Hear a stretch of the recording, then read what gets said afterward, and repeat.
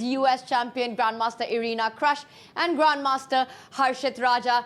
We are at that stage where every move counts, every board counts, and Irina, one slip can be extremely costly for the teams. Exactly. As we move into the final days of the Global Chess League, the teams are doing their best to qualify for those top two places. Some teams have more margin for error than others, and some teams really can't afford to make any more mistakes if they want to qualify to the top two. I really like how you said every single board counts, as it cannot just be one player scoring all the runs. You need your other teammates to step up and contribute towards the success, and this day is going to be a crucial day for the team standings. And some have been doing it better than others. Take a look at our leaderboard as we head into day 7 action.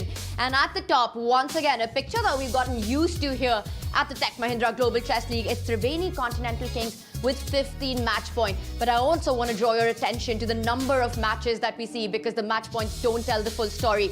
Upgrad Mumba Masters right behind with 12 points and a game in hand. Another story that we've gotten used to, PBG Alaskan Knights at the bottom of the leaderboard, and surprisingly, for the Fyers American Gambits, they've had 3 back-to-back losses, and that's cost them dearly. Let's take a look at the action that we're coming fresh out of on day 6. It was the first day with 4 matches here at the Global Chess League. These were our scorelines. It was celebrations on one side, heartbreak on the other. What was the highlight for you, Irina?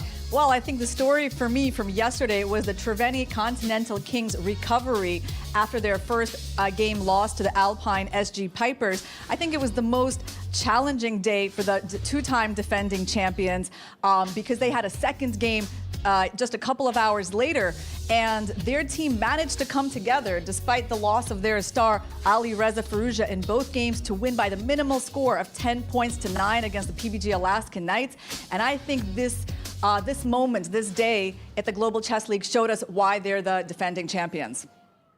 And I think for me, it was the PBG Alaskan Knights recovery, the word that you used, Irina. They were trying to make a comeback in this tournament to make a run for the money towards the top 2 spots, but they won their first game actually against the Fyers American Gambits. Very nice win for them, their second win in a row. But the evening match against the team that you were speaking about, Irina, the Triveni Continental Kings, very close match. But it was the Triveni Continental Kings beating the PBG Alaskan Knights, and this was very interesting. The story at the top and the story at the bottom of the leaderboard were the standout performers right there. And I want to talk about what a roller coaster that match was. You know, the fight at the icon board there.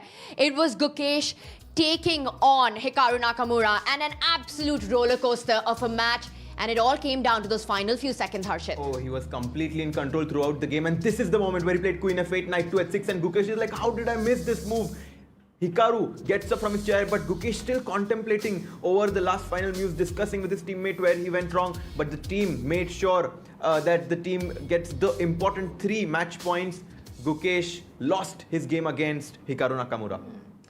And there was some relief to be had with his good friend Arjun there winning his game. And for the PBG Alaskan Knights, the icon result did not change the destiny of the team there. Arjun, what a performance it was against Artemiev in this one. For the PBG Alaskan Knights, we saw a dominating performance here, and it all came down to this board. It really set the tone for the comeback after Gukesh's loss. I mean, he won his first game against Anish Giri. Then, in the second time in a row, Arjun struck when it mattered the most, and this move, G5, was a very nice move played by Artemiev. Arjun captures the pawn on G5 and rook to G8.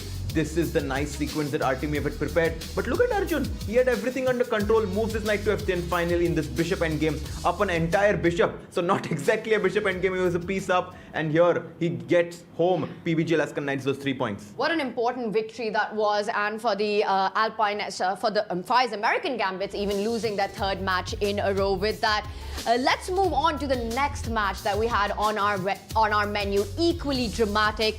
A 12-8 victory by the Alpine SG Pipers with Fabiano Caruana on that top board. So much to break down in this one. Triveni Continental Kings, they've been consistent at the top. Irina, what did it take for the Pipers to take down the Kings? Well, what it took was wins on the top 3 boards by Fabiano Caruana, Anish Giri, and Pragnananda. None of them were having particularly amazing results so far, but they came together for this match, and winning on the top 3 boards was pretty amazing. And actually all the games in this match were decisive, but of course the most exciting one was Fabiano versus Alireza. It started as a King's Indian. Alireza went for one of the most aggressive openings in chess, and it came down to the wire when both players had seconds left. And that's where Alireza usually shines, but Caruana kept playing so quickly. When he was up a queen, he was able to deflect the threats and still win. One of the most dramatic games of chess that I have ever witnessed, and Fabiano Caruana finally putting a stop to Alireza's hot streak of 5 out of 5, gets that win down. And I have to say, you know, when Fabi made that queen, it felt like 99.9% of chess players would resign. But Alireza, the way he conjured magic, he literally went to checkmate Fabiano with his own king. He's a warrior. He's absolutely a warrior, Tanya. And you know, these are the moments. This kind of defines why a team stands out than the other teams. And that's why Triveni Continental Kings is at the top of the leaderboard right now. Yeah, and you know, Alireza, I think this game actually affected him quite a lot because he was so close to also possibly getting a win here. Instead, he got a loss, and in his next game against Gukesh, it seemed like he wasn't the absolute best version of himself. That was one match for the books, one match that's going to be spoken about for a really long time. And of course, we'll be breaking down more action. But right now, we've got big chess coming up. And before we dive into all of that, we've got the coaches of the Upgrad Mumba Masters and the Fyers American Gambits. And Arohi is ready to grill them.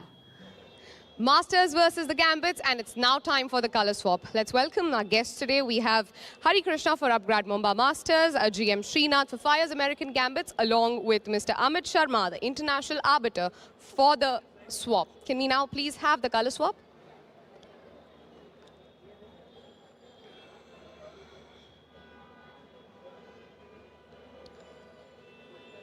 Srinath, can we please have you with us?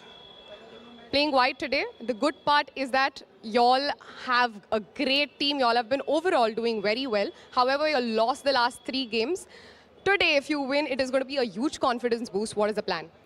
The plan is to just go and give our best. We have white coming up. We have a double-header today, 2 whites, and also another white after that. So all the things that we have been storing, we plan to unleash in the next 3 games. In the last game against the Mumba Masters, you had 1 win on the board. That was Hikaru. Probably if you secure another one with that today, which other board will be on your list? Probably Bibisara. She's been doing really well in the tournament. Is today kind of the make or break for the team?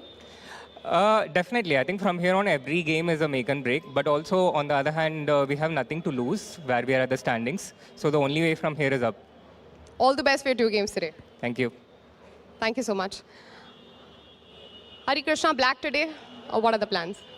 Yeah, just play good chess. What else? So today, I think the eyes are going to be on that one board because both creative players, both of them have been playing complex, exceptional chess. It is going to be Rapper versus Mahindra. Your thoughts?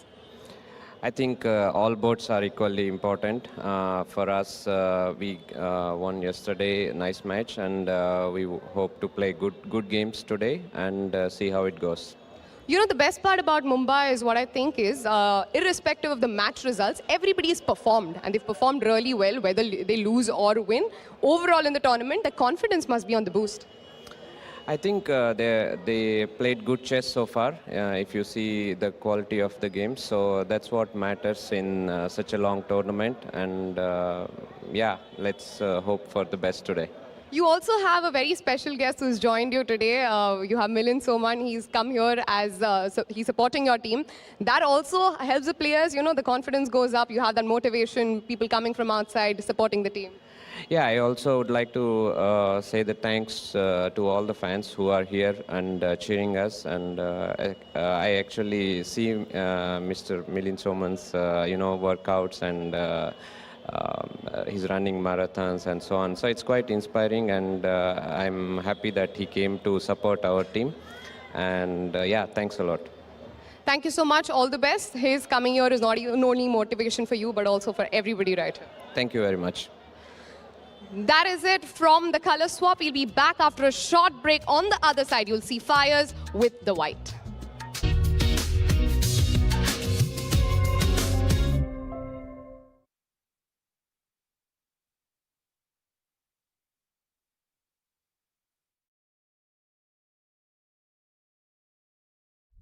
While they make game-winning moves, you make career-winning moves with Upgrad. Make your move now. Chess or markets, smart insights can change the game. Jaise FIA, Fyers Intelligent Assistant. Get in-depth sector and stock analysis and deep portfolio insights. Fully AI-powered. Fyers, for those who are born to trade. Investment in securities market are subject to market risk. Read all the related documents carefully before investing.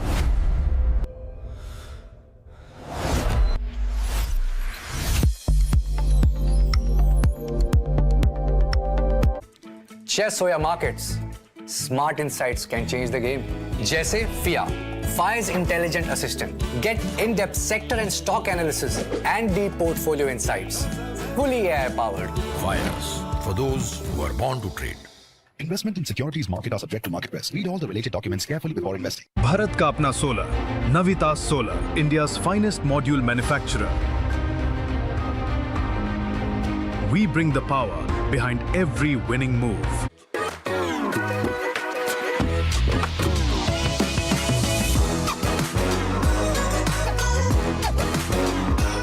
Sir, आपका goalkeeper से लेकर की ball तक के पीछे का secret क्या है? सीक्रेट नहीं, ताकत। मैं स्टेडियम को मजबूती से खड़ा करने वाली स्टील से इंस्पिरेशन लेता। APL अपोलो स्टील पाइप्स, देश की बढ़ती ताकत। Proud sponsors of Alpine Pipers.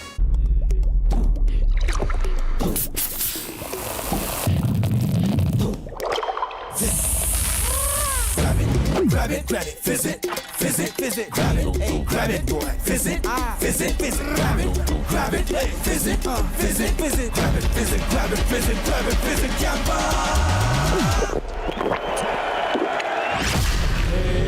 Grab the fizz, Campa wali fizz. Come on guys, hurry up. अरे सुन ना, एक ब्रेक ले लेते हैं। Guys, I'm telling you, तुम लोगों को सही से ट्रैकिंग नहीं आता। But that's okay, you can learn. रोज इसका ढक्कन देना। ये रेड वाला है, सही वाला देना। अबे ढक्कन, पहले तो सही पानी पीना।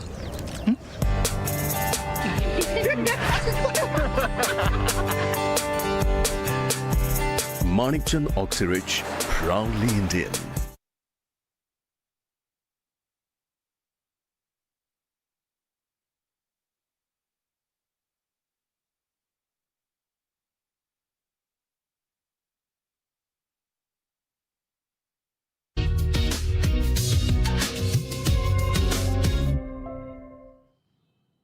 Welcome back, everyone. And we just saw right before we went on break the captains of the Upgrad Mumba Masters and the Fyers American Gambits, and it felt like a tale of two cities, with Srinath saying, well, at the bottom of the board, they have to try to get at the top. But Upgrad Mumba Masters, this is the team that I want to talk about. Hari Krishna looking in good spirits, and that's what they need to do.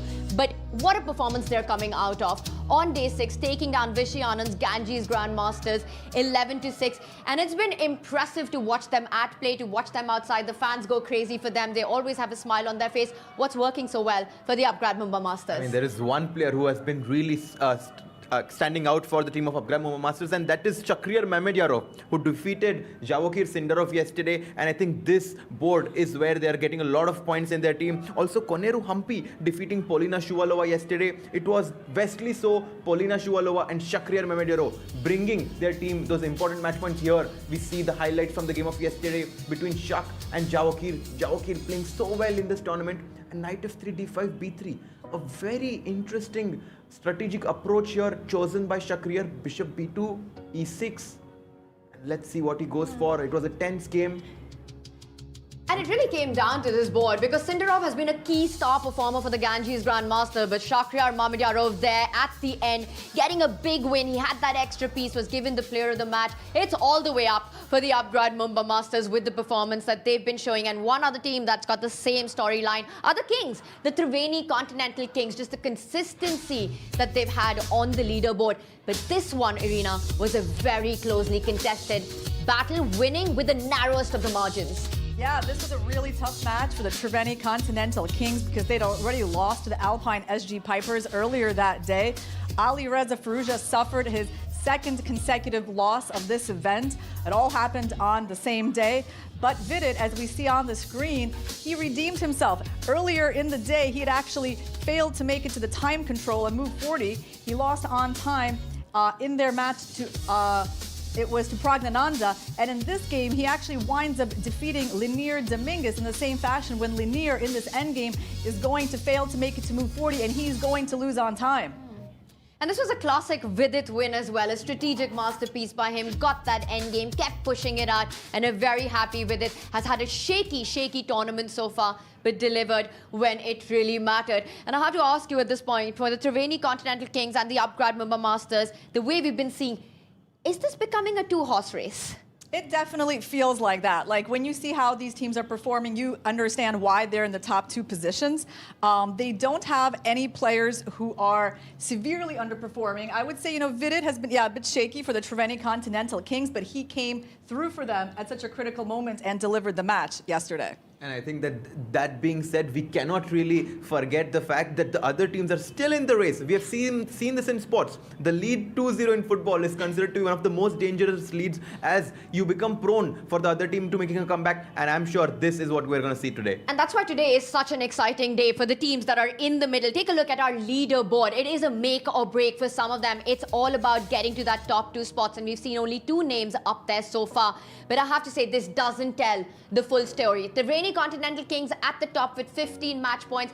Upgrad Mumba Masters 3 match points below them at 12, but with a match in hand. They've only played 6 matches so far, while the Kings have 7. So that does give them a little bit of a buffer to climb up the standings. For the rest of the team, there we see with 9 match points for the Alpine Pipers and Ganges Grandmasters. An incredible day of chess coming up. And the bottom 2 teams, there's nothing left to do but to keep winning. They need that hot streak. And it's going to be hot chess action on the other side of this break as we take you for just a few short moments. We will come back, but first let's tell you what we've got coming in store for you right on that when we do return. And we will talk more about that action coming up. Don't go anywhere.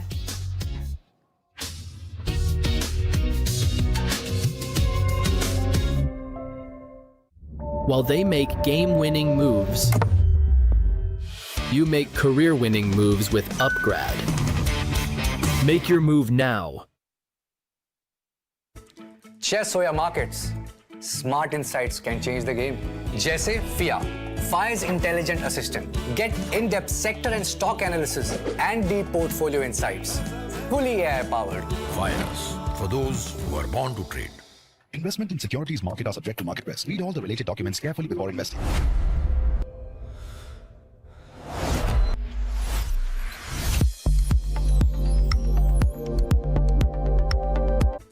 Chess or markets, smart insights can change the game. जैसे FIA, Fyers Intelligent Assistant. Get in-depth sector and stock analysis and deep portfolio insights. Fully AI-powered. Fyers, for those who are born to trade.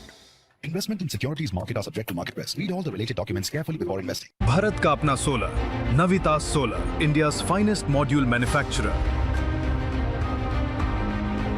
We bring the power behind every winning move.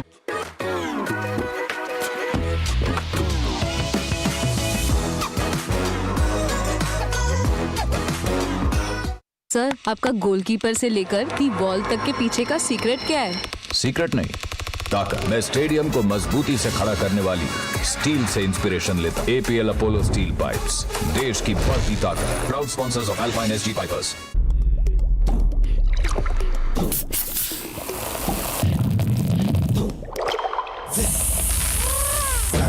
Grab it, visit, grab it, hey, grab it, boy, visit, visit, grab it, hey, visit, grab it, visit, Gamma.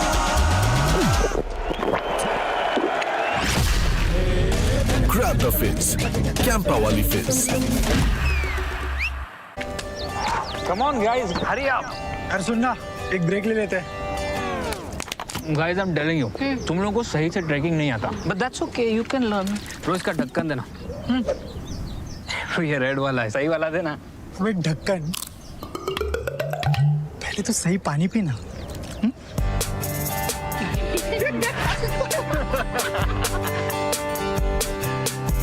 Manikchand Oxyrich, proudly Indian.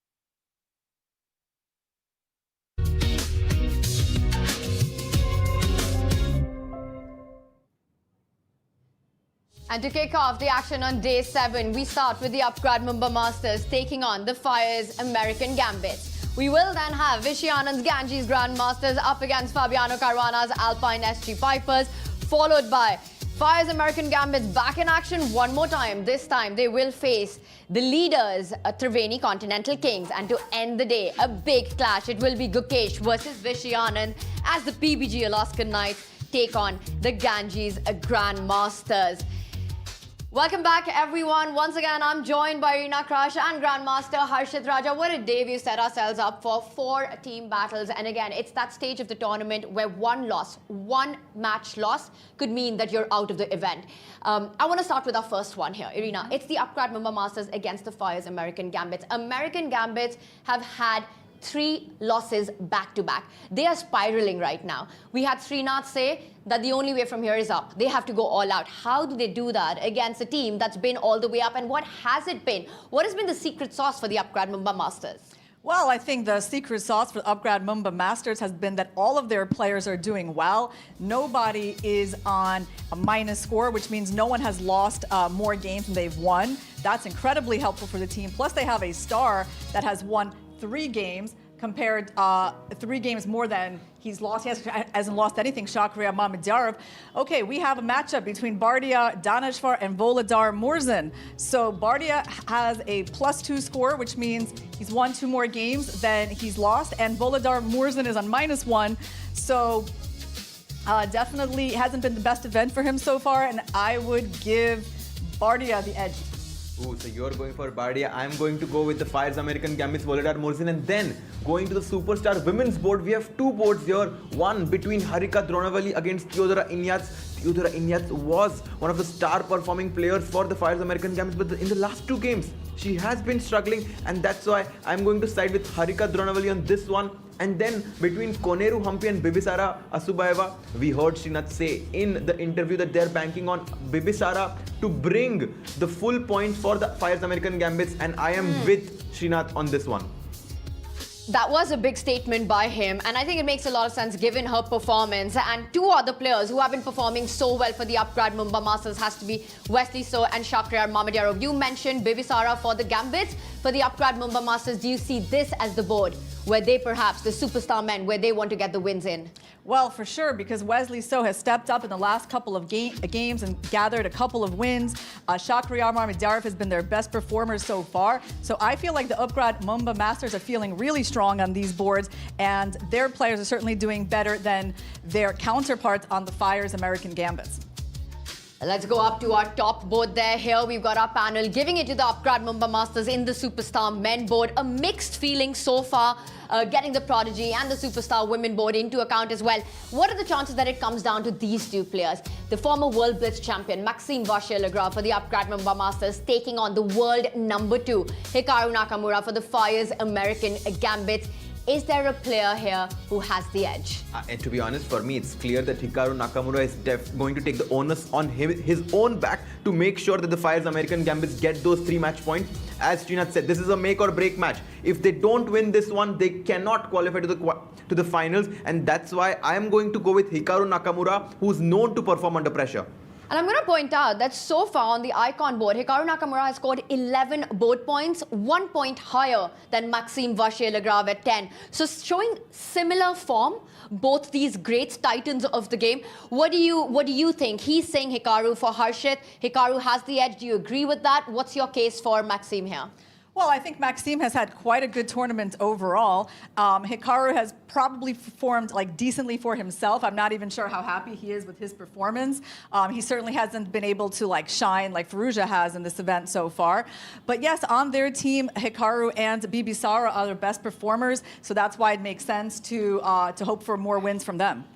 And here you can see the Upgrad Mumba Masters walking out to the playing hall. Shakhriyar Mehmediyarov not really looking very interested, but when he gets on the board, trust me, he's going to be one to watch out for, followed by Humpy and Harika there, and of course the prodigy who has been performing really well for the Upgrad Mumba Masters, Daneshwar Bardia. And that's been the big storyline. Every single player there performing higher than expectation. Nobody has underperformed. Every board making it count. And that's the story that the Fyers American Gambits want today. It's not Hikaru leading the charge, or did I just miss that? Because I saw Richard Rappo there walking with Bibisara. We've got Inyats, we've got Volodar Murzin, the reigning world rapid champion, a team to definitely watch out for. They're not going to make it easy, and they are hungry for the win. 3 losses there for the Fyers American Gambits. Srinath saying this is a do or die or make or break day for them. It's a big match coming up. My final question is always, we've got the flags in front of us for these two teams. Who takes the first match of the day? I start with you, Irina.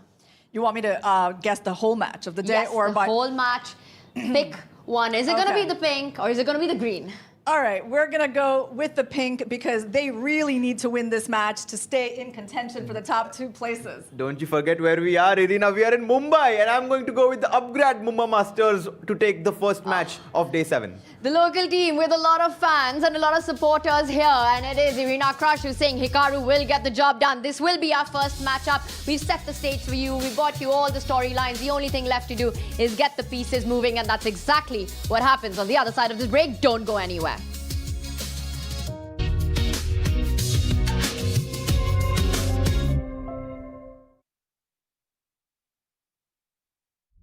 While they make game-winning moves, you make career-winning moves with Upgrad. Make your move now.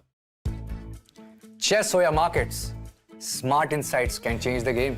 जैसे FIA, Fyers Intelligent Assistant. Get in-depth sector and stock analysis and deep portfolio insights. Fully AI-powered. Fyers, for those who are born to trade. Investment in securities market are subject to market risk. Read all the related documents carefully before investing.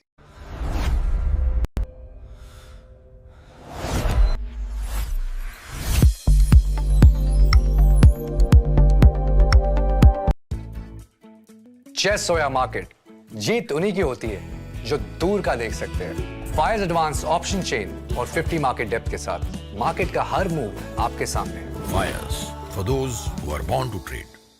Investment in securities market are subject to market risk. Read all the related documents carefully before investing. Some moments deserve something extraordinary. Melted Joy's limited edition assorted box. Crafted dark chocolate, naturally sweetened, made to share, made to savor. Celebrate the game. Celebrate yourself. Chess हो या markets, smart insights can change the game. जैसे FIA, Fyers Intelligent Assistant. Get in-depth sector and stock analysis and deep portfolio insights. Fully AI-powered. Fyers, for those who are born to trade. Investment in securities market are subject to market risk. Read all the related documents carefully before investing.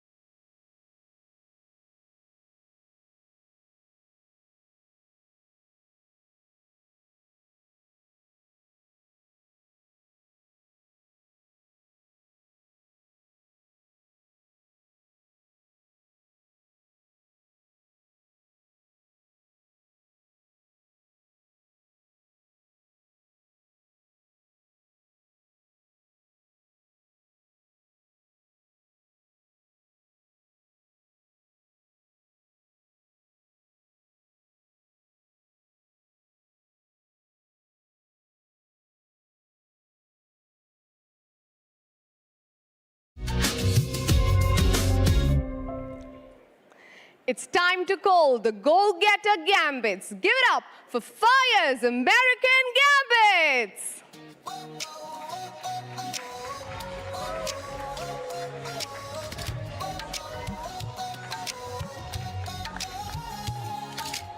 Spotlights burning through the night, legends stepping into the light.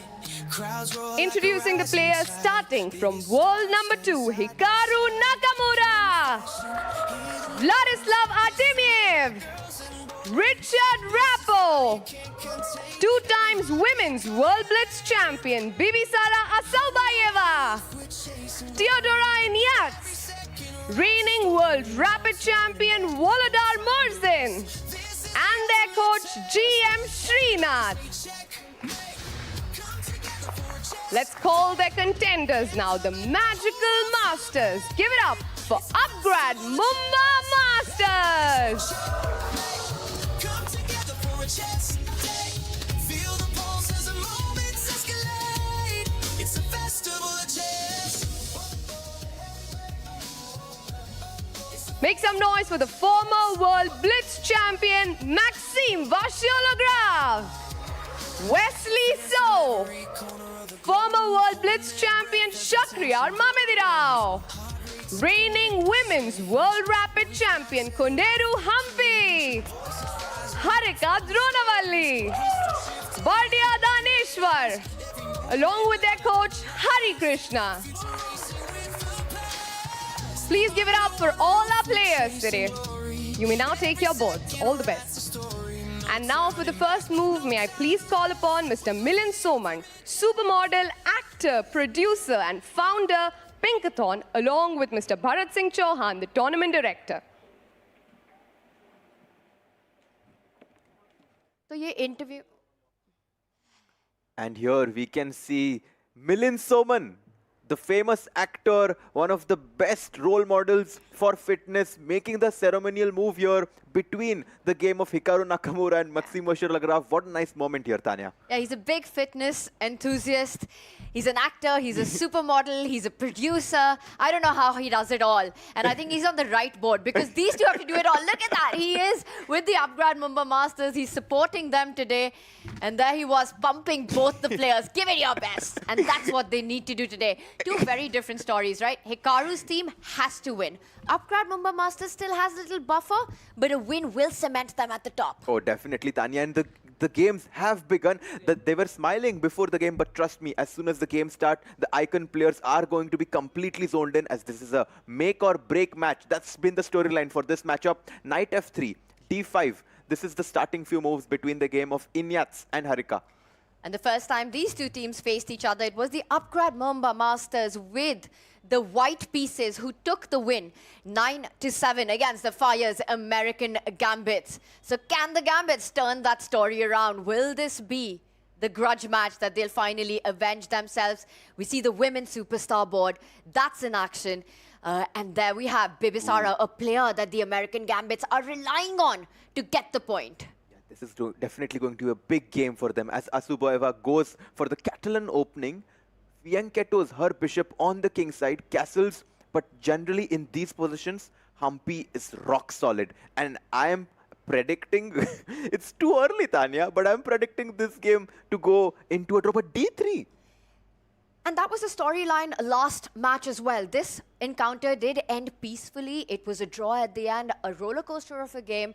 But neither of the players were able to score a point. The position that we have, it's a closed position so far, and I think Bibisara just wants a long game. She eventually wants, part of the match strategy could be to get Hampi low on the clock. Bibisara is the 2-time World Blitz champion, and perhaps the odds go into her favor as the clocks tick low. And guys, just to remind everyone what happened the last time that they played, it was only Hikaru Nakamura from the Fyers American Gambit who won their match against Upgrad Mumba Masters, and Shakhriyar Mamedyarov along with Daneshwar Bardia got the Upgrad Mumba Masters full points. And here, the handshake between the superstar men's board between Vladislav Artemiev against Wesley So, and on the other one between the 2 heavyweight players, Richard Rapport taking on the shark attack, Shakhriyar Mamedyarov.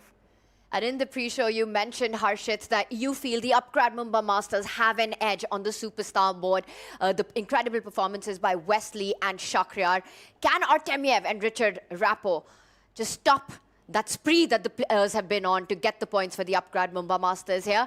And there we see a king spawn opening. He's gone for the Italian setup, Richard Rappo has. And there we see, so far, Shakhriyar bringing his own bishop out. Yes, exactly, Tanya. And, you know, they cannot really afford to make draws in this game because the game points are also super important for the Fyers American Gambits in order to qualify. And can we get the board? Can we quickly get the board here? I just want to point out for the Fyers American Gambits, they've had 3 match losses in a row. They have spiraled down the rankings after a brilliant start. And it's very important to show mental fortitude right now. A new move, a new setup here by Richard Rappo.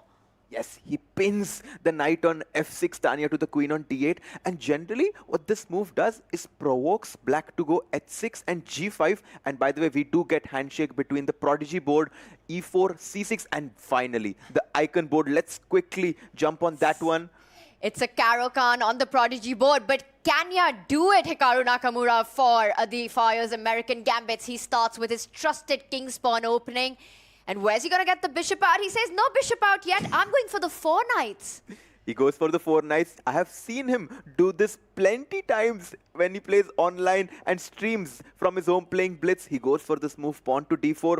Black captures, knight takes d4, and bishop to b4. This is considered to be a super solid approach from the white pieces. But yes, generally white is playing for 2 results. And I'm slightly surprised with that. I would have expected Hikaru Nakamura, being the only scorer in their previous account, and taking down Maxime Vachier-Lagrave to go for a more dynamic opening.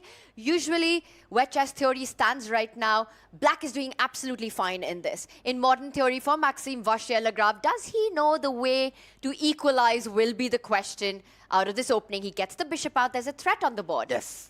Now that the knight on c3 is pinned, knight takes e4 could be a very nice tactic that black could play. And maybe we can quickly go to have an interview with Milind Soman down with Arohi in the studio. We have Mr. Milind Soman here with us, founder, Pinkathon, actor, producer, supermodel. It can just go on and on. But tell me about this initiative yours. It is a women-centric initiative, Pinkathon. It is just like this powerful queen that we have on the chessboard. It is. I mean, women are obviously the best. I think society can change. If women lead that change, it can change much faster. The Pinkathon, of course, I started in 2012 because I saw as a runner and participating in so many events, the participation of women was very, very low. So I created a platform that was only for women to see if it would make a difference. And the difference was incredible. So today, of course, Pinkathon is the biggest women's run in the country. It has distances from 3 kilometers to 100 kilometers. We started 100 kilometers in Mumbai this morning. It will end tomorrow morning. And then we do the 3 kilometer, 5 kilometer, and 10 kilometer runs. And we bring the 100 kilometer runners on stage so the women can see what they're capable of. That is incredible, you know, just like how you have an initiative for women. Here we have certain boards which are specific for women, and they've been doing exceptionally well. Let's talk about, I think, Hampi, Harika, they've been doing really well. You met them today. Yeah. What is the conversation you had? Well, unfortunately, there was no conversation because everyone is in such a hurry, and I'm sure they were focusing, you know, on the game. But I think that anything that women put their mind to, and this is not to put men down, I think anybody who really believes in something can do really, really well. I mean, that is the key, to believe and you can achieve. You know, everyone knows about your push-up challenge, and it's very famous. Yeah. But tell me, if you had to make the chess players do something of that sort to take a picture with you, what would that be? Push-ups. I mean, the rule is push-ups. But, you know, I met Vishwanathan Anand many, many years ago, and he told me that, you know, to sit for 4 to 5 hours, I need to be fit. And that is the truth. They talk about sitting is the new smoking. So if you're not fit enough to sit, the sitting is going to make you sick. So you need to be fit to sit as well. Like a lot of corporate people, they complain that the job is only sitting. But you need to be fit for that job. Absolutely, and nobody knows it better than the chess players because they have to sit for long hours. Absolutely, incredible. It is, and that's a lesson that they can give everyone. Thank you so much for joining us today. I hope you enjoy the games because we have an exceptional experience for everybody who comes to watch it. I'm sure I will. And all the best to you, Mumba. Thank you very much for this collaboration with Pinkathon. Thank you so much. Enjoy today. That is it from here. Back to the studio. That was such a great interview, you know, Milind Soman there talking about the synergy of the body and the mind. And he said it, that even to sit for hours on the board, so important to have that level of fitness.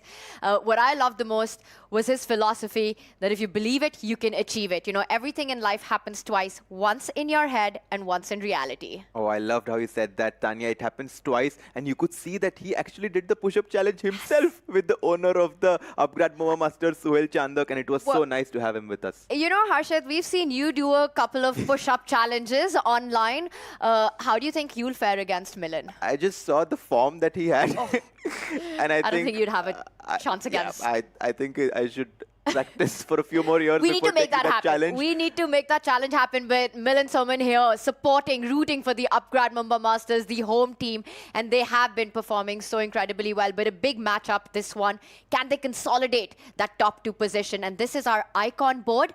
And so far, it looks like White has maybe the slightly more active pieces, more active bishops. The knight is out right now, eyeing that D pawn. The rook can slide to that central file. The queen getting to that f3 square.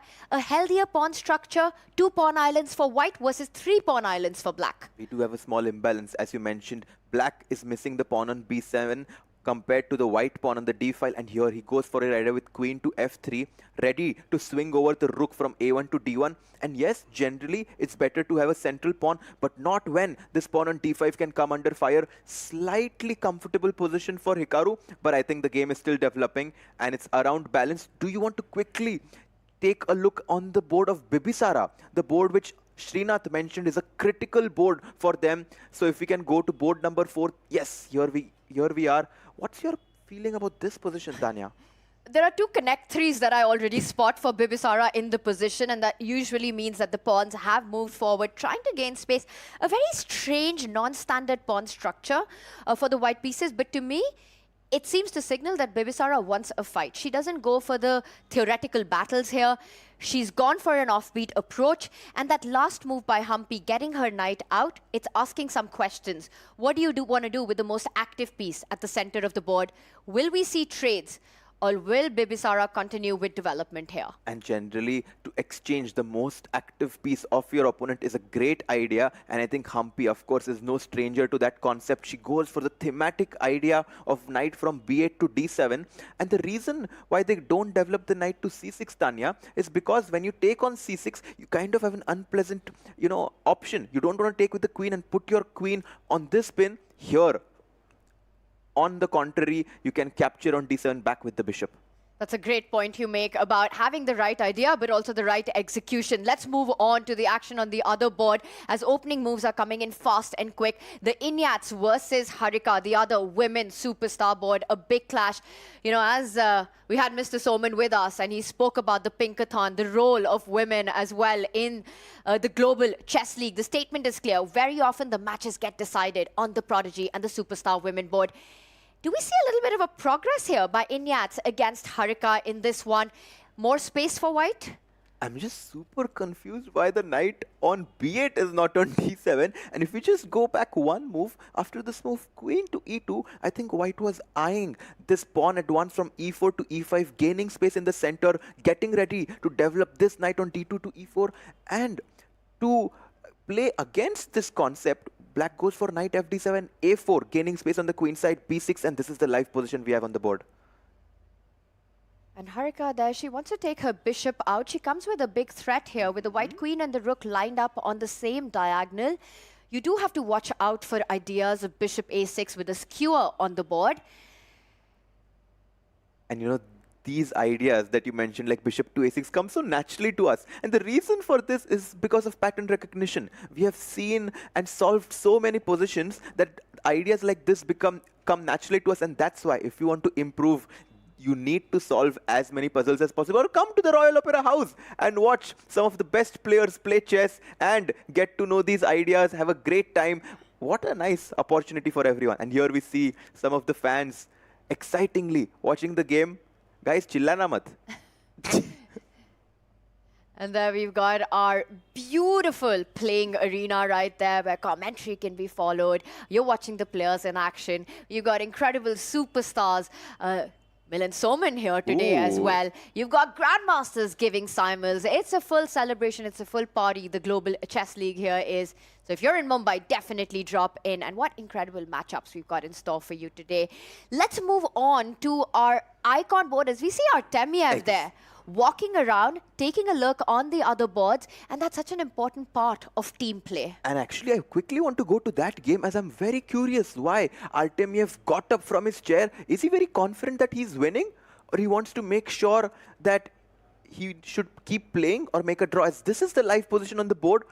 4 pawns versus 3 on the king side, because black has these double pawns on the queen side. And let's just go one move back, because I do see a central pawn hanging. But instead of capturing that, after white pushed the pawn to g5, Wesley doesn't play with fire here. That would have allowed the white rook to infiltrate to the 7th rank, hitting everything that you see in front of you. So not giving counterplay. Instead, Wesley, keeping it so solid, brings his rook to the central file on our live board. You know, we spoke about Wesley's incredible performance for the Upgrad Mumba Masters. I think Artemiev just wants to keep things under control. It's part of the team strategy here.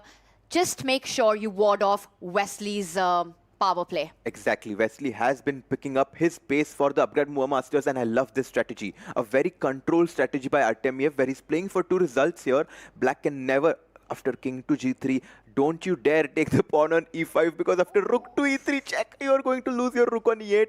And after rook to e8, Artemiev trying to, come up with a strategy which would keep putting pressure on Wesley.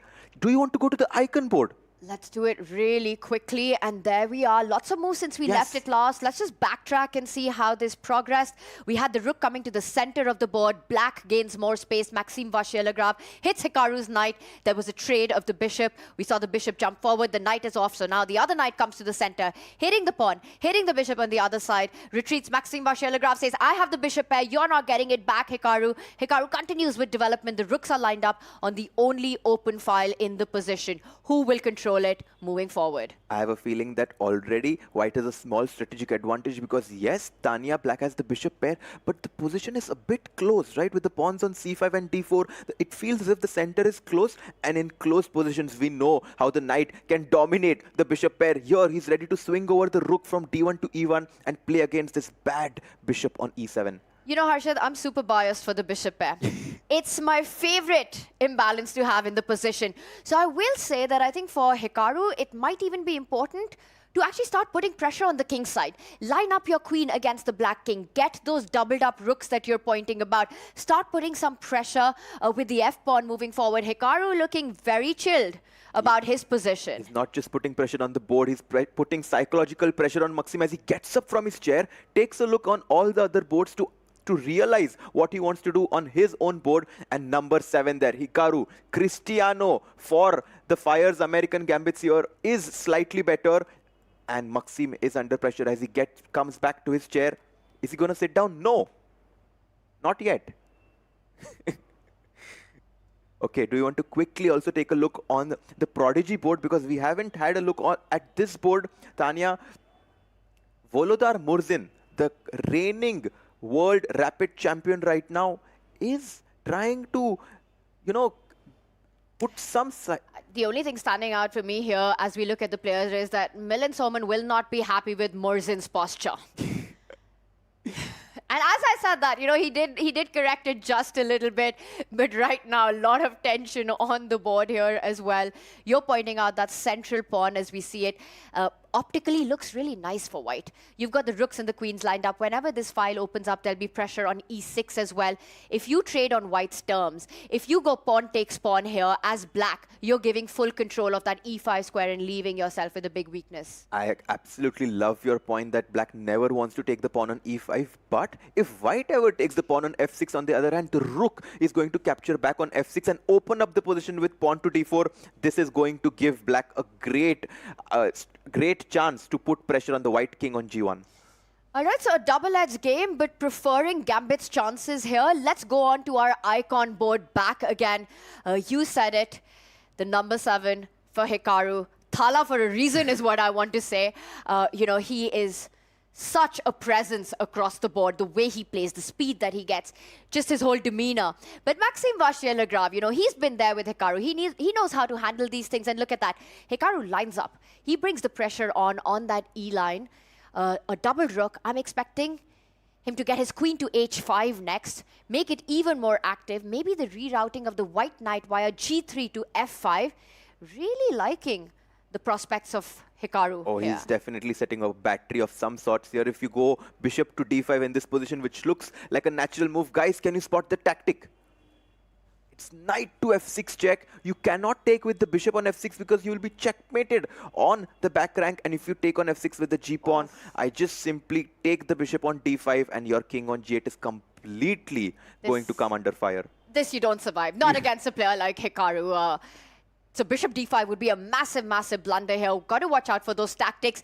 And I love the compactness of Hikaru's position at the center of the board. The two rooks, the bishop, the knight, the queen. And that's so important. You know, we speak about midfielders in football. And the reason why central space is so important is because you can direct play on either flanks from there. Oh, that's such a nice analogy there, Tanya. You have good control of the center and it gives you very good chances to create an attack on either side of the board. Here, Hikaru keeping control on both sides. And look at him. Hikaru's thinking in his head, you know, he's takes, logical, logical, logical. I got you, Maxime Vachier-Lagrave. This position is looking really good for him. But Hikaru Nakamura knows at the back of his mind that winning on the icon board is not enough. That's a storyline that we saw happen to the Gambits yesterday, where Hikaru won on his board, but the team goes down. So let's take a look at the other boards. Every single one of them matters right now. How are we doing on the men's superstars? Let's go to Artemiev's board. As you were saying, the other players, because Hikaru has been rock solid on the icon board, but on the superstar men's board, Artemiev not really doing that well in this event so far. But if he wins this game, that will give his entire team a huge morale boost. And he has made a lot of progress. Look at that. Black struggling with the pawns on the left flank. Wesley So has a 4 versus 3, but let's highlight those doubled pawns. It makes it impossible for him to create a passer. Meanwhile, the 4 versus 3 that we see on the right flank, already ready to give some space. The pawns are ready to advance, much more active. Essentially, practically, white has an extra pawn in this position. He has an extra pawn and control of the only open file in the position. And here, Tanya, white can simply place his king to f4 to e4 and advance the extra pawn on f4, as you mentioned. This position has more poison than what appears at the start. Level material balance, but white's the one who's pushing. Better pawns, better rook, better king. All the trumps for Artemiev. Can you already envision Artemiev taking down Wesley So in this match, or is it too early? I think it's too soon, but he's going to play this out for a long time. And the thing is, these top players in the world hate suffering in positions like these. And as the clock ticks slow, it becomes even more difficult to keep it safe, to keep everything controlled. Wesley So has to be feeling the pressure, but he's one of the biggest defenders. You know, he knows how to hold. He knows how to just sit and say, come at me, I'm ready for all of it. I still think it's an uphill task for the Upgrad Mumba Masters on this board. And coming at the Upgrad Mumba Masters are the Fyers American Gambits. Can we have the visual of all 6 boards with the evaluation bars here as the white players? Look at it. Tanya, the icon board having an advantage for Fyers American Gambits. We saw Artemiev having an edge there as well. But look on the third board as well. Look all across the screen right there, the top row and the bottom row. It's the white bar that has more space than the black, which means white has a big advantage. The most level board currently is Bibisara versus Humpy. That's the bottom left board that you see. Apart from that, everywhere else, they are firing on all cylinders, the Fyers American Gambits. I mean, we haven't ever seen a clean sweep ever in the Global Chess League in all of the 3 seasons. I'm very curious if we will ever get to see that. Can we go to the icon board? Because Hikaru Nakamura's position is getting better and better with every move. And he does come back with the knight. He wants to set up that battery that we're talking about. It's all about getting your queen into the attack, infiltrating with it. That knight has vacated that central square. Queen e4, bishop lined up right behind it, provoking, forcing Maxime to make more weaknesses on the king side. And also, let's not forget about the idea of sacrificing a rook on e6, because after f takes e6, queen to e4, I just don't see any defense. I mean, let's say you make a move like pawn to a5, I capture your bishop on e6, f takes e6, queen e4. How do you defend? Queen h7, queen e6. the position is falling apart for black. This will completely collapse for Maxime Vachier-Lagrave. So rook takes bishop was a big threat, which is why Maxime gets his bishop out of the way. Now if that happens, the rook will capture back. So taking care of that, if the queen lines up immediately, the g-pawn steps forward into defense. Queen e4, g6 on the board is the defensive resource. It might be time for Hikaru to jump in with the knight. And Tanya, if he jumps in with his knight to f5, for a moment, I thought that black can simply chop the knight on f5, but he cannot.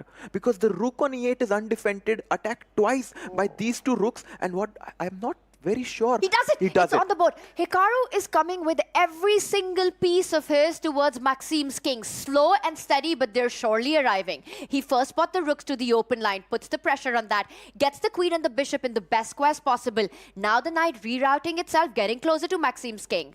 I think the knight is going to play the Huge role threat. of a... Queen to g4 is a massive threat in the position. Queen g4 threatening mate on the g7 square and the knight on f5 acting as an assist to this queen on g4, which will potentially give checkmating ideas. And Maxime is under actually the evaluation bar tells us that Hikaru is close to winning already. You know, you're talking about the eval bar. Look at the players. And there we have Maxime on the defense. He does make a decision. Oh. It wasn't, but wait a second. It was another approach. Hikaru Nakamura did not place the knight on f5. Instead, he puts it at an equally active square, but goes from the other end. But I'm trying to understand what he wants to do, because the g4 and g3 squares both are under control. Rook to e7, the best move found by Maxime. Now the rook is protected twice. You know what he wants? He wants to get his own rook, double it up on the E line. But can you guess the best move, Tanya? It's a crazy move. Boom. You know what? I'm hoping Hikaru shows us the way before I have to answer that. But you said boom, that means that there's a sack. You can just give knight f6 check. Yes, Tanya. But you just lose that knight. Pawn takes knight. Queen takes f6, and you simply cannot defend against this rook coming into e4. Your pawn on h6 is falling. The queen on c7 too far away from the action. And look at that, down a piece. This is completely busted because all of Maxime's pieces are offside to come to the Black King's defense. One move away, rook e4, rook h4, queen coming to that 8-6 square, 8-7. A huge weakness here. Hikaru, does he find it? Can we go full screen? Yes. Let's try to see where Hikaru's eyes are at, where his mind's at right now. Knight f6 would be a knockout punch in this moment.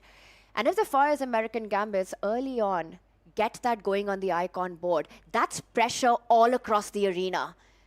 This is a huge moment in this matchup. Hikaru Nakamura needs to find this impeccable idea. Look at him, Harshit. He's looking for it. He knows, he senses it that there's something. Hikaru's, I want to call it the seventh sense in chess, to actually understand these tactics is on another level right now. The tiger smells the prey. Will he be able to hunt the Black King on g8? By the way, Artemiev is completely winning, Tanya. But maybe we'll first see if Hikaru finds it and go to that board, as Artemiev has a winning king pawn endgame. All right, let's switch over to that. Hikaru, he's thinking, we'll keep an eye. We'll come back when we have a decision on this. And look at that. Artemiev has gotten the rooks off the board, a king pawn ending. And this is what we touched upon, that white practically, because of the 4 versus 3 on the right side, has an extra pawn in this position. But the question, how is he breaking through? Right now, Wesley So has the king opposition. And he goes pawn to f3. I simply cannot believe that Black voluntarily exchanged the rooks, because how can he defend But I understand that. I think Wesley just thinks this is a fortress. He'll put the c-pawn on c6, and he'll say that white has no infiltration with the king. And Wesley just judged it as, there's no way to break through. You have a beautiful pawn structure, but the bar tells another story. This is winning for Artemiev. Do you see the path? Do you see the plan here?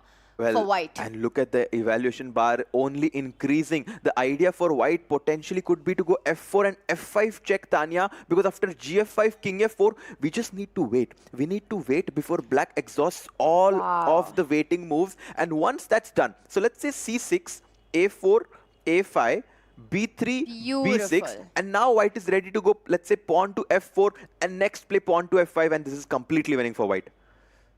You're just going to force Wesley to have no moves left with his pawns. And he will have no option but to allow Artemiev inroads. And Artemiev, he's calculated it. Yeah, he knows this ending. He has it. He goes back. He's in fact allowing the white king to move forward. Wesley relying on the b pawn coming into the defense of c5. Can Artemiev Just keep pushing, forcing Wesley into that water where there's no way out.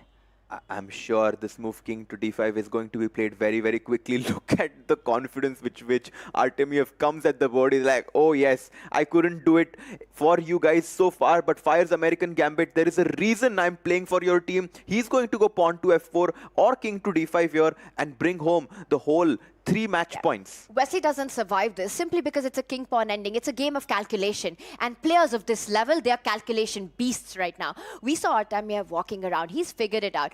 You get that king in. You provoke more pawn moves. The idea is that you're simply forcing Wesley to run out of moves on the left side completely. And at the right time, you break open on the other side. Exactly. These doubled pawns is one of the biggest reasons why white is winning, controlled by this only one pawn on c4, which means we were talking about how this majority is going to break through. And I wonder, was Wesley forced into the rook trade? Let's take a look. Or was that a voluntary decision by him? Let's take a look. And it was a voluntary decision, Tanya, as he goes rook to d7, but this was a grave mistake by him. Do an action replay of just that move. Look at the bar suddenly shoot up. It was right about here. Yes, white is better, but a lot of work to be done. And then, bam, rook d7, and the bar realizes this is the big blunder. That's not 1 question mark. That should be 3 question marks on the board. Exactly. And guys, whenever the evaluation bar shifts dramatically, it usually means that white played a brilliancy or your opponent played a blunder, and this time it was Wesley so making a big mistake, exchanging the rooks. Let's go back to the live board here. King d7, he's still thinking. Very professional by Artemiev. He knows it's winning, but he just wants to be incredibly precise. A very important point to be won here on the men's superstar board. Meanwhile, on the icon board, did Hikaru get that knight sacrifice in? Let's take a look. After g6, no, he first played queen to e4, Tanya, provoked this move pawn to g6, gave knight f6 check now, king comes to g7, slides over the queen to h4, bishop to f4, knight e4, and this is the live position. Hikaru still maintaining a majority of his advantage. It's looking incredibly active for the white pieces, but I do feel that Maxime has to be feeling a little bit more safe and compact with his position right now. And what a beautiful visual we are getting from our fan zone there. It's an absolutely packed house. It's a full house here at the Royal Opera House. We can see all the players, you know, enjoying the weekend, looking at the commentary here, playing some of the fun games. Maza aa gaya. This is incredible stuff. Look at how many people have come to enjoy the Global Chess League here. Of course, there's action. They can walk into the playing arena, but right now they're getting their own games in. There are simuls going on. There's music there, people waving. If you can see us, huge shout out from us to you. Hello. Weekend vibes chal rahi hai wahan pe. Absolutely. And let's come back very quickly to the board. What better way to spend your Saturday than to be here? Oh, you know, in chess, we talk about how important trade-offs are. I think the best trade-off that people can get is spend their time, come to the Royal Opera House to get this beautiful experience. And the only one having a lot of fun on the icon board, we see all eyes glued to the action that's in front of them right now. Hikaru Nakamura is about to infiltrate, come in with his queen, defended by that knight. And you know, on that little board there, we can see that he gave a check to the black king, and that's what Hikaru should do. Give a check to the king on g7. Come on, Hikaru. You need to be inspired by the players outside. And there we see he does go for the check. It's mutual inspiration for the players inside and outside. Let's come back to this game. Knight comes back to g3 here. And what's the idea? Does he want to take on e6? I think so. I think this is his idea. Rook takes the bishop on e6. Hikaru just wants to sacrifice to blow open the defenses in front of the black king. Rook takes bishop is in the air, weakening that key g6 pawn in the position. And for now, Maxime Vachier-Lagrave completely locked in. He knows he's on the back foot in this one. When Hikaru is coming for you, when he's on the attack, you better watch out. You have to be so alert.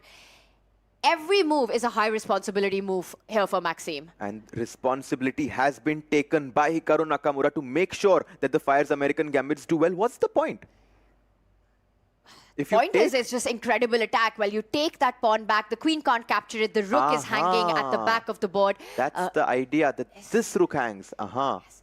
And Harshit, while Maxime hangs on to dear life, let's see if Wesley has managed to create a miracle on the board. And the answer, unfortunately, no. for the Upgrad Mumba Masters is a big no right now. We see Vladislav Artemiev. He's gone up with the king. He attacked that pawn, which now has been defended. And he can just continue pushing his own pawns. Again, forcing Wesley. Notice how the king can't move around. If the black king sidesteps, the white king goes further into the camp. You have to be careful before making this move king c6 because the black king can come to e6, but I think for sure this idea of king to c6, even the advance with pawn to f4, king to e4 and pawn to f5, this should be the winning trick for the white pieces. Maximum tension on this one. Let's go on to our other boards and see where is it that the Upgrad Mumba Masters, they're in pressure on board 1, on board 2, where are they striking back? And the answer is not on this board bill. 3, exactly. It's not board 3.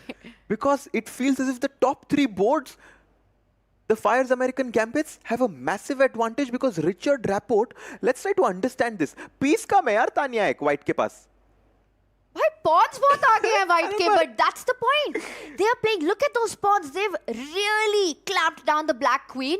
The knight comes to the center, attacking one more pawn at the center of the board right now. And how many pawns is that? I'm trying to do the math really quickly. Actually, white has all 8 the pawns. 8 ke 8 pawn hai. Black has 5, 6 pawns, so 2 pawns, but these pawns are definitely much stronger than just 1 point here. Black goes a3, trying to exchange these pawns, and this idea of putting our queen to d5, supporting this pawn, and then b6, b7, marching down the board is surely what... This is such a classic Richard Rapport play. He sacrificed the piece for pawn power into the game. Look at those b5, c6 pawns. The crowning jewel in white's position right now. Ready to go up the board. In fact, Shak at some point might be forced to give up that extra piece to neutralize the power of these pawns. I mean, I don't really think that we can call the bishop on f8 an extra piece. Yeah, because it's What not... bishop are you talking about? I can't even see it. I can't see it. It looks like a big pawn there. White, on the other hand, is ready to advance his pawns. There's a reason that bishop is at its starting place. Oh, but look at the icon board. Let's go to the icon board. Hikaru completely winning. He's dominating. He went in with his queen, and now all kinds of sacrifices. What is that black rook on g5 even doing? It's completely trapped there. You move that rook away. Bishop takes pawn will come with... That's such a nice idea. Destructive consequences. Deflecting the pawn on f7 from protecting the bishop on e6. And what did he play? He goes back rook e8, and there is a killer move here. And look at that. Hikaru's got twice the amount of time as well on the clock. He looks completely chilled. It's like he's calculated till the mate, and he finds it. That's the move. Beautiful. That's the move, guys. Putting more pressure on this pinned bishop on e6 to the rook on e8, and this is all over. The house of cards have fallen. Queen back to d8. The Upgrad Mumba Masters are about to go down on this icon board, and Maxime desperately trying to get the queens off the board. You could even decide to do that. There are dangers all around. You would be up at least a pawn if you went into the endgame. And I want to show you a beautiful tactic here, Tanya. Very quickly. Queen takes queen, rook takes queen, and I'm going to blunder my pawn on g4 and invite you to take it. Hikaru. He's not going to go for a trade. Take it, and boom! Does he do it? Oh, beautiful. Because if you take... I feel he's going to go for some... Let's see. He takes. He does. He's calculated it. Oh, he takes the h-pawn. It does this, which is also winning. He An easier approach. Yeah. Simply goes up a pawn. I think it's a more professional approach, but Hikaru just paused for 1 second on that moment. This was the moment, guys. Pawn to h4 would have forced resignation as the rook on g5 is trapped. He took on e6 instead, which is also, just a pawn up for white. The rook on g5 is out of the game. It's more than a pawn. It's the activity of the two rooks, the weakened pawn structure that Maxime has. This is a technically winning position, and Hikaru is one of the best players in the world when it comes to chess technique. And let's go to the superstar women's board. Board 5 as Inyats is also completely winning. Kya ho raha hai yaar Upgrad Mumba Masters ke team ko? The Upgrad Mumba Masters are struggling on their top 3 boards, and not just that, women's superstar as well here. An extra pawn, a big pawn of the center has been captured by Inyats. Harika, who's been a star player for the Upgrad Mumba Masters, struggling. And look at that beautiful knight on d6, the bishop on c4. A tender spot on f7. Knight takes pawn is a threat, bhai. Exactly. Knight takes pawn is the idea. Exactly. Great spot, Tanya. Knight f7 and knight h6 is checkmate. And you can't pick that knight up with the rook. The queen will be hanging. Harika, tactically worse, strategically worse, materially worse. And you know, this was the tactic that Harika missed. Queen to g5, hitting the knight on f6 and the pawn on e5. If you go back knight to d7, you are going to fall under tactics because of knight takes f7, queen jumping into e7. She goes to h5. White simply chops the pawn on e5, and Theodora Ignatz is totalmente winning. Ignatz, can she get the ball at the back of this net? She's done everything right so far. Harika there makes a decision. I think she has played a move. Let's get our board updated on this one. And she goes for b5. She's trying to hit the chaos button. She's trying to distract Ignatz from the other side of the board. But you can just play knight takes pawn here. You can take this pawn with the knight. You can also take with the bishop. She's trying to muddy the waters, but it's too late. It's too late, as you can simply take the pawn on f7. This is much stronger. You take with the rook. I capture your rook with the knight, because the problem is that if you take with the queen, rook mar raha hai piche yaar. No one even cares about the knight. The queen will capture the rook. That will be resignation. And she does simply... Look at that. Such a chill approach by Ignatz. You know, in chess, one of my favorite quotes is that a threat is stronger than its execution. Ignatz says, I'm going to keep all my threats on the board. Simply comes back with the bishop. And I think very soon we'll see this point go for the Fyers American Gambits. Let's move. Let's go faster on our women's superstar board. We also saw Bibisara. Oh, Bibisara is also winning. What is happening? It's like a whitewash. The white players are... Literally. Actually, I'm not joking, Tanya. We can see 18-0. Can we get that 6-board view? Let's go to our bird's eye view just to paint the picture where we are. All you need to look at are the white bars here. They are shooting through the stratosphere right now for the Fyers American Gambits, and all across, big trouble for the Upgrad Mumba Masters. And this might be the win Fyers American Gambits was looking for in order to make their run for the top 2 places. And as we said, no lead is unsurmountable. Let's go to our icon board, and we've got a result coming in on our women's superstar board right now as Theodora Ignatz. Checkmate.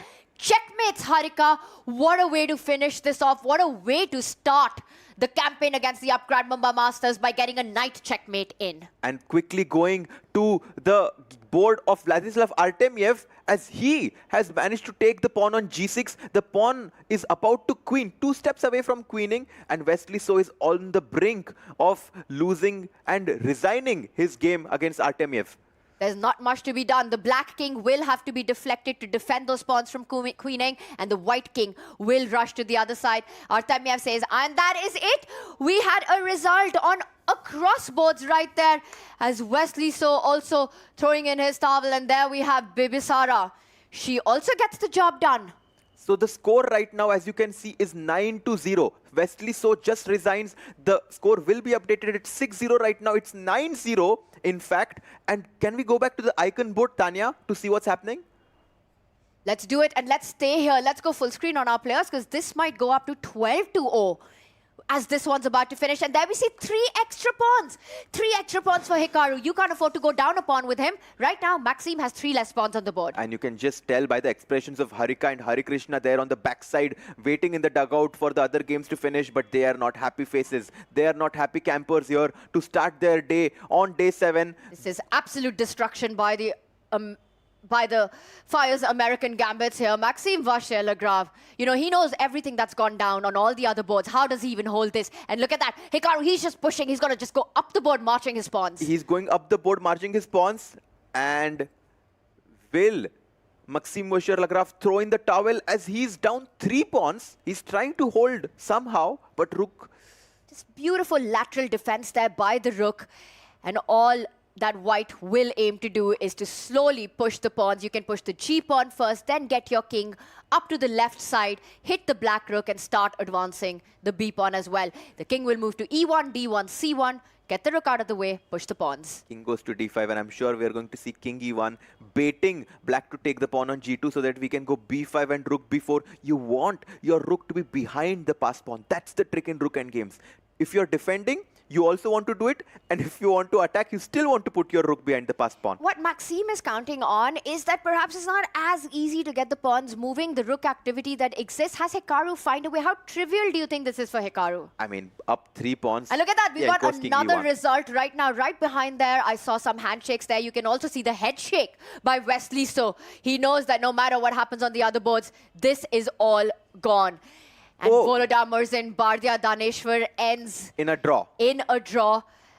The lone point for the Upgrad Mumba Masters, and it might be the only one. And this means that the score currently is 10-1 for the Fyers American Gambits against the Upgrad Mumba Masters. Let's stay with our icon board. He gives up the pawn on G2. King comes to D1. King comes to C1 now, and the rook is almost trapped. King C2. That's it. He's pushing it away. This is the plan that we were talking about. The king moves forward. The rook is forced off the B file. And is it time to go push? Yes. With that B pawn. Get it going up the board. Hikaru agrees. Push karo, khush raho. He pushes his pawn to B5. Rook is ready to swing over to B4. I mean, the reality is that the Fyers American Gambits have basically pushed them off the cliff here. It's been crazy across the boards. Look at that scoreline. This is not something the Mumba Masters are used to at all. The scripts can change any single day at the Global Chess League. You have to be careful. And look at this. We have another result. What happened? Richard Rapport won. Rapport getting another win in the bag.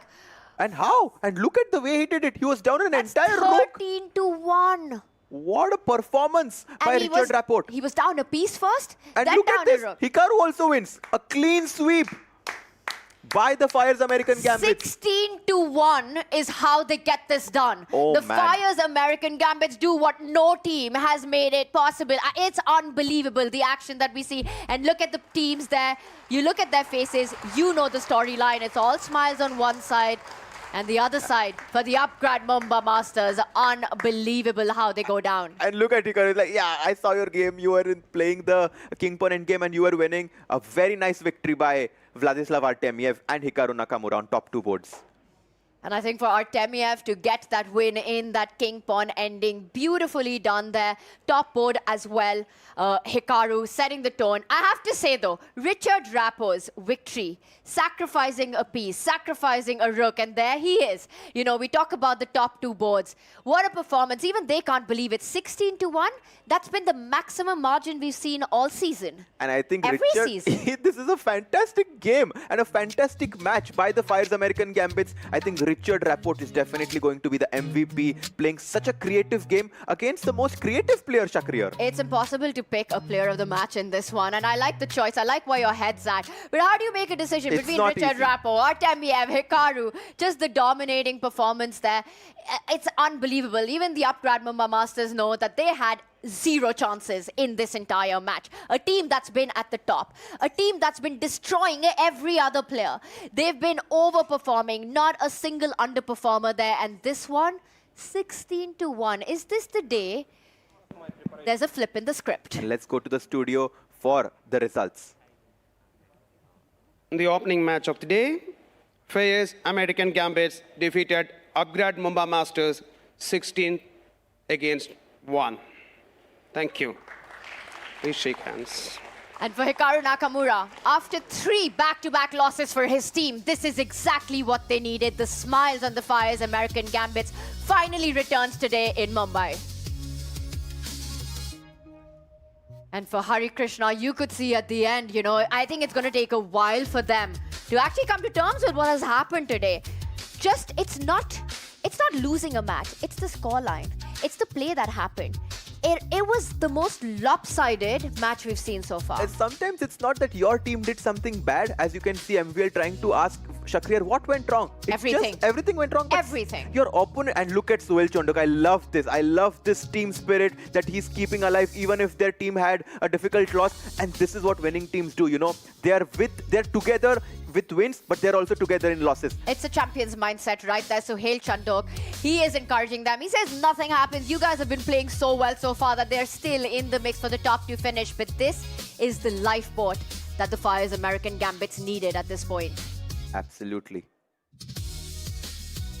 And a 16-1 win. Not something anybody would have predicted at the start of day 7. Fyers American Gambits, they're firing up on all cylinders, taking down a team that's been at the top, the Upgrad Mumba Masters. What a plot twist the start of the day has been. And of course, there's more action, more matches coming up. We're just getting started here at the Royal Opera House. We'll see you on the other side of this break.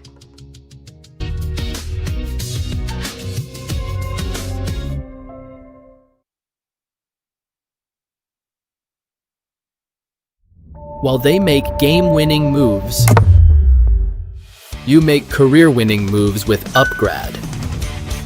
Make your move now. Chess or markets, smart insights can change the game. जैसे FIA, Fyers intelligent assistant. Get in-depth sector and stock analysis and deep portfolio insights. Fully AI powered. Fyers, for those who are born to trade.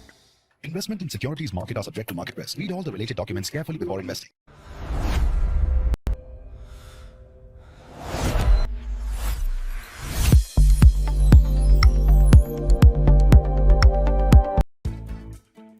Chess हो या market, जीत उन्हीं की होती है जो दूर का देख सकते हैं। फायर्स एडवांस ऑप्शन चेन और 50 मार्केट डेप्थ के साथ मार्केट का हर मूव आपके सामने है। Fyers, for those who are born to trade. Investment in securities market are subject to market risk. Read all the related documents carefully before investing. Some moments deserve something extraordinary. Melted Joy's limited edition assorted box. Crafted dark chocolate, naturally sweetened, made to share, made to savor. Celebrate the game. Celebrate yourself. Chess हो या markets, smart insights can change the game. जैसे FIA, Fyers intelligent assistant. Get in-depth sector and stock analysis and deep portfolio insights. Fully AI powered. Fyers, for those who are born to trade. Investment in securities market are subject to market risk. Read all the related documents carefully before investing.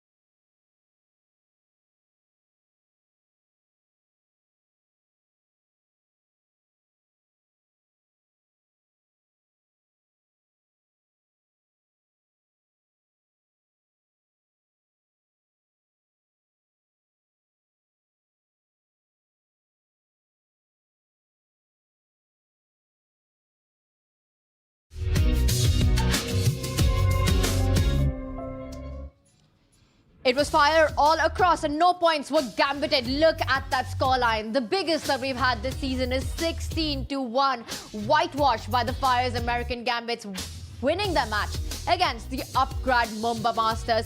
What a crushing scoreline. You know, that's not only got to hurt on the board, but in the heart as well. This is an emotional loss for the Upgrad Mumba Masters arena. Well, possibly it's an emotional loss. Actually, I feel like this match trajectory isn't the most painful way it can go for a team, because when you get wiped out like that, you know, you can't even say, oh, like one player can't point to themselves and be like, I'm the reason we lost this match. Like everyone sort of shares the defeat equally. So in a way, it makes it less painful for everyone. So I feel like maybe if you're going to lose a match, maybe this is an okay way to do it. You say that, but I have to say for the Fyers American Gambits, getting that win 16-1 with 3 match losses, exactly what they needed. And maybe this is where they flip the script. Right now, we head over to Arohi, who is ready with the difference maker, the player who also performed. It was a hard one to pick. Here's the player of the match. If the question is how do you get back from a loss, well, do it the Gambits way. Hello and welcome to the post-match presentation ceremony of match number 20, played between the Upgrad Mumba Masters and the Fyers American Gambits this evening here in Mumbai. To present the award, joining us is Dr. Satish Doifode, Vice President, RPMG, IT and Automation, Reliance Industries Limited. And the player of the match award goes to Richard Rappo from Fyers American Gambits.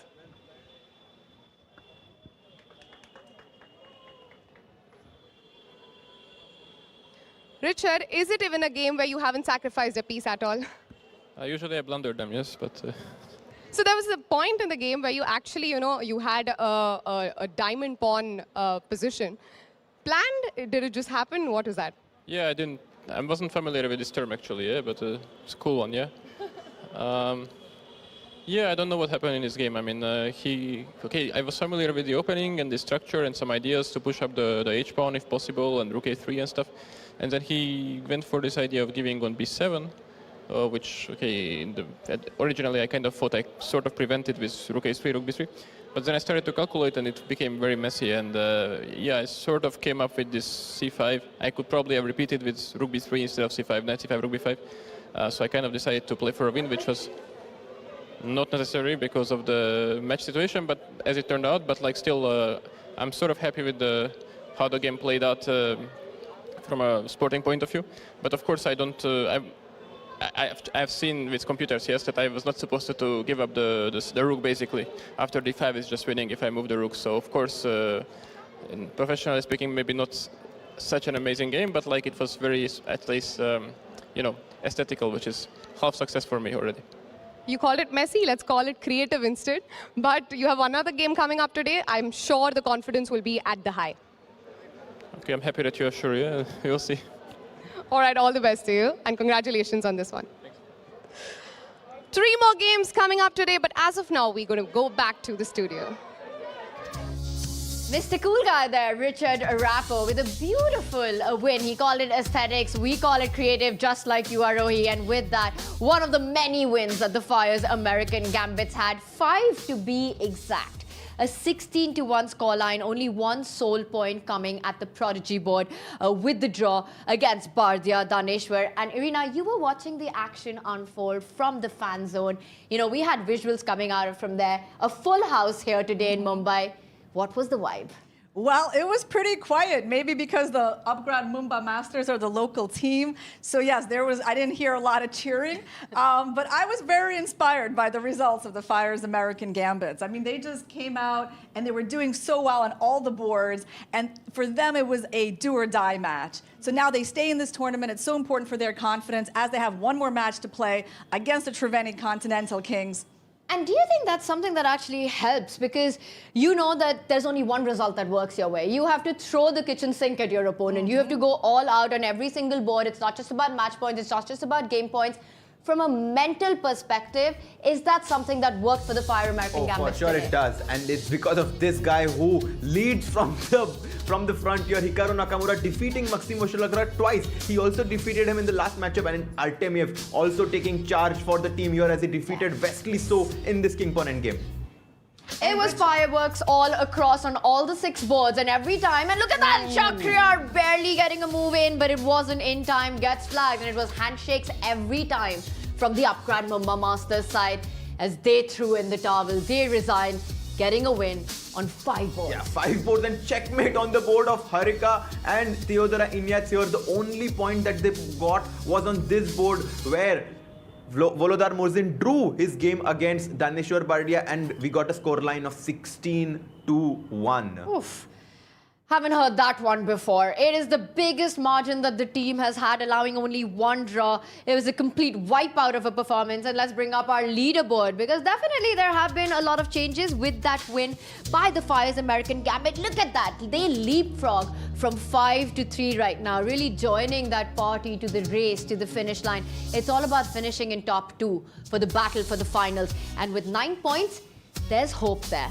Fyers American Gambits can start dreaming one more time. Exactly. I mean, they still got 3 more matches, but it's not going to be easy for them because the next match we're going to see is where the Alpine SG Pipers, they have a chance to move up in the standings. They have 1 less played match than the Fyers American Gambits, and if they manage to win their next match, they will actually overtake them for the 3rd position. And Arjun, I want to talk to you about Upgrad Mumba Masters, what this scoreline means for them. They lost out on the match points, but the performance they've had so far, we were talking about this in the pre-show. They do have a bit of buffer for this slip-up to happen. Do you think it's going to be about just recovering psychologically on the scoreline? Still not looking so bad for them. It's not looking bad. They do have this buffer. They were hoping to not use it, but now they just need to shake it off. This happens in sports. Sometimes you have a great start. You kind of stumble a little bit. They just need to pull themselves back together because they're still very much in contention for the final 2 spots. And the good news for them is that they don't have another match today. So they have more time to recover for their 2 matches tomorrow.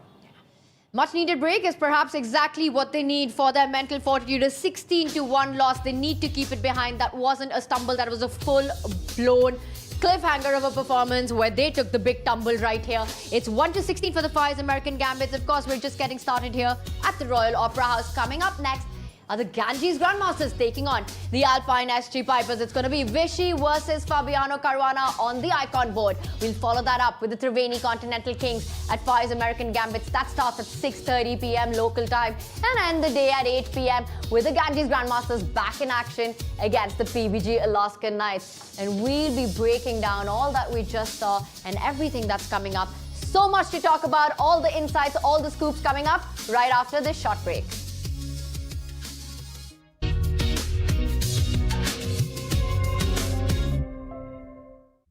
While they make game-winning moves, you make career-winning moves with Upgrad. Make your move now. Chess or your markets, smart insights can change the game. जैसे FIA, Fyers Intelligent Assistant. Get in-depth sector and stock analysis and deep portfolio insights. Fully AI-powered. Fyers, for those who are born to trade. Investment in securities market are subject to market risk. Read all the related documents carefully before investing.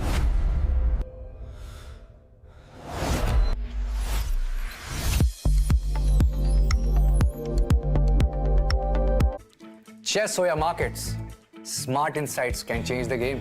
जैसे FIA, Fyers Intelligent Assistant. Get in-depth sector and stock analysis and deep portfolio insights. Fully AI-powered. Fyers, for those who are born to trade. Investment in securities market are subject to market risk. Read all the related documents carefully before investing. Bharat का अपना solar, Navita Solar, India's finest module manufacturer. We bring the power behind every winning move.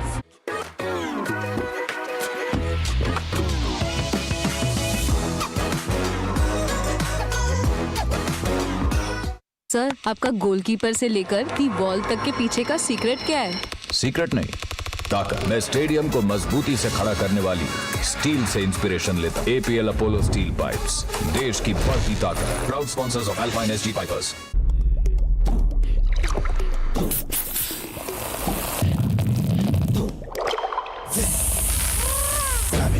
Grab it, fizz it, grab it, hey, grab it, boy, fizz it, grab it, hey, fizz it, grab it, Gamma.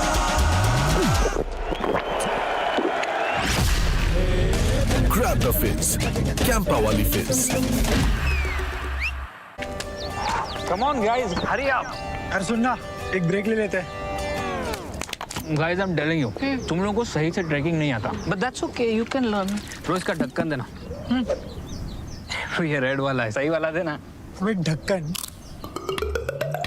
पहले तो सही पानी पीना.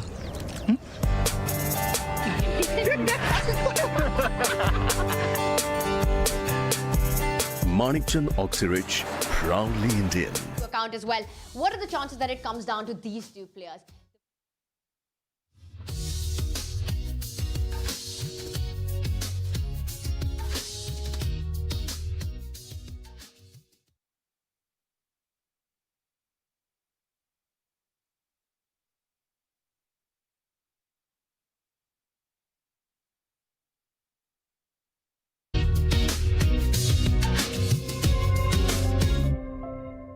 Two teams tied with 9 match points. A critical one coming up for both of them. A win would mean it would exactly be the fuel they need to make it to that finish line.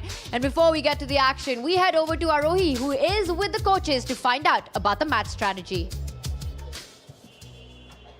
Grandmasters against the Pipers, and we are here for the colour swap. Navita Sola, Ganges Grandmasters. We have Vishnu Prasanna joining us and Praveen Tipse for Alpine SG Pipers. We also have the match official Aparijita Guchikar, international arbiter, who's joining us. Vishnu Prasanna, white today. You're playing a very crucial match, very important day, 2 matches for the Ganges. Yeah. How's the team looking? No, we're going to take it one game at a time, and yeah, as you said, it's every game going forward is going to be very, very important. So yeah, we're looking forward to fighting and trying to win games. Yeah. So tell me this, curious to know, when you have such an experienced player like Vishy in the team, how does that impact the other players, especially when the team is pretty young? I mean, Vishy is somebody that everybody looks forward to, so I think he sets a good tone for the team, and I think the team is very young, as you said, so they look forward, they have a lot of respect for Vishy, and they work together well between themselves. So we have a good unit this time, and the games are always unpredictable, irrespective of how things go. So let's see how these games go. We also have guests coming in to, to specifically watch Vishy Anand play, because we have such massive fan base for the legend in this country.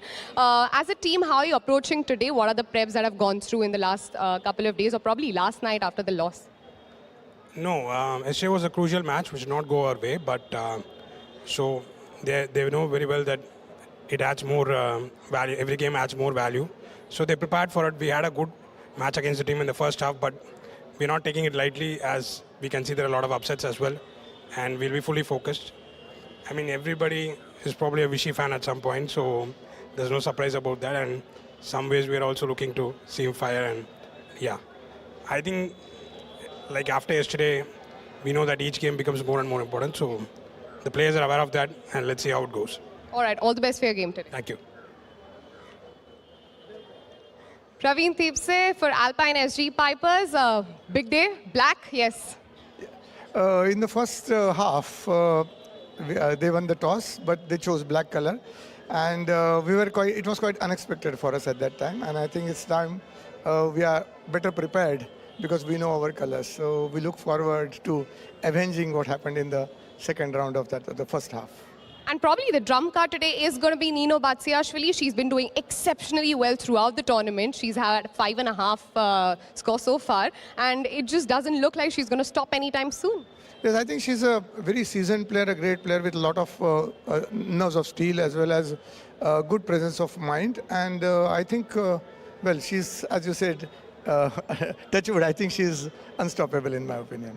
So also, let's talk about the candidates face-off that we're going to have today. Sundarov versus Pragnananda. How are you looking at that? Well, I think it also has to do with all the players are above 2750 approximately. They're almost the same strength. And we have 3 players who are going to play in the candidates. So they have qualified to the World Championship cycle. And yet it doesn't mean that they are 100% going to win. But yes, we look forward to a great victory today, because we have seasoned players who have been practicing very well, and they have almost achieved the highest positions in the world chess, because having played candidate, or be qualifying to candidates is one of the dreams. So I think we have got a very strong team, and we look forward to a good game. Looking forward to seeing all of them play today on the... Yes, all of them playing well, of course, because it's a team tournament, and every point counts, every board counts. So I'm sure that all of them will do well. Thank you so much. All the best for the game. That is it from the Color Swap. We'll be back with an interesting game of chess in a while. As of now, back to the studio. Mumbai is the city of stars, and what a star-studded lineup Alpine SG Pipers has. As Grandmaster Praveen Tipse there mentioned, just their top three boards, Fabiano Caruana, Anish Giri, Pragnananda, right there, the three candidates. You've got Hu Yufan, the second strongest female player in the history of chess, multiple-time world champion, and Nino Batsiashvili, who scored 18 points for the team, unstoppable. I mean, on paper, Irina, this looks like a team that's almost impossible to crack, with no chinks in their armor, and yet they are struggling right now on that leaderboard. For the Ganges Grandmasters, also a must-win situation required. Where do you see them striking in this one? Well, these two teams are coming in at the same score, so in a way they've had similar events, but I also feel like they're on different trajectories because the Alpine SG Pipers defeated the Triveni Continental Kings in their last match. That must give them a big boost, while the Ganges Grandmasters actually lost their match to Upgrad Mumba Masters. So there is momentum favoring the Alpine SG Pipers. Now, we know that momentum does shift in this league, but it generally lasts for at least a few matches, and that's why I feel like the Alpine SG Pipers are in better shape. And also mentioned by Grandmaster Tipse there that it is a revenge match for them. They lost 13-7 to the Ganges Grandmasters in the first half. Do you see them being able to get that done today? I look at the leaderboard. I look at these teams with 9 match points, placed 4th and 5th. It almost seems critical that if you don't win this one, that team will be out of contention, Harshit. And they are playing with the black pieces. The last time that they fared against each other, it was Fabiano Caruana and Nino Batsiashvili who gave the full points to their team. And this time they're definitely going to try to change the script. We saw the Fyers American Gambits making a comeback, and here you see the standings. Alpine SG Pipers on 4th position, Ganges Grandmasters on the 5th position, and all of the matches today are going to be make or break. Both teams need to win. And right there, 9 match points, Alpine SG Pipers, Ganges Grandmasters, they go head-to-head against each other.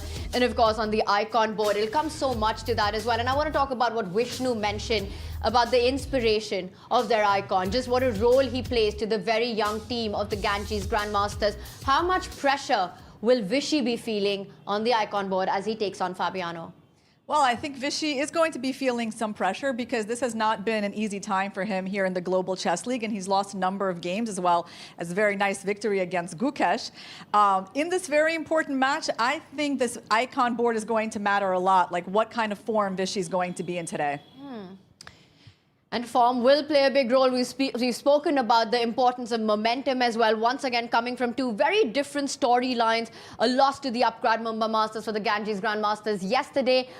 A win against the Triveni Continental Kings for the Alpine SG Pipers on day 6. And we saw that leaderboard. Taking down Triveni Continental Kings, you've got to be feeling good about your team. Oh, definitely. I think that they have 3 candidate players playing who struck yesterday against the Triveni Continental Kings, and that's going to be the key point today. And here you can see the MVP of the last match, Richard Rapport, who defeated Shakhriyar Mamediyarov, signing autographs, signing boards, taking pictures with many fans that have come here to watch the Global Chess League at the Royal Opera House. You know, I think it's pretty tough on the board, but for these players, leaving the venue might be the toughest job. So many fans, so many autographs, so much love here for chess we see at the Royal Opera House. And there we can see the fans going wild for Richard Rapport. He was also part of the Dingleren World Championship team against the match against Gukesh in that one. So I think the fans are incredibly aware of just what a genius this guy is. Oh, absolutely. And I think, you know, the way that these chess players are treated here as superstars, I think this is what we were missing to see in the world of chess. And Global Chess League is just doing that with giving this experience to the superstars of chess. Yeah, Richard Rapport is one of the fan favorites, I think, for all chess players, including the best ones, because, you know, in this league, he has played several of the best games. He doesn't know which one to sign first. Too many options. And there he is with a smile. But he belongs here. What a game he had, what a performance he had. And there we see the cameras, the players, and like you said, just the love for it. treating them like the superstars that they actually are. This is why also hosting a tournament in India in a city like Mumbai means so much. And aisa mahal sirf Mumbai mein. Amchi Mumbai. We are in Mumbai and the Upgrad Mumba Masters unfortunately went down in their match, but they are going to be still looking to make sure they finish in the top 2 positions. And speaking of superstars, 2 big superstars will be in action in just a few moments, because coming up for you, take a look at that. It is Vishy Anand's Ganges Grandmasters up against Fabiano Caruana's Alpine SG Pipers. Potentially a must-win match for both of these 2 teams who are currently languishing somewhere at the bottom of the leaderboard. A big one coming up, and we'll of course set all the storylines for you before the action gets started on the other side of this break. You stay tuned with us.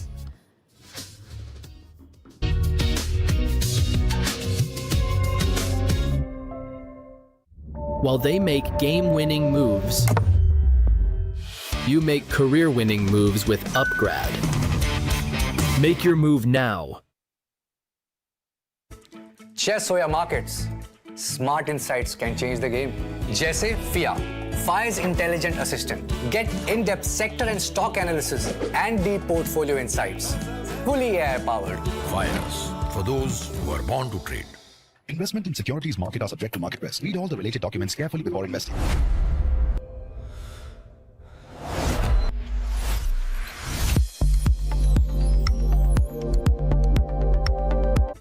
Chess or markets, smart insights can change the game. Jaise FIA, Fyers intelligent assistant. Get in-depth sector and stock analysis and deep portfolio insights. Fully AI-powered. Fyers, for those who are born to trade. Investment in securities market are subject to market risk. Read all the related documents carefully before investing. Bharat का अपना solar, Navita solar, India's finest module manufacturer. We bring the power behind every winning move.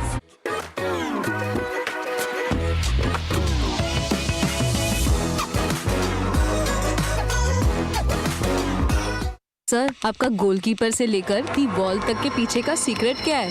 Secret नहीं, ताकत। मैं stadium को मजबूती से खड़ा करने वाली स्टील से इंस्पिरेशन लेता। APL अपोलो स्टील पाइप्स, देश की बढ़ती ताकत। Proud sponsors of alpine SG pipers.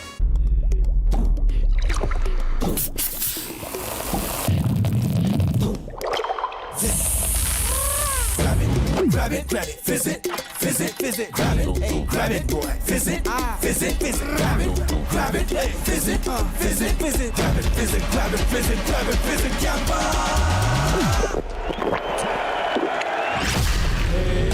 Grab the fizz. Campa wali fizz. Come on guys, hurry up. अरे सुन ना, एक ब्रेक ले लेते हैं। Guys, I'm telling you, तुम लोगों को सही से ट्रैकिंग नहीं आता। But that's okay, you can learn. रोज का ढक्कन देना। ये रेड वाला है, सही वाला देना। अबे ढक्कन, पहले तो सही पानी पीना।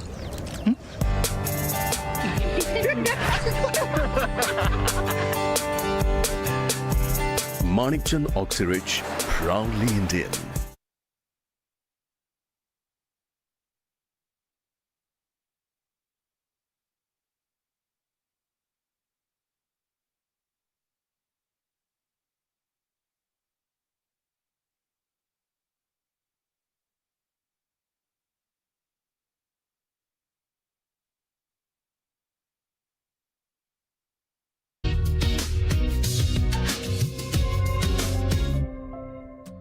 Welcome back, everyone. Coming up next is a power-packed matchup as the Ganges Grandmasters take on the Alpine SG Pipers. And what a day we've had so far. Fyers American Gambits getting a 16-1 whitewash of a victory against the Upgrad Mumba Masters. Are we looking at a more closely contested battle in that one, or are you expecting another absolute wipeout from one of these 2 teams? I am personally expecting a wipeout from the Ganges Grandmasters. We did see Fyers American Gambits scoring 16-1, and you know what? I'm predicting something very similar to happen between this match. That is quite a hot take, Harshit Raja, by you, that another big dominating performance coming up. And you said Ganges Grandmasters, right? So I want you to make a case for them as we start with the prodigy board. Ronak Sadhwani against Mendonça. Why is Ronak got the edge in this one? Well, you know, the last time that they played in this tournament, Tanya, Ronak Sadhwani did defeat Leon Mendonça, and in their head-to-head matches, he has been performing quite well, and that's why I'm going with Ronak Sadhwani and the Ganges Grandmasters to win their match. A 13-7 victory it was for the Ganges Grandmasters in their previous encounter. Ronak Sadhwani getting the job done on that. He's picking Sadhwani one more time. Irina, your take. Well, I agree that Ronak seems to do well against Leon Luke. He did win their previous match. The only thing is that actually Leon Luke is doing better in this particular event overall than Sadhwani, because that was actually Sadhwani's, I think, only win in this event. So I don't completely disagree with you, but I'm going to go for like the two flag option that this game is going to be a draw. Oh, we are so on. As we move to the Superstar Women's Board, let's take a look at what matchups we have on that one. We have Stavrula Solakidu against Nino Batsiashvili, a player who's struggling against a player who has been performing super well. I am in this match actually going to go with Batsiashvili because it's so hard to pick, to root against her. Impossible to root against a player who's undefeated, hasn't lost a single game, has scored 18 points for her team. She's pretty much up there. She's sort of the Alireza of the Alpine SG Pipers. Even Alireza has lost 2 games right now, but not this woman superstar. Nino Batsiashvili, do you agree that she would be a huge favorite in this for the Alpine SG Well, Pipers? she's definitely been the superstar of her team, bringing them so many points. It's hard to really to predict against her. On the other hand, Stavrula has won her last match. I feel like she's changing the trajectory a little bit. So I am going to go for Stavrula in this game because things always do change, ultimately. The only constant is change. Well, so far, Nino Batsiashvili isn't letting any change happen. That's a hot take by Irina, saying that this is where we will see the plot twist. Let's move on to the Polina versus Hu Yifan matchup. Again, probably for everyone watching here, at least on paper, there is a massive favorite in this matchup.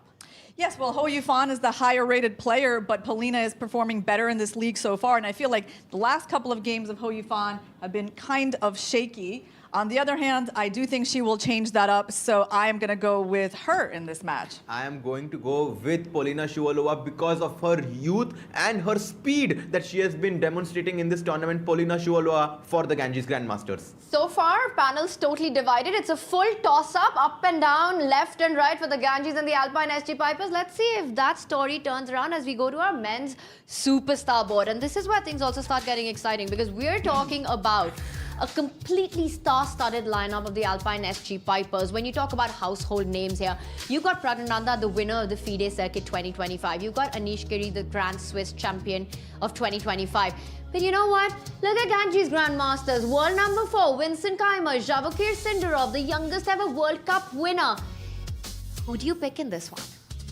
Well, I think, even though Prague lost to Java here in their matchup before, he's not going to let it happen again. So I'm going to go with Prague in that matchup. And between Vincent and Giri, I mean, neither of them is having an amazing tournament, but I really like Anish's last game. So I'm going to go with him on that board as well. Anish played such a beautiful game yesterday. If you haven't seen that game, you should definitely see Anish's win over Wei. And because of that win, I am actually also going to be with you on that board. I think that Anish Giri is going to win for the Alpine SG Pipers. What about Javokir versus Prague? Oh, I'm going with Javokir on that one. He has been on a hot form since the World Cup, which he won. After that, going to freestyle, beating Magnus. I am with Javokir on that board. What a star-cast the whole lineup is for both these teams. And that's exactly why it's a contested battle on our studio panel as well right now.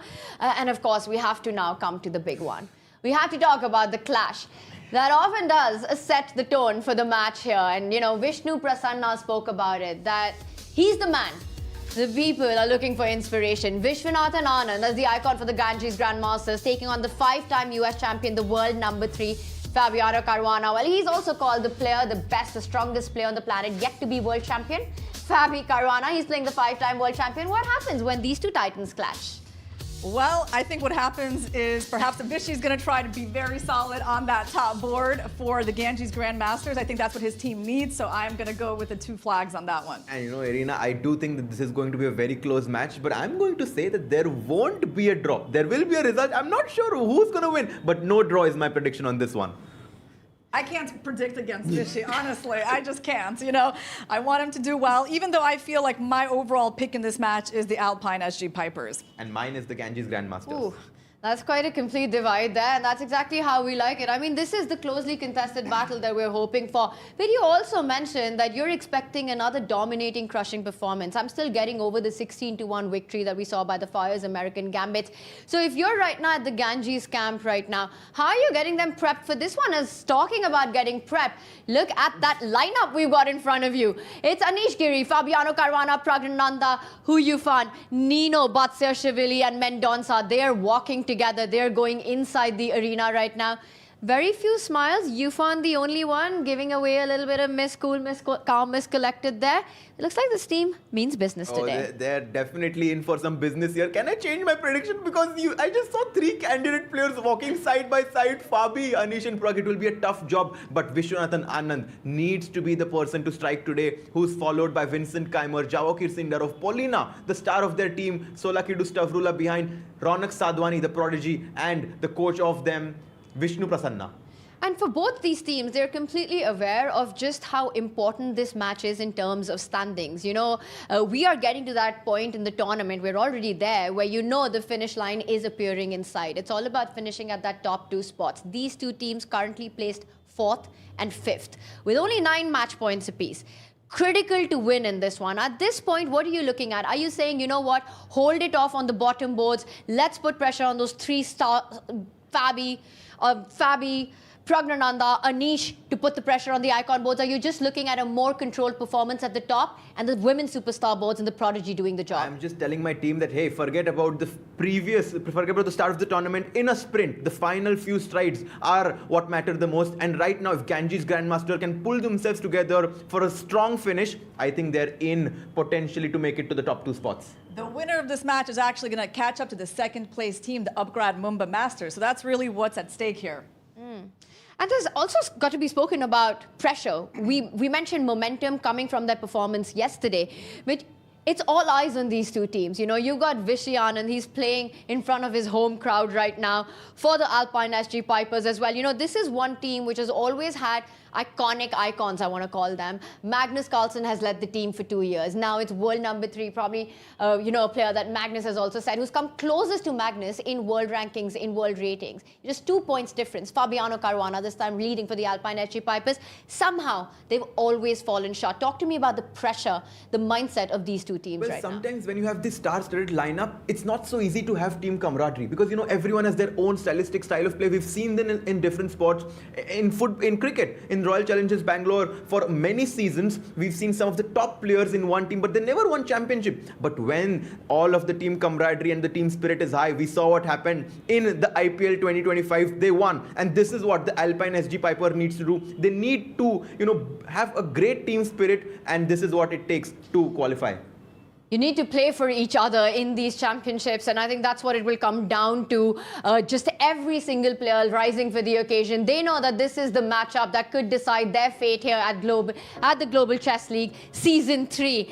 And we set the stage for you. The only thing left to do is get the pieces moving. You saw the players entering the arena. On the other side of this break, it's showtime.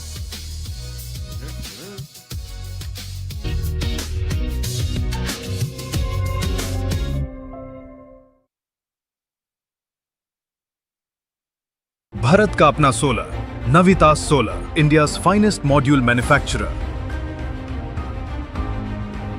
We bring the power behind every winning move.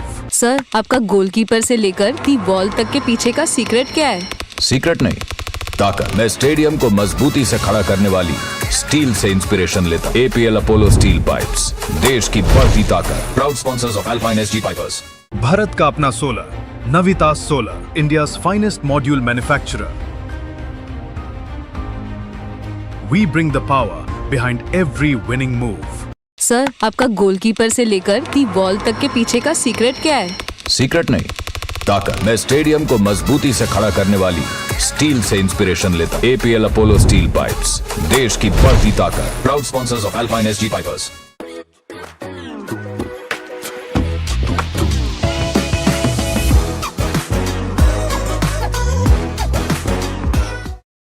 जब घर में कोई किलकारी गूंजे ये लोरी की धुन में गाती है, जीवन की आपाधापी में मन को सुकून पहुंचाती है। कोई अपना कहीं खो जाए अगर, सीने से लगाई लेती है। कला अपने भीतर ही रहती है। कला अपने भीतर ही रहती है। कला अपने भीतर ही रहती है।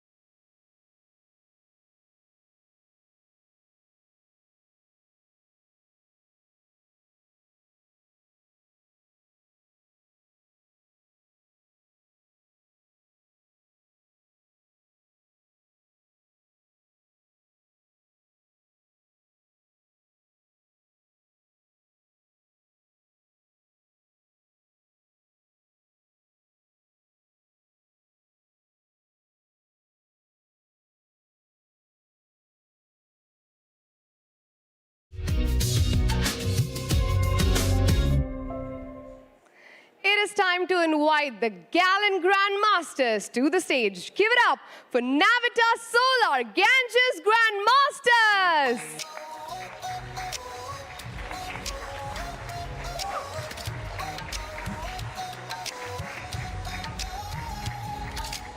Spotlights burning through the night. Legends stepping into the light. Please welcome 5 times World Chess Champion Vishwanathan Anand, Vincent Kaima, World Cup winner Javokir Sindarov, Polina Shuvalova, Stavrula Solakidu, Ronak Sadvani, along with their coach GM Vishnu Prasanna.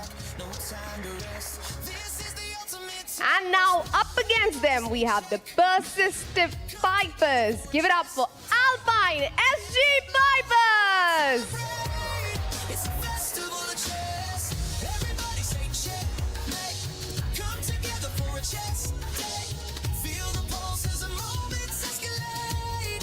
It's a festival of chess. Give it up for former World Championship challenger Fabiano Caruana, Anish Giri, Olympiad gold medalist Pragnananda, 4 times Women's World Chess Champion Hui Fa, Nino Baxiashvili, Leon Mendonça, and their coach GM Praveen Tipse.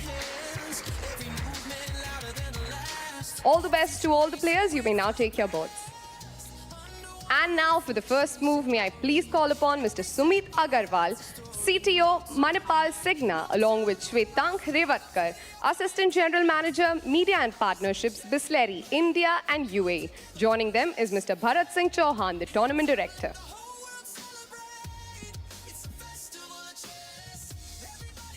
And there we see the players are ready, the stage is set. We see the ceremonial moves there on the icon board, and it's the C-pawn that's put one step forward, while on Fabi's side we see the knight coming out there. And it is a go time as we get ready. It's game time right now. And usually, Reena, these are the first few moments of the game where the nerves are at play. Once the moves start coming in, the players settle down into action. Yeah, you know what I think is important to remember is that this is a team event. So even when you have one player on your team who is doing super well, like let's say Nino Batsiashvili for the Alpine SG Pipers, you don't want to assume that you're going to get a free points on her board, even though she has 5 wins out of 6 games. I think you have to expect all the players to step in, because things can always turn around for an individual player, and the team has to step up at that moment.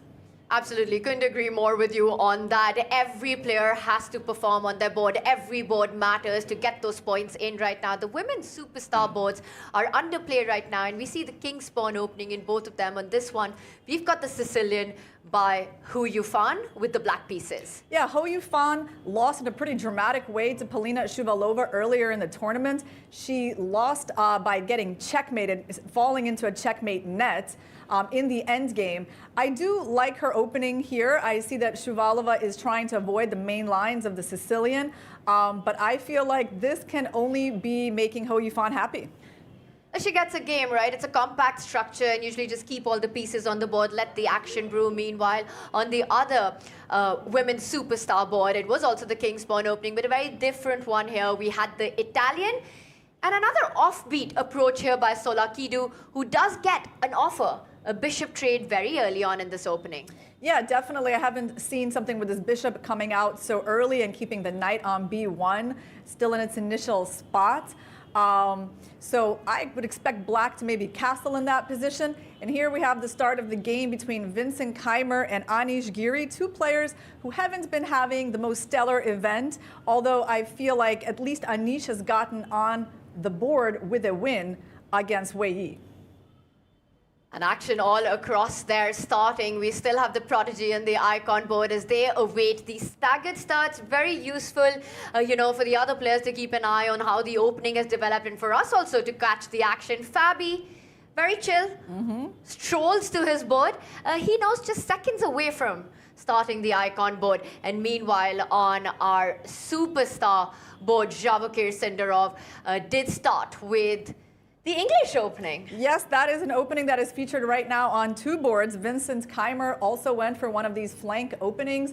And here Pragnananda captures the pawn on c4, which is one of the most solid reactions for black. Queen a4 check, bishop d7. The queen will recapture the pawn. Black will play c5. White will play knight e5. At least that is the normal move, going for that bishop. And I believe that's on the board, queen c8. And there's this funny move here, queen d3. Yes, I've actually played this position a couple of times, Tanya. We have an expert in our studio. You're going to be the prophet in this opening. You've called it all out so far. Yeah, well, it's one of those things when you see this unusual queen move, you pay attention to it. So, and right now we go to our Prodigy board. So just shifting attention because it will be all attention on this board. It's the iconic clash between Vishy Anand against Fabiano Caruana. And he starts with the King's Pawn opening. Vishy takes out his knight. Fabi will do the same, keeping the center protected. Where will he land with the bishop? And it's the Spanish. Yeah, I think what I've seen in Vishy games so far in this league, he's not trying to be offbeat in his opening choices. He's going for things that are pretty classic in nature, things that he has a lot of comfort level with. And actually, Fabi is the one that brings the surprise with this move, f5. I think this you gotta love it. This is the Schliemann. The Janusz Schliemann. Yeah, it's so rare that, it's hard to remember its name, but definitely it kind of shows the different approaches from each player. Fabi wants to create a messy game quickly and actually go for the win with the black pieces. That's how I interpret his opening choice. When you play f5 on a move 3, that's exactly what you've got on your mind. You're testing your opponent's opening because usually Vishy probably did not just check this morning, but he's got to know what to do with it. We see a trade at the center. I'm just going to quickly back up to the move that we're discussing right now, which is an early gambit. If white was to take that pawn, then black gets a lot of play and a lot of activity in the center. So Vishy wants to keep it solid. He goes for another mainline theory here, brings his knight out. It's all about development, places it at the center of the board. Fabi capturing more space there. And right now, it's Vishy to play. His knight is attacked.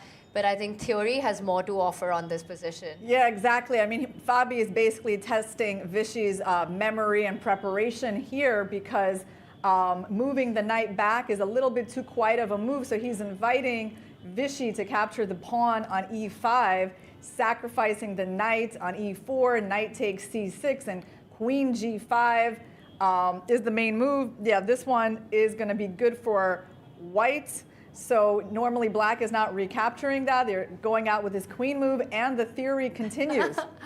What a crazy battle this is. So it's going to be a test of memory here by Fabi as he goes for such a direct opening here. It's been a weapon of surprise at the top level many, many times. The third move, F5, that we saw early on. So we're in for quite a battle on this board. And it looks like Vishy has made his move. Let's just see what he went for. He did take the e5 pawn, doesn't retreat with his own knight, but instead goes forward with the other one, and exactly the line that we were talking about. In fact, Arena has happened up to this point, and now attacking that bishop.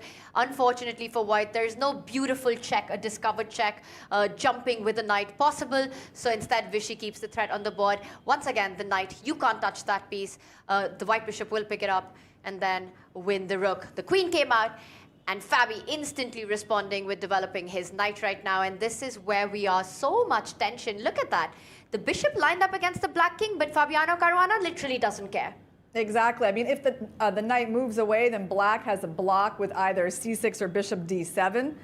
But yeah, we're going to see Fabiano's opening gamble is going to pay off because he's definitely forcing the issue from the very first moves.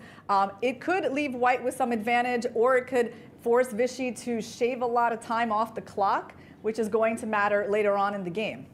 I love this battle. I love this fight that we already have on the board. This is not going to be a slow, strategic way to play. Just look at every single move that's happening. There's a big threat on the board. The white bishop lined up against the king, and now the pawn steps forward. En passant, not possible. The queen pins the king. And what Vishy has done is deflected the black queen from attacking the bishop on b5, and also lines it up against his own bishop. He's looking at quick development. Yeah, I mean, I guess maybe the idea here is to go pawn to d4, do a discovered attack on that queen, and then move his knight away to a protected square on e5.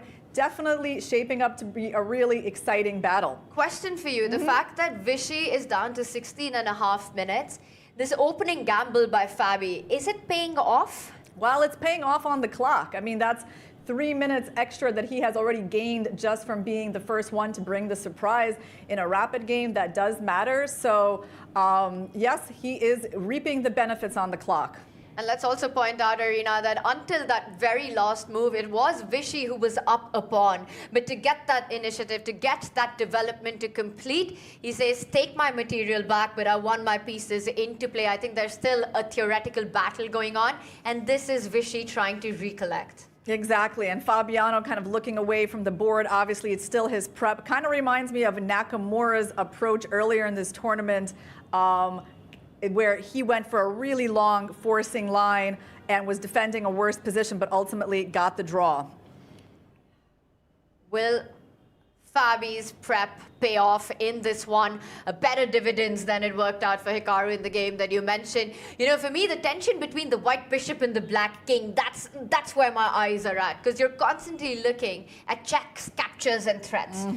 Is there a big check that Vishy can actually give with the knight? Because the first thing, you can take this pawn, but like you mentioned, black can simply step up with the bishop, finish development, and suddenly you're asking questions.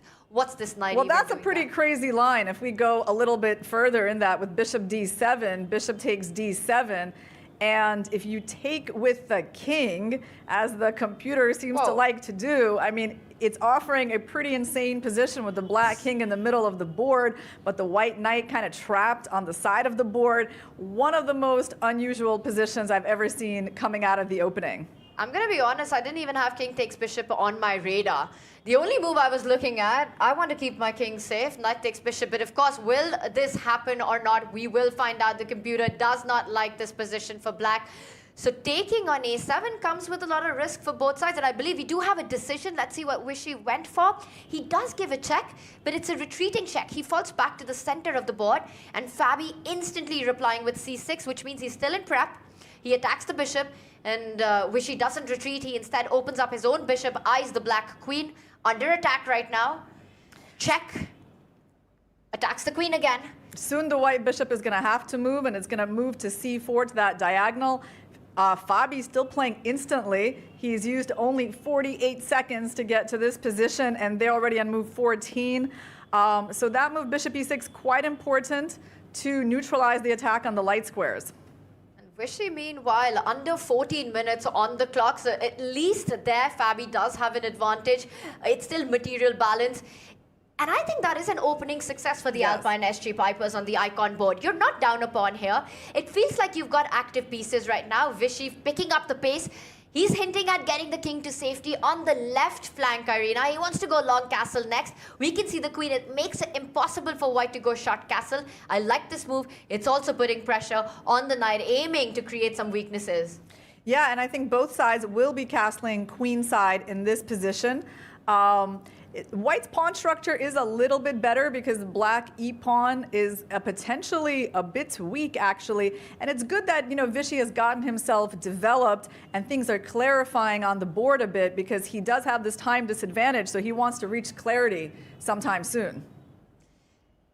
But even if you were to trade off that bishop for knight, you create this imbalance, right? You're giving up the bishop pair. So I think it's still a very rich position, and I think the clock will play a big factor in this clash between the two icons. Fabiano, he's just keeping up the pace. He's blitzing move after move. I don't even know how deep his prep goes in this position. That's right. Well, let's take a look at some of the other boards, Tanya. How about the game between Vincent Keimer and Anish Giri on the Superstar board? It turned into a King's Indian from Anish. And right now, it started as an English opening, turned into the King's Indian. Right here. Right here. Mm-hmm.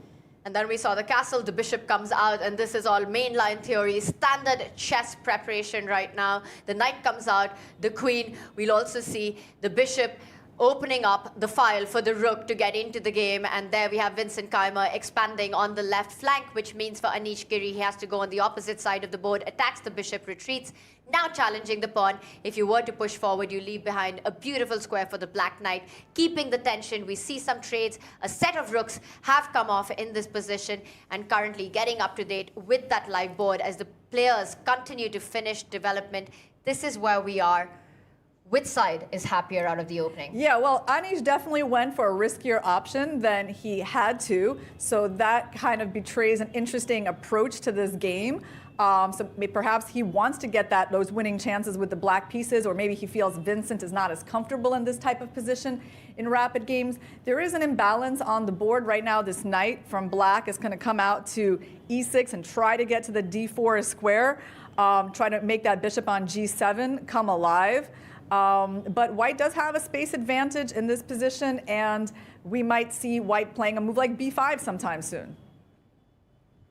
Trying to create weaknesses on that flank. Also for Vincent Keimer, he does have control of the open A line, can look for infiltrations there. I will point out Anish Giri played one of the most beautiful games of the league so far.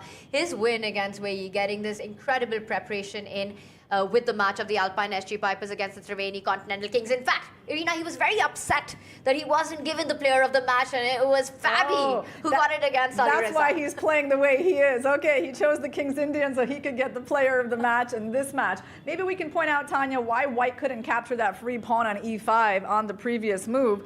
I think it's probably the move knight d4 as an interesting option here.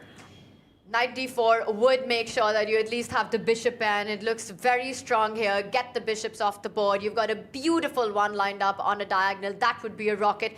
Another move possible here, just taking advantage of undefended pawns and pieces. Queen stepping up with a double attack, and if the knight was to fall back, guess what? Then your move, Irina, also comes with big power. Suddenly, a lot of weaknesses in the center to answer, and you get the bishop pair. Okay, so that was a poisoned pawn that Vincent was not interested in taking. So he goes rook d1. Now the question is, will Anish go for queen c7, sort of the obvious move that protects the e5 pawn, or to e7, attacking the b4 pawn? He went to e7. And before I could correct my wonky arrows, we do see that threat on the b4 pawn is been defended. Vincent Keimer, he pushes his pawn, not only stopping the threat, but he also gains a big square on d6, creating a beautiful post, not for his rook just, but we can eventually also see the knight rerouting itself, finding a juicy outpost on d6. Yeah, this game is still unbalanced for sure, but let's take a look at Stavrula versus Batsiashvili. This seems to be a game where white has some kind of an edge. A pretty interesting position with white already having castled and black's king in the center. I love the white knight on e4. I love the advanced white pawns on the king side. And I think what makes this dangerous for black is that it's just very unsafe to castle king side into this potential attack. And that's because you already have a hook. This move, 8-6, just makes white's attack so much easier. In chess, when you have a hook to target, you just simply get your pawns moving up the board, trying to trade, open up the G line. So castle would be a very scary option. I think Nino, for the first time in this tournament, has got to be feeling the heat right now. As long as her king is in the center, she's not safe. Yeah, well, the nice thing for her, she has a bit of a time edge. She's playing quickly, but Stavrula's position is looking good. Also, Luke Mendonça seems to have a pretty good position against Ronak Sadhwani. Let's see what is good about it. Well, I feel very nervous about the white king here, Tanya. Look at that open diagonal where you constantly have to watch out for the bishop c5 move.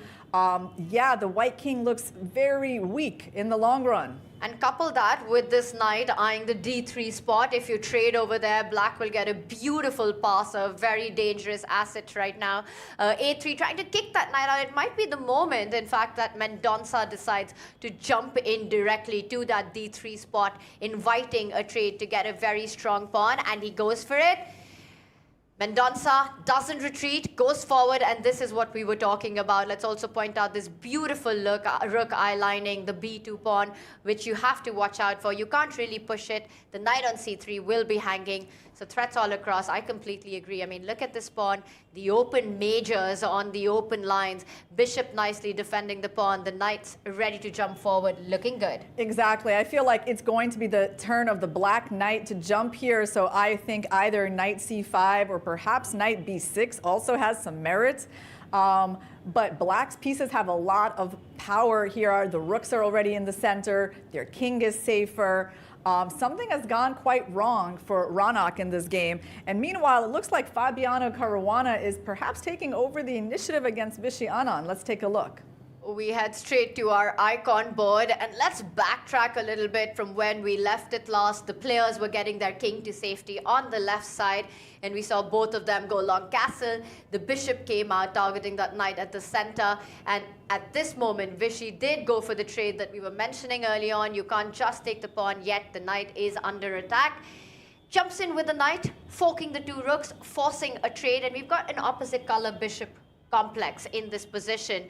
And in those setups, it's so much about king safety, about weakened squares. And right now, it looks like while Vishy is attacking a central pawn, Fabi has the advantage. How do you explain that? Is that because of the ideas of these pawns moving forward and eventually breaking through? Yeah, honestly, I don't think Vishy's in too much danger yet, despite the engine bar favoring black a little bit. Vishy's king is going to be safe when it goes to b1. Yeah, probably the engine is favoring black a bit because of those center pawns. He'll put the pawn on f5, so black is a little bit has a little bit more space there in the center. But I still feel like this position is within the safety margin for Vishy, so he shouldn't be feeling too uncomfortable yet. But I think it's relief for Fabi. There was a little bit of a turnaround. This is the kind of position where you start feeling as black safe as well. Opposite color bishop have great drawing tendencies. You pointed out the central pawns as well. The queen looking really active. Fabi got things under control out of the opening gambit. Yeah, definitely. The opening has worked out well for him. And I think maybe a long-term plan for him could be to move his queen over and actually start using his h-pawn to soften up the white kingside pawns and therefore strengthen his own chances to get the f and e pawns up the board. That might be the long-term plan here for him. Very nice. Well, first he just stops to defend the e4 pawn that was under attack. For Vishy, having the 4 versus 3 on the left side, we could potentially see trying to break at the right time. The one thing you have to be careful about is that if you push this d pawn incorrectly, black could actually push the c pawn forward, just killing the bishop as well. So need to time that very well. We'll see how this one progresses. Let's continue our trip around the world right now. Fabi versus Vishy in the balance overall? It's still balanced, but right now, Fabi has a bit of the initiative. All right, a slight edge given to Fabi in that one. Let's go on to our superstar men board. That's Vincent Keimer taking on Anish Giri. Last time we checked, Anish was doing well. Are we still on that point? Yeah, not much has changed. I think they've literally made just a couple of moves since we saw this game. Actually, Vincent Keimer That's what's changed. His clock situation. He's down to half the time that Anish has. That's quite worrisome. What move number are they on, Tanya? Move 20. So still 20 more moves to be played before that 2-second bonus time that the players will start getting. And I'm going to point out, you know, those 7 minutes that he has, are they going to be enough? Not a single piece minor has been traded off. All the minors are on the board, which means it's a very rich, complex position. One of them jumping to a nice little diagonal, lining up against the pawn. I think these are the kind of positions that a lot of critical decisions lie ahead. Yes. You need those extra minutes on the clock. Exactly. That's why I'm pretty worried for Vincent. I don't think it's okay to be down more than twice on the clock. Because the game hasn't even really begun yet, essentially, on this board. Like, they're still in the maneuvering stage, and when things do blow up, the time situation is going to matter. All right, so giving the clock edge to Anish, but positionally, Vincent doing well in this one. There's more space, pieces well placed. Let's move on to our next superstar board there. It's the World Cup winner taking on the candidates qualifier, the FIDE Circuit 2025 winner here, Pragnananda, playing against Javokir Sindarov. And I want to just point out, optically, it looks like Prag should be doing well, right? More active looking pieces here. Meanwhile, not a single piece or pawn from Javokir has crossed the 3rd rank. And yet we see our bar give a very healthy advantage to white. Is that because of the bishop pair that Sindarov has? That must be the only factor, because there's no other advantage that white has. It's definitely coming from that bishop pair. The only question is, what decision does white make here? Because I think black generally, at some points, maybe not quite yet, but he has an interest maybe in playing bishop f6 and trading more pieces. You can trade the knights here on d5 and change the pawn structure and then play d4. That's a bit of a tricky decision to make, because that will mean you're going to give up your dark squared bishop. That requires some calculation. I'm not sure that's really a human decision, so probably Java here is going to be looking in another direction. Very complex battle. This one is so much on the board, and the position is just developing here. It could become tactical very quickly if we see the trades that you're pointing out. If we see open lines, let's point out that this a3 pawn, watch out for it. Once the c5 pawn is out of the way with any kind of exchanges, the bishop might start eyeballing it. I would say, from a human perspective, this one's in the balance. For sure, anything can still happen. They only have a 3-minute time gap, but that does favor Pragnananda. So I think he's doing fine, even though the engine bar seems to like white a bit more. All right, let's move on to our women's superstar board as we continue our tour around the world here, across all 6 boards here. This one, a lot has happened, Irina. You know, the black rooks for Yufan are lined up on the A file already. We see doubled pawns here. It's still material balance. How do you evaluate this position? Which side are you picking in this one? Because I'm thoroughly confused. What is happening here? Yeah, I would definitely pick black, because I don't see almost any potential for the white bishop on f1. White has his backwards pawn on d3, and yes, black has a weak pawn on c5 as well, and they have the c4 outpost for the knight, which is why it's equal. But in terms of how things can progress from here, I still feel like still some edge for black. And there we see May Narva, one of our Global Chess League ambassadors, with one of the local fans. And it's awesome because we've got so many strong players, including Narva here, Daniel Dubov here, who play these simuls with the fans. You can get a chess game in. If you're in Mumbai, definitely drop into the Royal Opera House. You won't only see the very best chess players on the planet in action, but you'll also have a great party. It's a full celebration here right now. And there we see prizes being given out in our fan zone currently, certificates being handed out, action brewing on the board. So let's get back to that. Tanya, can I suggest a destination for our Around the World tour? I suggest the board between Ronak and Leon Luke, because the engine bar is favoring black so heavily. Is this game actually getting to its critical points? The knight is forking, the queen and the rook. So what is white going to do here? This is absolutely crazy. I'm going to quickly backtrack to the moment we left it last. We were screaming about this path that the knight eventually went on, going to b6, landing on that beautiful c4 post, coming in with a double attack on the queen and the rook. You can't fight both of them, so instead, Ronak holding on to dear life by pinning black's queen on this one. But look at that knight. Look at that pawn. It just feels like black can move out of the way. You unpin, you just slide over, and you're about to win material here. You're about to be up in exchange if you're Mendonça. Yeah, this game has gone terribly wrong for Ronak. He's on the verge of losing material, and he still has that weak king. So it's hard to see how Leon Luke can really go wrong in this position. He can choose pretty much any square for his queen to get out of that pin. He can also choose to protect his queen with a rook and still renew the threat of taking the white queen. So this is going to be a big win, because remember, Leon Luke is playing with the black pieces. That's 4 points he could get for his team for the Alpine SG Pipers. It will be super valuable. Ooh, so for Mendonça, for the Alpine SG Pipers, potentially a quick early win coming on this board. Let's take a look if their other star player can get it done. She was in travel, and I'm talking about Nino Batsiashvili here, playing against Stavrula. But it looks like Nino needs to find a way to actually get out of danger. That king still in the center. The white knight jumped to a very active square, in fact threatening a trade, getting rid of a defender. Watch out for attacks on the g7 pawn as well. And notice the biggest difference maker here has to be the safety between the two kings. Yeah, really unbalanced position. It's still hard for that black king to make it to safety, because if he castles into knight takes h6 check potentially. And after pawn takes, okay, it might be survivable for black because there's a discovery with knight c5, but that kind of stuff needs to be calculated. It certainly illustrates white's tactical chances in this position. Let's go back.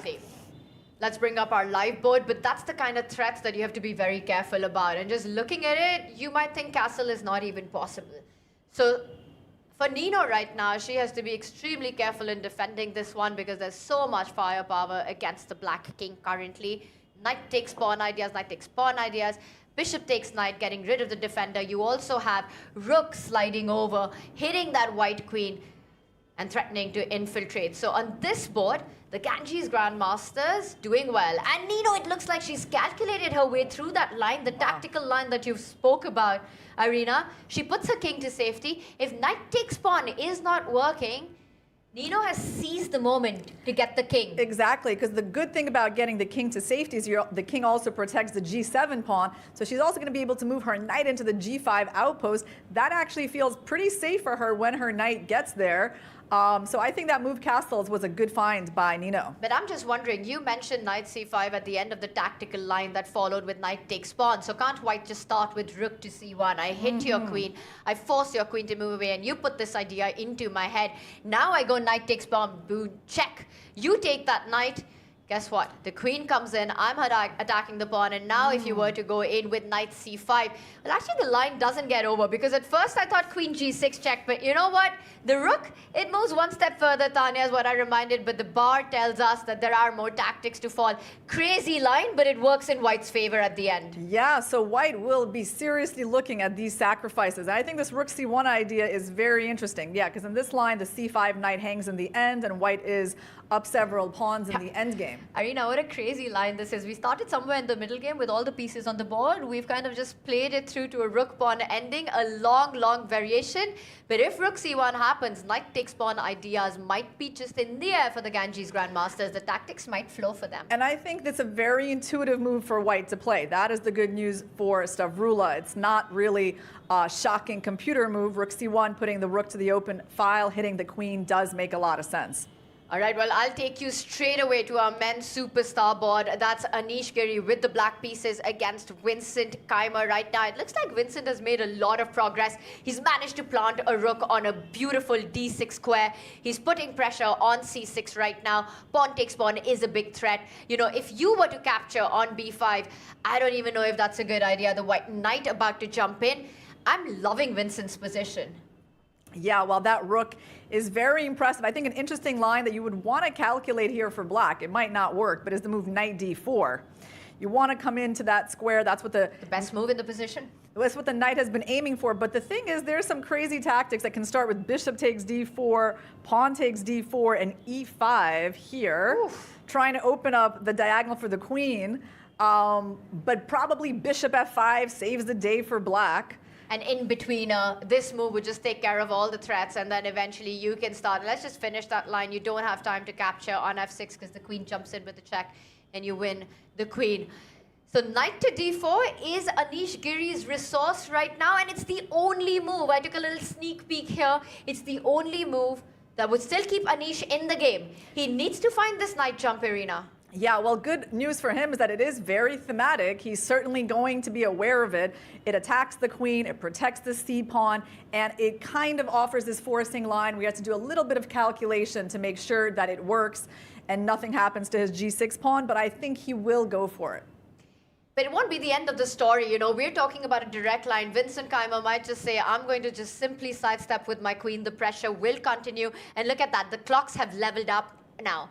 Anish Giri had twice the amount of time on the clock when we checked in last. Yes. And that story is gone. It's over, which just shows it's pressure on Anish.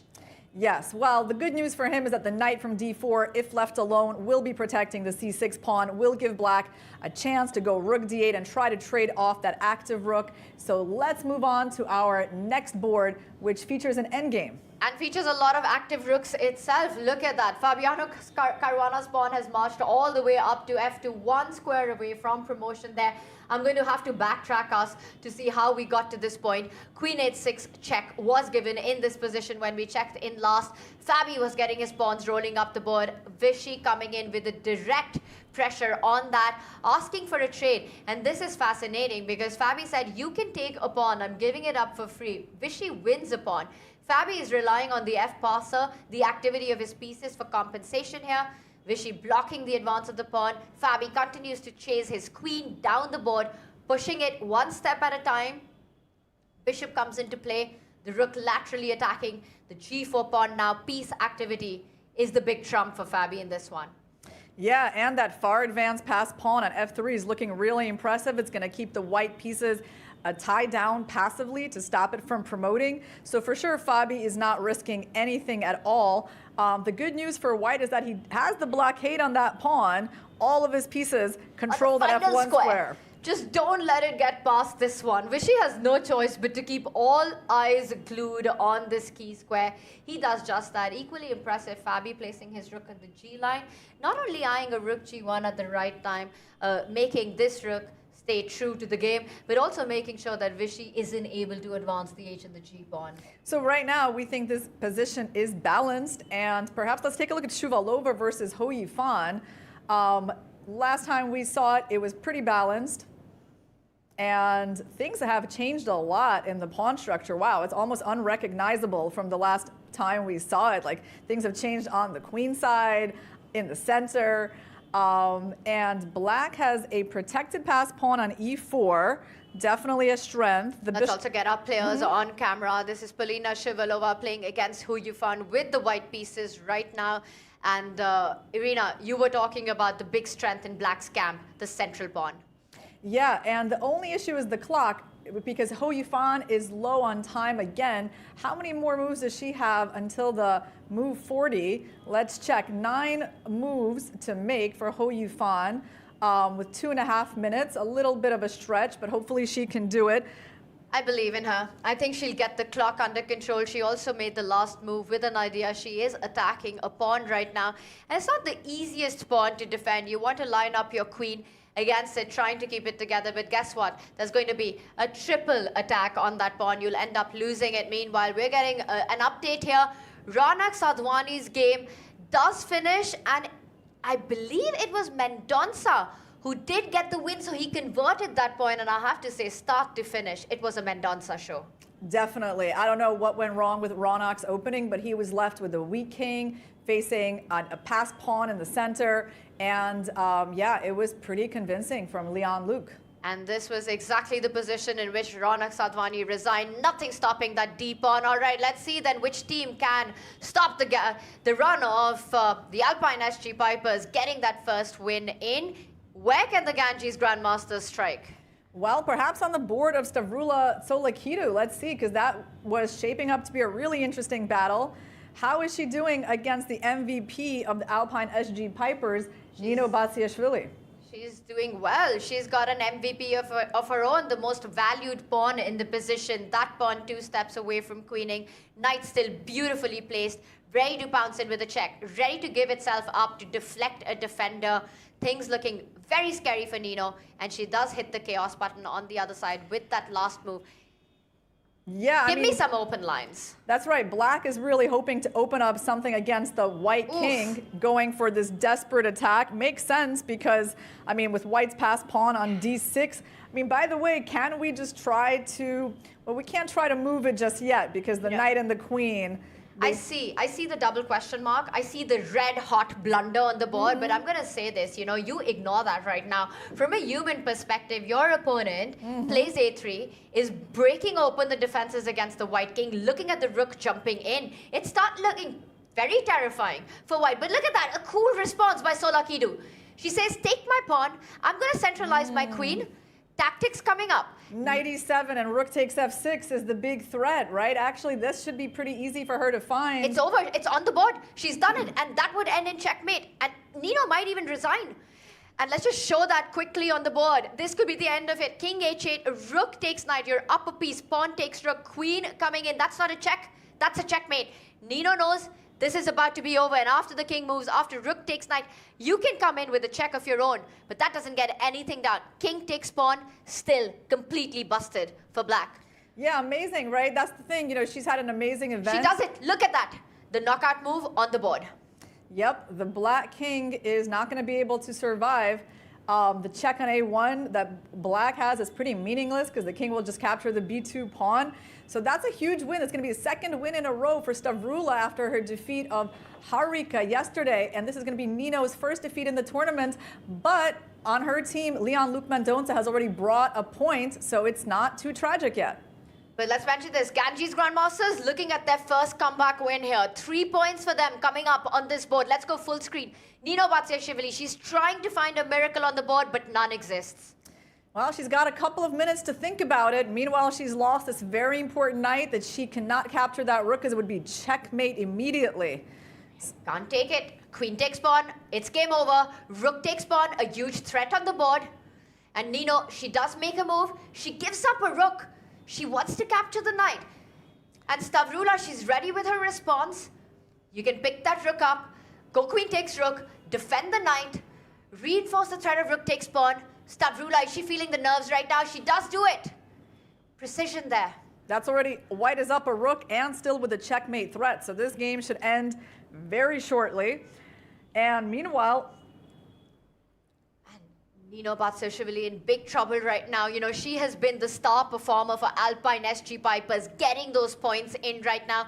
Irina, if they'll go down on this board, that's going to be big pressure on them. 3-4 will be the margin, closely contested battle. yeah, absolutely. Well, that's why you can't rely on just one player to win all their games. I mean, she has been flawless so far for the SG Alpine. It's a checkmate in 2. Rook takes pawn, queen takes pawn, that's over, and she does it, and that is it. Nino looks up, she lets the mate happen on the board, handshakes. Ganges Grandmasters strike back with a win of their own. Yeah, amazingly valuable win from Stavroula Tsolakidu. Hasn't had a great tournament so far, but now she's turning it around. And on our other boards, perhaps we should take a look at Shuvalova versus Ho Yifan. Is she going to win for the second time against Ho Yifan in this event? Ganges Grandmasters striking on both the women's superstar boards of theirs, and I like where your head's at right now. Look at the position. A beautiful B passer ready to move up the board. Complete control of the D file. The rook beautifully placed, attacking F5, attacking C5, tying down Black's queen to eternal defense right now.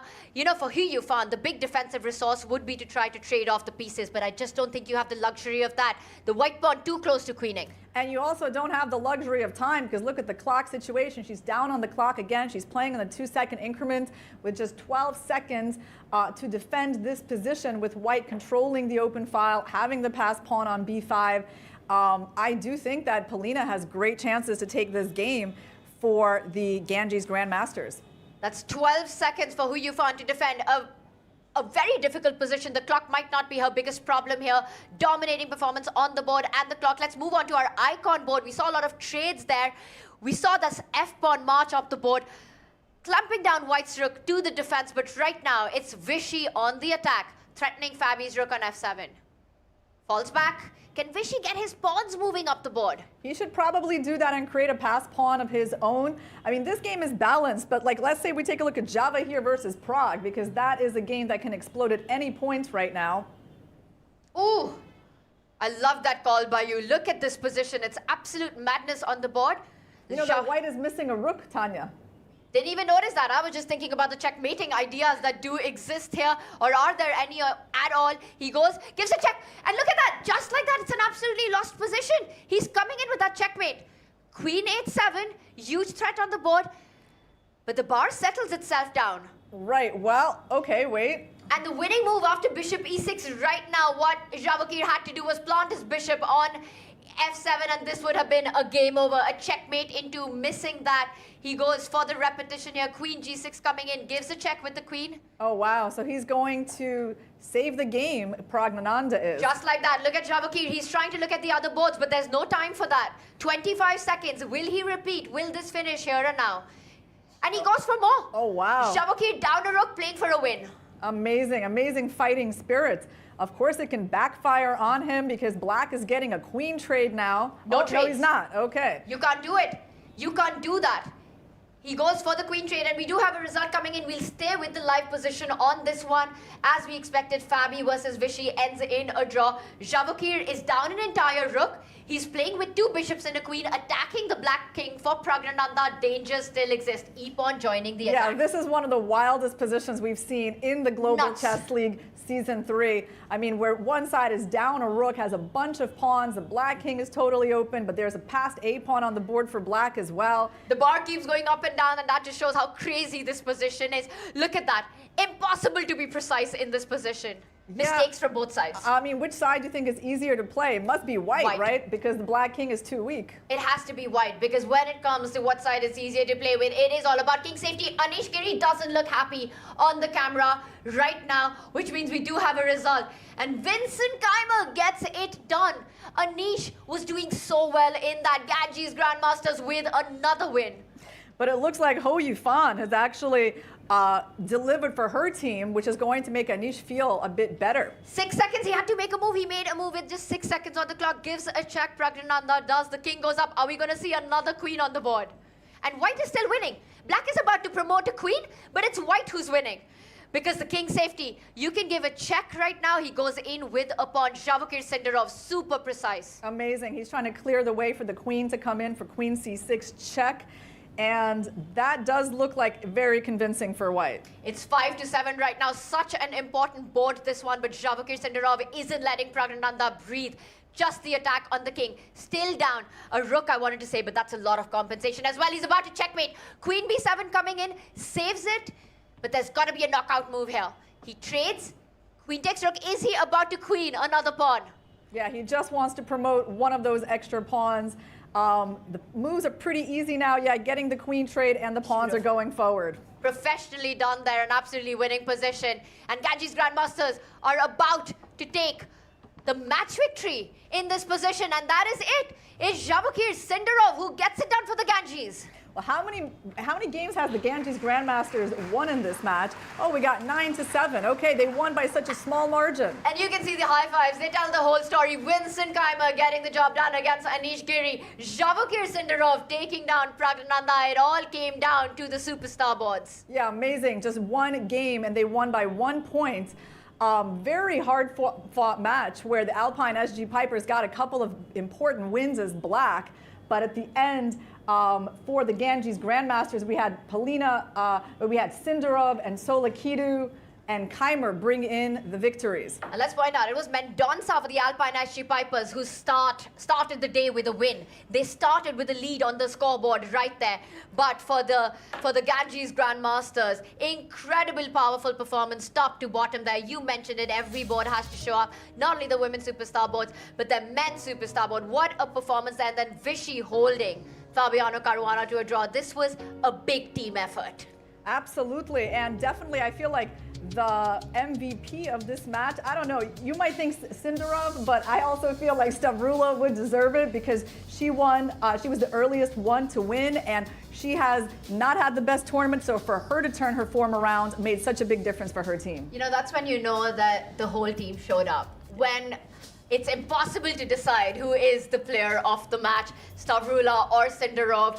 Just incredible performances there, top to bottom there. Vincent Keimer as well getting the win against Anish Giri. And you can see just how relieved the teams are, because for them, a very critical juncture in the tournament. It keeps their hopes alive of making it to the top two. They're lined up and they're all smiles. Yeah, and by the way, this is Vincent's first victory in the event, coming at a very so the good result time of this and with match, this win. By a score of 10 points to 9. The winners today are Ganges Grandmasters.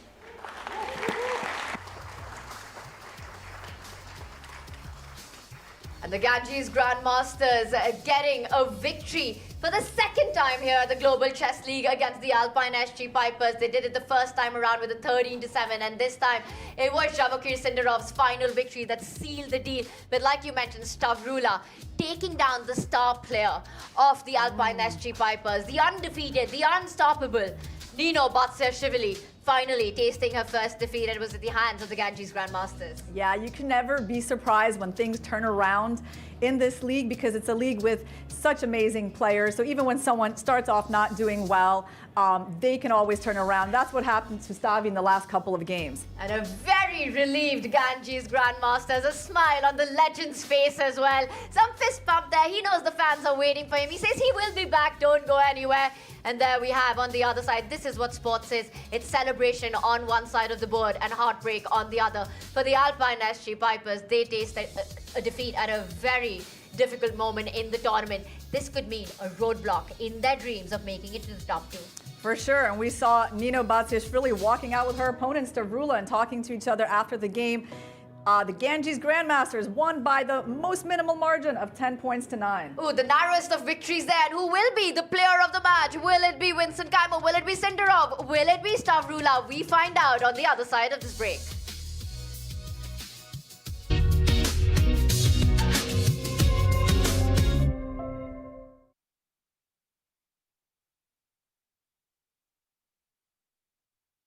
Bharat का अपना solar, Navita solar, India's finest module manufacturer. We bring the power behind every winning move. Sir, आपका goalkeeper से लेकर the ball तक के पीछे का secret क्या है? सीक्रेट नहीं, ताकत। मैं स्टेडियम को मजबूती से खड़ा करने वाली स्टील से इंस्पिरेशन लेता। APL अपोलो स्टील पाइप्स, देश की बढ़ती ताकत। Proud sponsors of alpine SG pipers. Bharat का अपना solar, Navita solar, India's finest module manufacturer. We bring the power behind every winning move.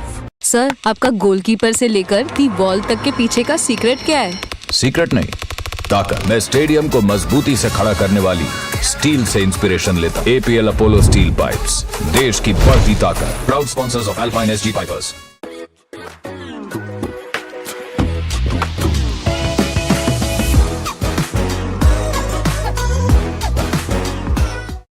जब घर में कोई किलकारी गूंजे, ये लोरी की धुन में गाती है। जीवन की आपाधापी में मन को सुकून पहुंचाती है। कोई अपना कहीं खो जाए अगर सीने से लगाई लेती है, कला अपने भीतर ही रहती है। कला अपने भीतर ही रहती है, कला अपने भीतर ही रहती है।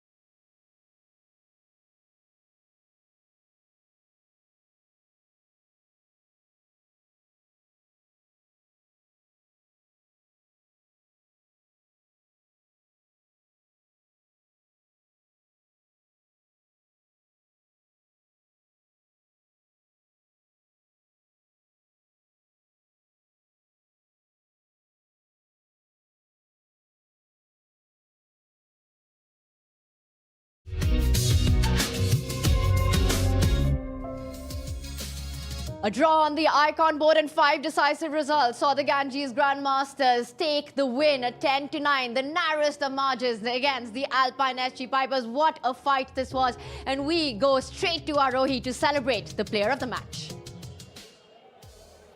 You cannot keep the Ganges down for so long because they know how to flow back to victory. Hello and welcome to the post-match presentation ceremony of match number 21, played between the Navita Solar Ganges Grandmasters and Alpine SG Pipers here in Mumbai. To present the award, joining us this evening is Mr. Raman Jha, CIO, Grasim Industries, VFY, and the Player of the Match award goes to Stavrola Solakidu from Navita Solar Ganges Grandmasters.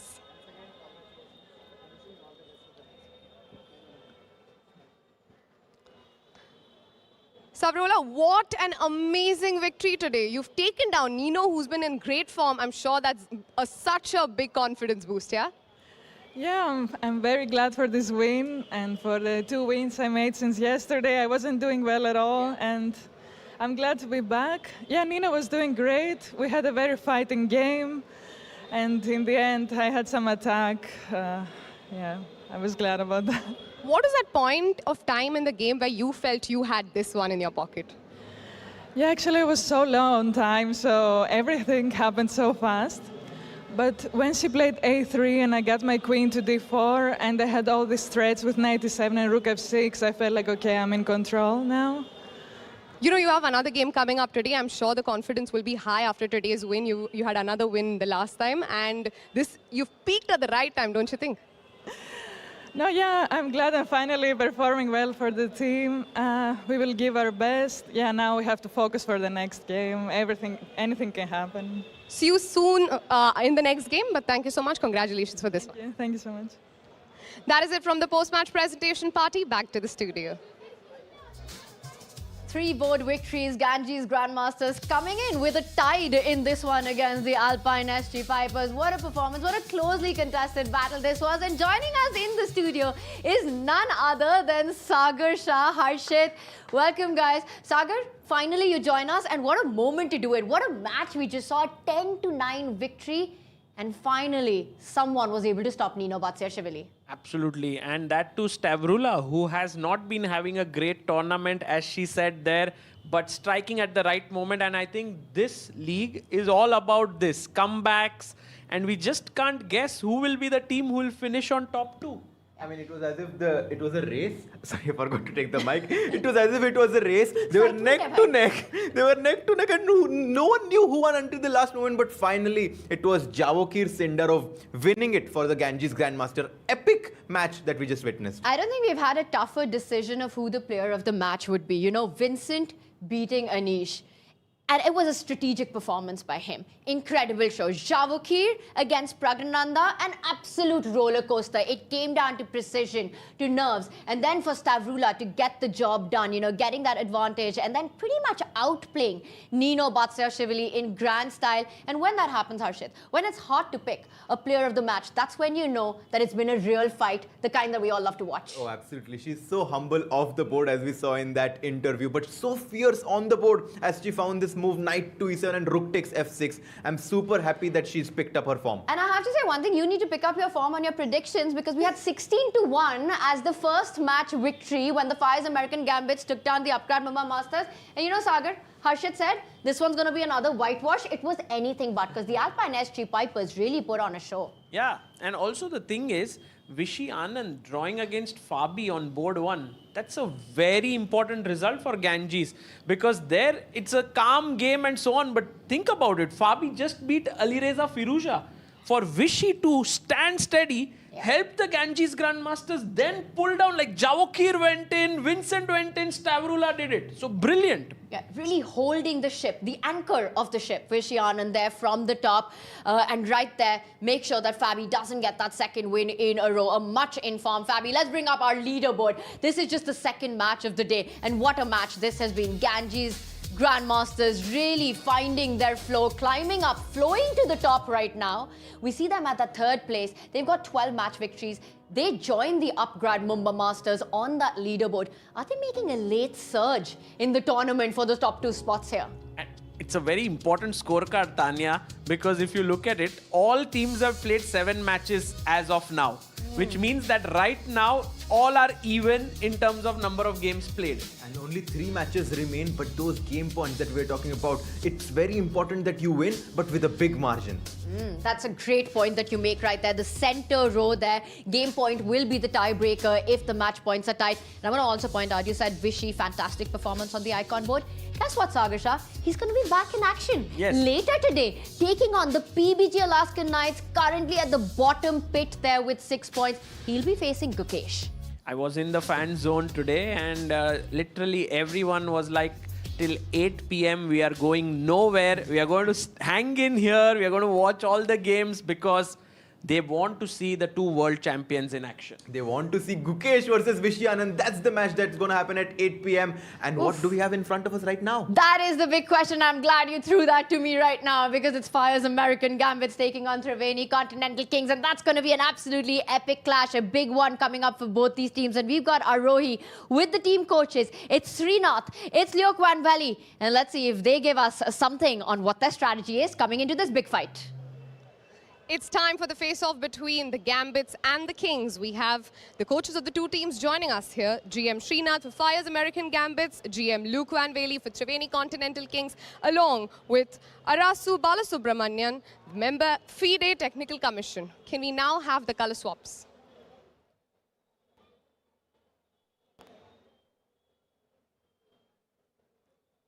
Srinath, playing white seems to suit your team. Definitely. I think playing white in general is always an advantage, and the fact that we can prepare for these games because we know the color for sure, I think just adds to the advantage.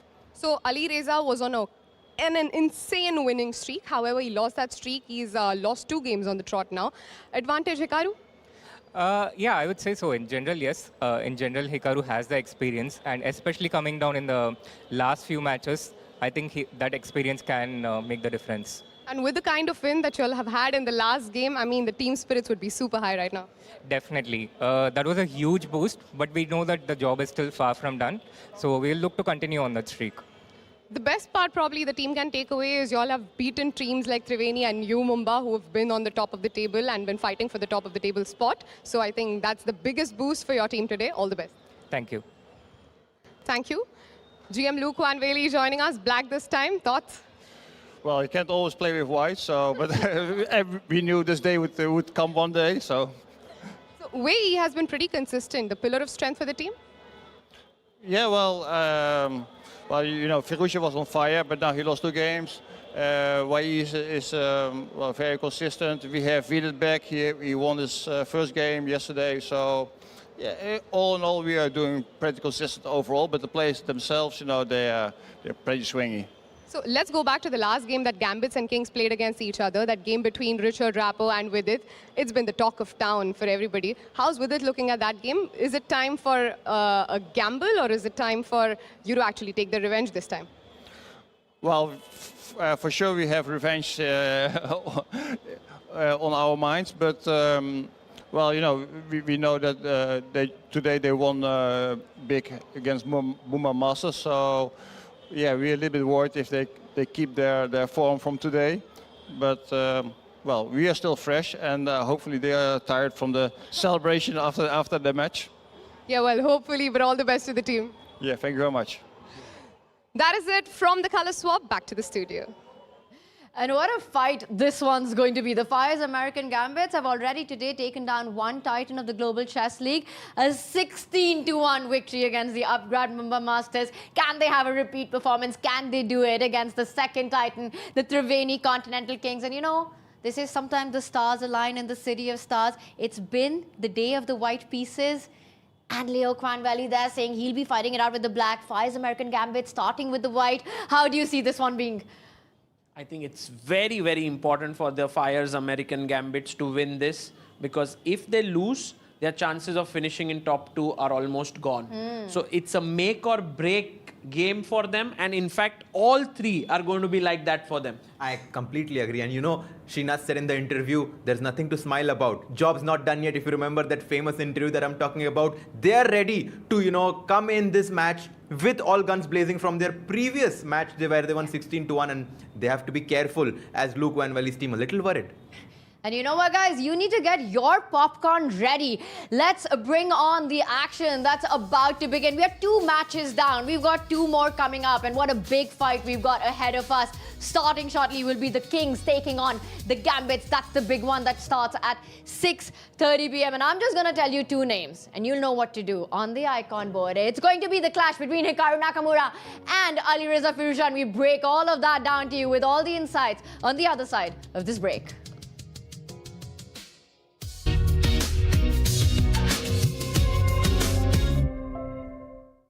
While they make game-winning moves, you make career-winning moves with Upgrad.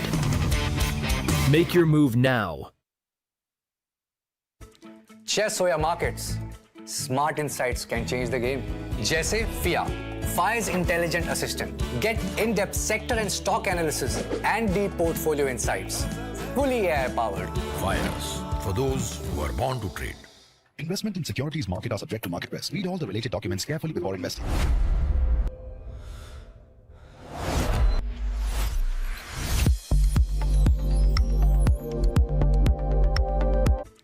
Chess or markets, smart insights can change the game. जैसे FIA, Fyers Intelligent Assistant. Get in-depth sector and stock analysis and deep portfolio insights. Fully AI-powered. Fyers, for those who are born to trade. Investment in securities market are subject to market risk. Read all the related documents carefully before investing. Bharat का अपना solar, Navitas Solar, India's finest module manufacturer. We bring the power behind every winning move.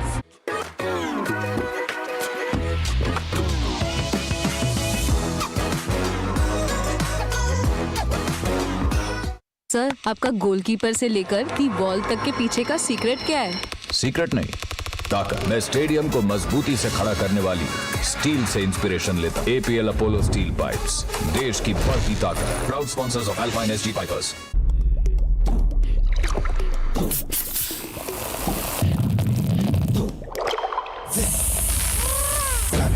Grab it, fizz it, grab it, grab it, boy, fizz it, grab it, grab it, fizz it, grab it, fizz it, Gamma!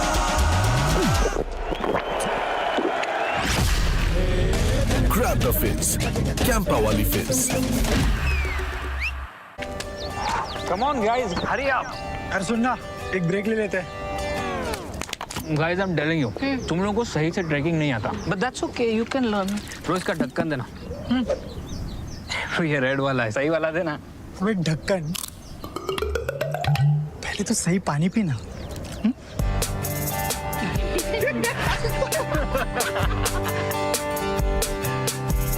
Manikchand Oxyrich, proudly Indian.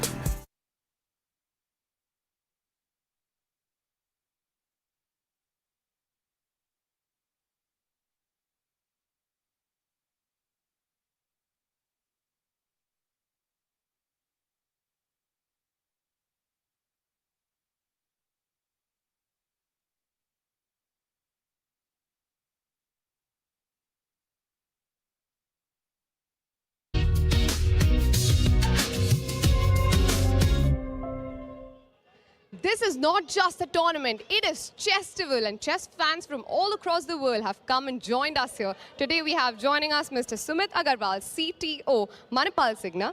Firstly, welcome to this Chestival. It is a festival of chess, and you have come here, you've experienced the day in the auditorium, in the fan zone. How do you feel about it? Oh, it's definitely one of the biggest festivals, it looks like, and it's glad to see this happening in India at this particular level of a global chess event where we can see almost all our best players coming around here and playing live in front of us. The experience is tremendous, awesome, and I would like to thank the whole organization committee here who has made this possible in India. Thank you. You did experience the auditorium, you did experience a fan zone, but probably your best experience today was the first move for your chess icon, that's Vishy Anand. How did that feel? Oh, I don't have words for this. So it's a grand experience. He's my favorite player, and yes, he has earned tremendous kind of wins in his career. Doing a first move actually makes it a big thing for me. It's one of the best days for me. Thank you so much for joining us. Hope that you stay with us throughout and you experience more of this before you go back home. Thank you so much. Back to the studio. We're coming back with an exciting game. What do you all think? Tanya? Arohi, can't wait to get the action started here. What a firefight it will be when the Gambits take on the Kings. They were the only team to take down the Triveni Continental Kings in the first half of the Global Chess League. When the Kings looked almost unstoppable, it was the Gambits who got the job done 10-8 against them. But we'll talk about that. I want to talk about the interview we just had with Arohi right now. I mean, it was fantastic. The best day I've had. Vishy being the favorite player here. You know, Sagar, you've spent a lot of time there in the fan zone. And I want to ask you, we keep hearing the cheering. We keep hearing the fans going crazy. Who is the player who gets the most loud cheers when he walks past here? I think right now, whenever it's Hikaru, whenever it's Vishy Anand, whenever it's Gukesh, all these players get a lot of cheering. But the thing is, the people here are so chess literate that even when it is the other boards, or let's say the Prodigy board, they are like so excited even to meet them, just get a time with them. Like Leon yesterday went into the fan zone, people went crazy. So it's like the love for chess is immense. I love that. And Mr. Sumit Agarwal, as he said, having the best time here. It's just so much fun, and that's exactly how we feel. We got a big clash coming up. Before we set the board for that, let's show you where we are in the Tech Mahindra Global Chess League as we bring on our leaderboard. You know, once again, Harshit, finish line inside. It's all about finishing on that top two spots. We've seen these two teams, the Triveni Continental Kings and the Upgrad Mumba Masters, pretty much be there. But the last 2 days have shown us that there are chinks in their armors. It's possible to take them down. What kind of shake-ups are you expecting over the next 2 matches coming up? Oh, I'm definitely not expecting Triveni Continental Kings to relax here, even though they are 15 match points ahead of everyone, ahead of the rest of the field. They need to be careful, because if Fyers American Gambits defeat them the way they defeated the last opponents, Upgrad Mumba Masters, it's possible that the Fyers American Gambits are in the race. I mean, it's absolutely insane that Fyers American Gambits is the only team that's taken down both those top teams. Ooh la la. And they did that just today morning with a 16-1 victory. Let's show that to you. Let's show the matches that have been played and remind you of the absolutely crazy score lines that we saw in that.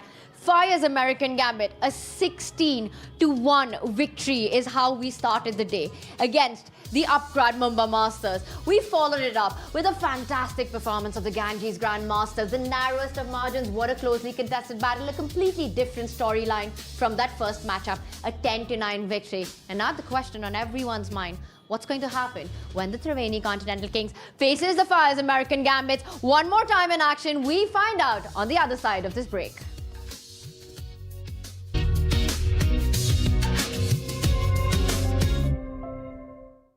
While they make game-winning moves, you make career-winning moves with Upgrad.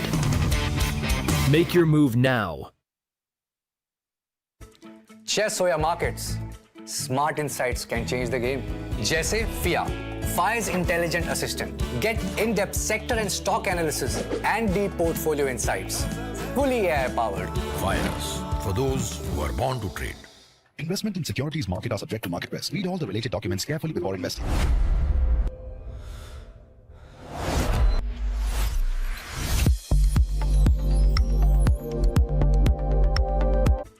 Chess or markets, smart insights can change the game. जैसे FIA, Fyers Intelligent Assistant. Get in-depth sector and stock analysis and deep portfolio insights. Fully AI-powered. Fyers, for those who are born to trade. Investment in securities market are subject to market risk. Read all the related documents carefully before investing. Bharat का अपना solar, Navitas Solar, India's finest module manufacturer. We bring the power behind every winning move.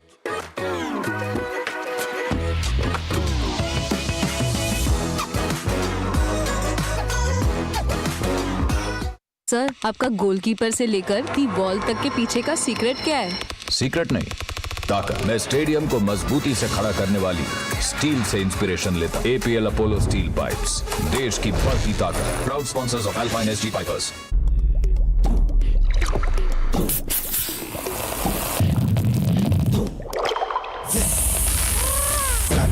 Grab it, fizz it, grab it, grab it, boy, fizz it, grab it, grab it, fizz it, grab it, fizz it, Gamma!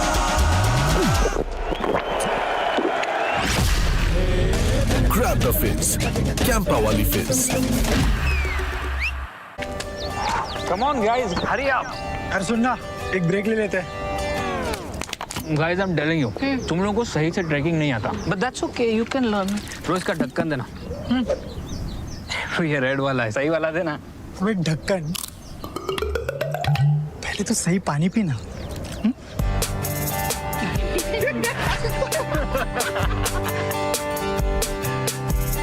Manikchand Oxyrich, proudly Indian.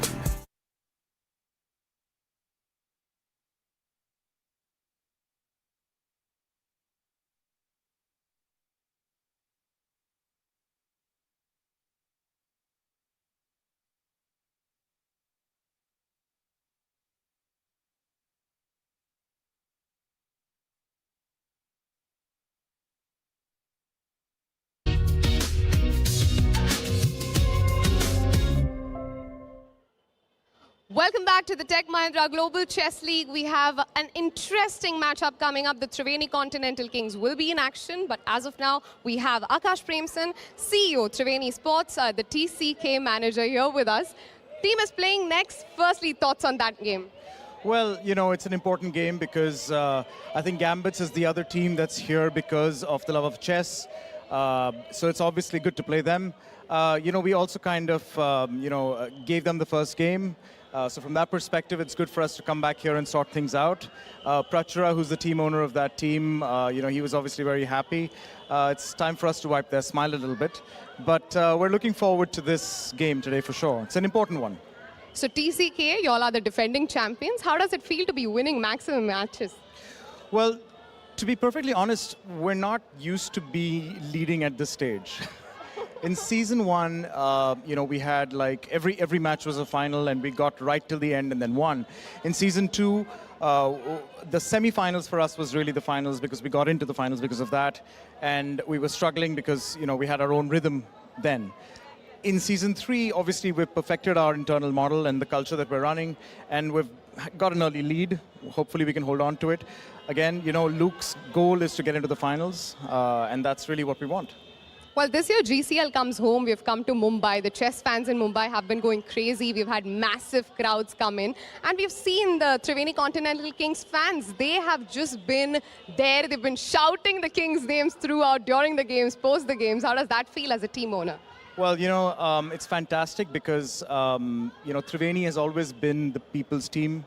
We've always been the underdogs, and to see us, strive has been great for the fans. And perfectly honest, we really want to, we're in it for the chess, for good games and for great chess.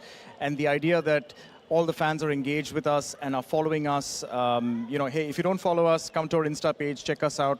We're giving away a lot of T-shirts and jerseys and stuff. But it's fantastic because you really have a lot of people that are focusing on us, and it's humbling in many ways.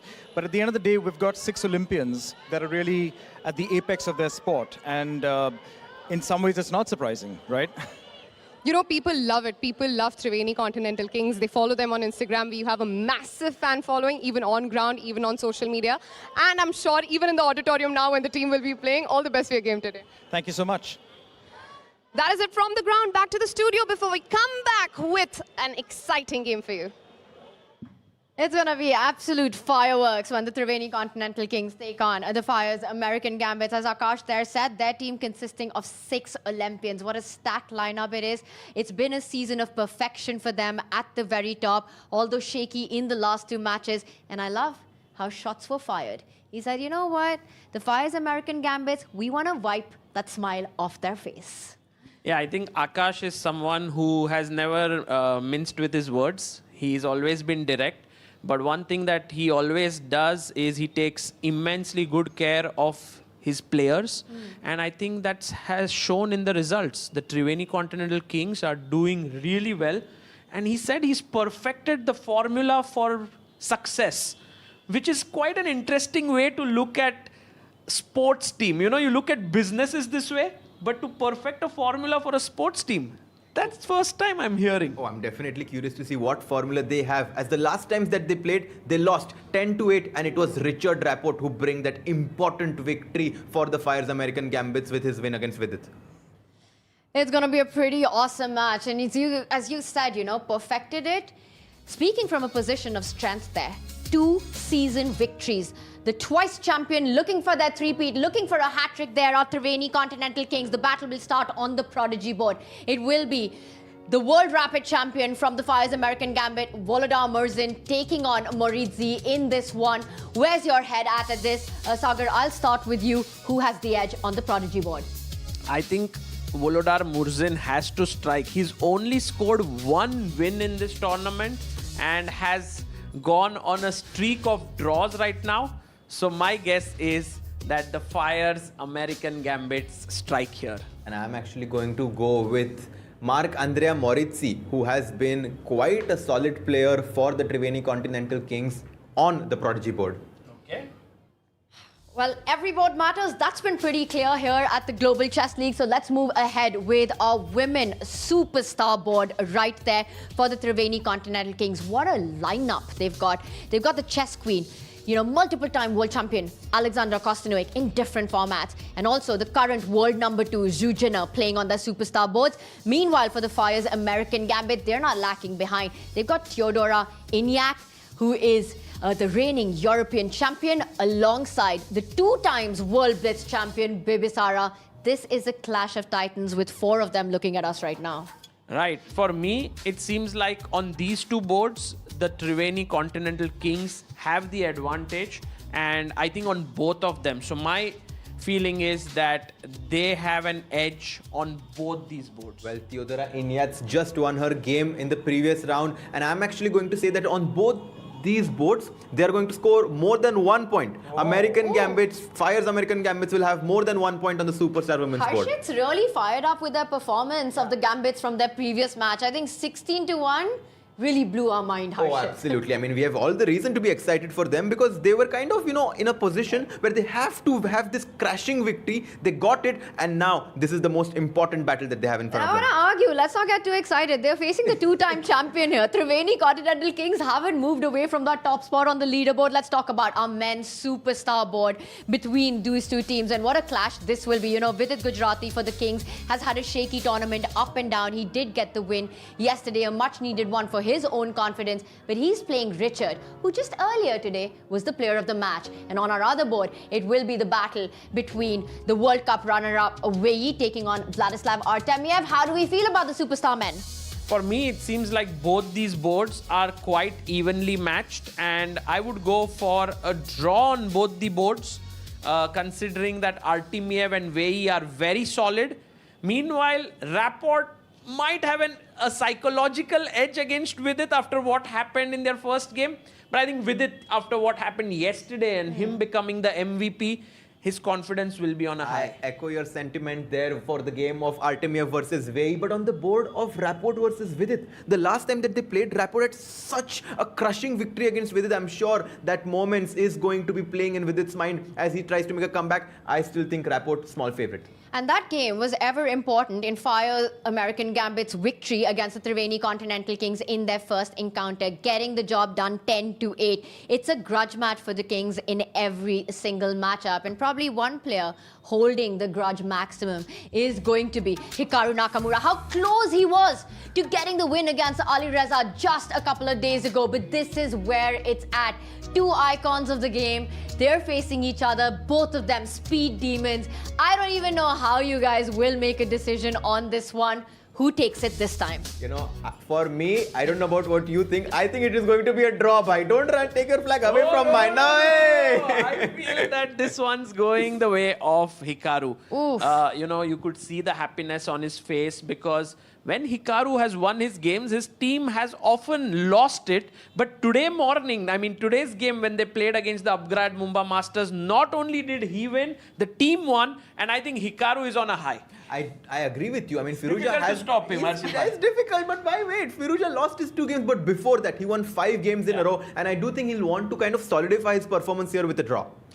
And I want to talk a little bit about that because Firouzja looked absolutely unstoppable. He was on fire. He was inevitable no matter who he plays. And look at that. He is the first player to lead the charge. Vehi with a smile as well. Vidit in good spirits right there. Zhu, Jinnah, Alexander Kostinuik, Maridzi. This is the squad alongside Leok Van Valley for the Triveni Continental Kings. Holding all the flags, jogging, running. He wants to get there really quick into the arena to get the fight started. Cannot wait is what the Triveni Continental Kings are saying. But Hikaru Nakamura, you got to hold on. That smile will still be on our faces is what they've got to have on their minds.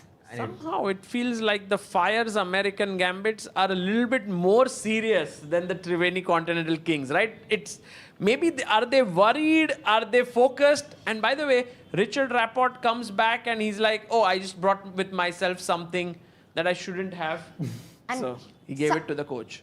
Sagar, I think you make a really good point because it's also where the teams are at this position. Triveni Continental Kings have a little bit of a buffer. They're at the top of the leaderboard. A slip will still keep them in contention. But it's a completely different storyline for the Gambits. And that's why I think they were in this formation. Even when they were entering the arena, you could see Hikaru Nakamura getting inside with Larissa Martinoff. Maybe they were discussing some strategy because it's going to be very important for those 2 boats to do well, to kind of lead the ship from the front and make sure that they get an early lead on those 2 boats. Who will set the tone? Who will take the wins? And that brings me to my final question before we get the moves on the board. And you know what that is. Sagar, Harshit, it's the clash between Hikaru Nakamura's Fyers American Gambits and Alireza Firouzja's Triveni Continental Kings. Your hands are shaking, about to win a flag. Tell me, which pick are you getting? It's the Fyers American Gambits for Sagar Shah. It's a toss-up for me, and let's see which one comes up. Oh, it's the Triveni Continental Kings. I think they are going to win this one. And we have told you what we are expecting. We've told you all the storylines. We've gotten you all pumped up. Get the popcorn ready. Fasten your seatbelts because it's Hikaru versus Alireza. When we return, it's the Kings versus the Gambits in just a few. Don't go anywhere.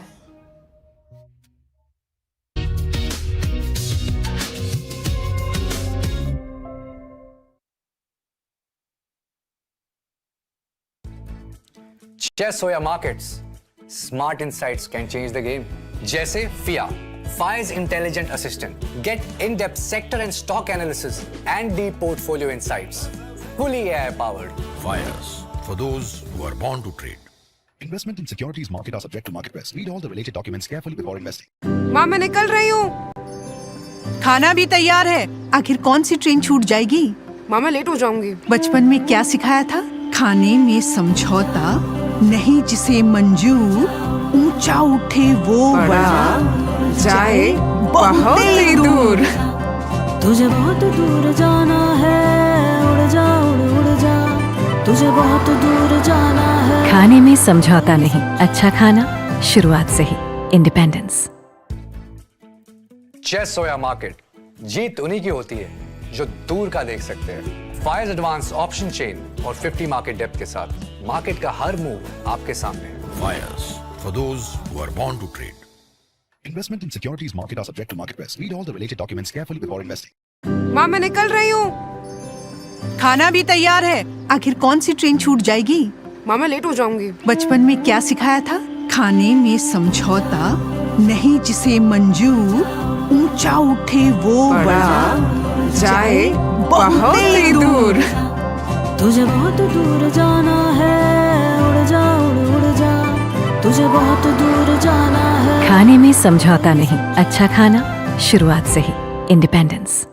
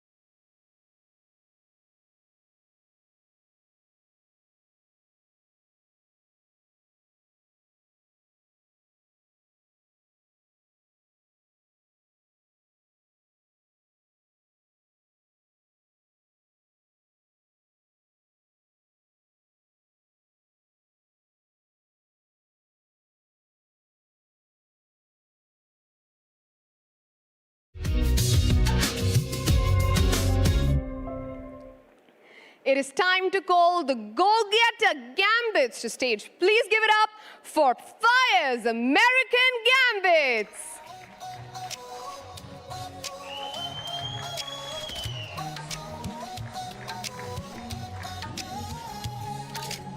Spotlights burning through the night, legends stepping into the light. Please put your hands together for world number 2, Hikaru Nakamura, Vladislav Artemiev, Richard Rappo, 2 times Women's World Blitz Champion, Bibisara Asalbayeva, Teodora Inyats, reigning World Rapid Champion, Volodar Murzin, and their coach, GM Srinath. And now stand up for the royalty. They'll be taking the stage. Give it up for Triveni Continental Kings.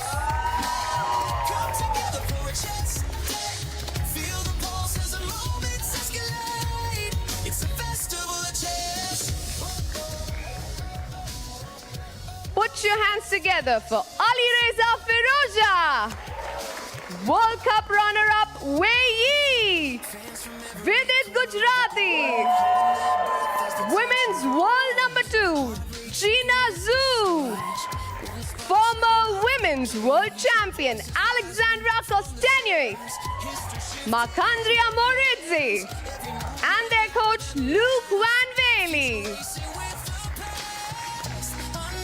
All the best to all the players. You may now take your boards. And now for the first move, calling upon Mr. S. Gauri Shankar Rao, GM, Bank of India, along with Mr. Amitabh Sinha, Director, Sales and Marketing, Trident and Oberoi Hotels. Accompanying them is Mr. Bharat Singh Chauhan, the Tournament Director. And we are ready for a big clash here between the Fyers American Gambits and Triveni Continental Kings. As the guest of honor who's going to make his first move on the board, joining me here is the one and only Tanya Sachdev. Hello, Tanya. What's up, Sagar bhai? बहुत मजा आने वाला है. Hikaru versus Alireza on the icon board. I mean, we've seen such epic matches between these two players when it comes to speed chess, and another chapter in that book will be written right now in front of us. Right, an absolutely critical game for the Fyers American Gambits to be in the tournament as Hikaru gets up. We have action on the women's superstar board. Bibisara opens with 1 e4 against Zhu Jinner, and Teodora Inyat goes knight f3, Tanya. Inyat is the reigning European Women Champion. She's playing against a former world champion. It's going to be a big battle in that one. And we see our other women's superstar board also kick off a different opening in that one. It's the King's Pawn opening and an Italian as we see the bishops come out. Right, we have the Italian on the board, and this one is going to be a very positional battle with d3 being played here. Bibisara ready for a long fight here, Tanya. Let's go to Teodora Inyat versus Alexandra Kostenyi. And this one does seem like a very interesting choice by Teodora. She's not really committing any of her central pawns. It's the Reti setup with white. You bring the knight out, you Fianchetto your bishop. We've seen this play. It's such an old opening, and that did not happen. That was not a mouse slip. That was a computer slip. It was the king put to safety on the right side there. We see a castle. And for Kostenyi, she wants to gain control of the center. Inyat, at some point, has to strike. You can't give a free hand. She does it. c4 takes the pawn, and this is very interesting. And Tanya, on the men's superstar board, we have Vladislav Artemiev and Wei. Let's go to board number 2 as the arbiter will arrive any moment. You can see how focused they are. And we also have Richard Rapport versus Vidit Gujarati. Will there be another brilliancy on this board, Tanya? That is the big question. I think the game of the tournament so far happened between these two players when they last met right here in Mumbai with Richard Rapport, allowing Vidit to queen, giving up his rook as this one gets underway as well between Artemiev and Wei, but Vidit getting checkmated, losing that game. Will we see a similar attacking firepower? Will Vidit strike back? Well, it will be very interesting to see what Rapport's first move is. He opens with pawn to e4, knight f... Do you think, Sagar, when you've played against Richard and you've lost in that manner, you're more fired up? Bhai, not the second time. Vidit wants to strike back. I think Vidit has chosen a very interesting line against Rapport. They are going for this very solid system, guys. The Berlin, Tanya, with this rook coming over and winning this pawn, this is supposed to be very even. And I think that game just has so many reflections and impact in your mind that Vidit decided with the black pieces, he will just keep things under control. Part of the match strategy when Vidit has employed the Berlin for the Triveni Continental Kings, to me is, don't let Richard Rapport get his kind of positions. Yes. Just hold him off. I think Vidit, if he gets a draw here, it would already be a very good result. But here you can see that Rapport's hasn't taken the pawn here, Tanya, which means that he's tempting Vidit to actually push his pawn and defend it here, and then he will break open. So Vidit has a choice whether to keep it or not keep it. If Richard was to take that pawn, essentially that almost always ends in a draw as our prodigy board also kicks off, which means there's only one board remaining for action, and that's the one right in front of us. Hikaru Nakamura, Alireza Firouzja, it's go time. It's go time, and Hikaru plays e4 and Alireza is like, Hikaru, let's have a full-fledged fight. I am ready for the Sicilian Najdorf now. Ooh, f3, Tanya. Hikaru Nakamura this morning has taken down one Frenchman. He did win against Maxime Vachier-Lagrave. Can he beat his teammate Alireza Firouzja with the white pieces? It's also a grudge match. Alireza, with a turnaround victory from their first encounter, did beat Hikaru. Eventually, it was the Fyers American Gambits taking down the Triveni Continental Kings. What a fight this one's going to be. Sicilian, it means it's already fun. Right. And Tanya, you know, the main move here is to bring your knight out on c3. And because Hikaru plays f3, Alireza is suddenly starting to think, because now if you play your Najdorf, suddenly Hikaru can push his pawn forward because the knight is no longer blocking it. So that's a very cool idea. And you also stop the idea of b5 very importantly, which is how Alireza wants to get his bishop out. The Maroczy setup, aiming for that, is Hikaru Nakamura. Often becomes a more strategic fight, and perhaps that's where he feels he wants to edge out Firouzja, not giving him those crazy, chaotic positions. And Firouzja is like, should I go for the main line with e5? Hikaru would have prepared it so deeply, like he always does. Remember that game with Caruana where Hikaru was prepped 30 moves into the line. And someone needs to tell Hikaru to just turn around a little bit. The board isn't that side. And look at that. He is keeping an eye on the other boards. Hikaru almost saying, you know what? I know I've surprised you in the opening. I know you're going to be thinking for a little bit here. I'm going to just chill and relax. Hikaru saying to Firouzja, I don't need to see the board. You know, I can play blindfolded.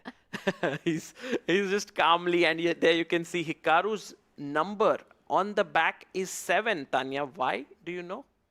Thala for a reason. Array! E6 played here by Firouzja as Hikaru now plays his pawn to c4. It's happening. We have this Maroczy bind setup. Sagar, I want to go back to your question. I don't think when Prachara asked Hikaru what number he wanted at the back of his t-shirt, Hikaru went Thala for a reason. I personally think that could very well be the reason. I guess Hikaru just said, choose whatever you want, and perhaps it was... Something to do with Cristiano Ronaldo? Is it also 7? I think so. Wow. Chat can confirm. I'm pretty sure it is number 7 there as well. Well, so far for Hikaru Nakamura, and I think we are being told. So lots of greats of the sport. You know, 7, lucky number 7. Yeah. So that means this game is going to be very, very exciting, Tanya. Not only because of the numbers behind the jersey, but also because of the position that we have on the board. It is a fighting position with Alireza having less space, Hikaru having more space, and a lot of pieces on the board. It's action all around, but still to blow up. Still a pretty close fight right now. Sagar, let's move on. You know, one of the biggest storylines here at the Global Chess League has been, while the icon match, it's all eyes on that. It is the marquee matchup, but every board matters, every point matters, and at this stage, a single slip could decide. We saw a 10-9 victory in the previous match by the Ganges Grandmasters, just how narrow the margins can be. Let's do a trip around the world. Let's start with our superstar men board, Vladislav Artemiev going up against Vishy right now. And we have this position on the board. It started off with an English opening and very soon converted into a Queen's Gambit, declined with double fianchetto for white, both bishops on this long diagonal. And then you had b6 castles, the bishop came out, and eventually we've reached a position that looks very even. Black has broken the center. And usually very often in these kind of setups, we see the full center liquidated. Goes quite into the balance. And Sagar, I think both players have reasons to be happy about the opening outcome, but especially Vishy with the black pieces not really challenged so far. Let's move on to our next icon board. It's a clash between Richard Rappo and Vidit Gujarati. And we've been talking about Vidit's opening approach with the Berlin. We see the queens are still on the board, so no endgames, no Berlin endgame there. And it's interesting because for Richard, I think he wants to go f4, f5. He wants to get a pawn storm on the right flank, while Vidit with the majority on the other side.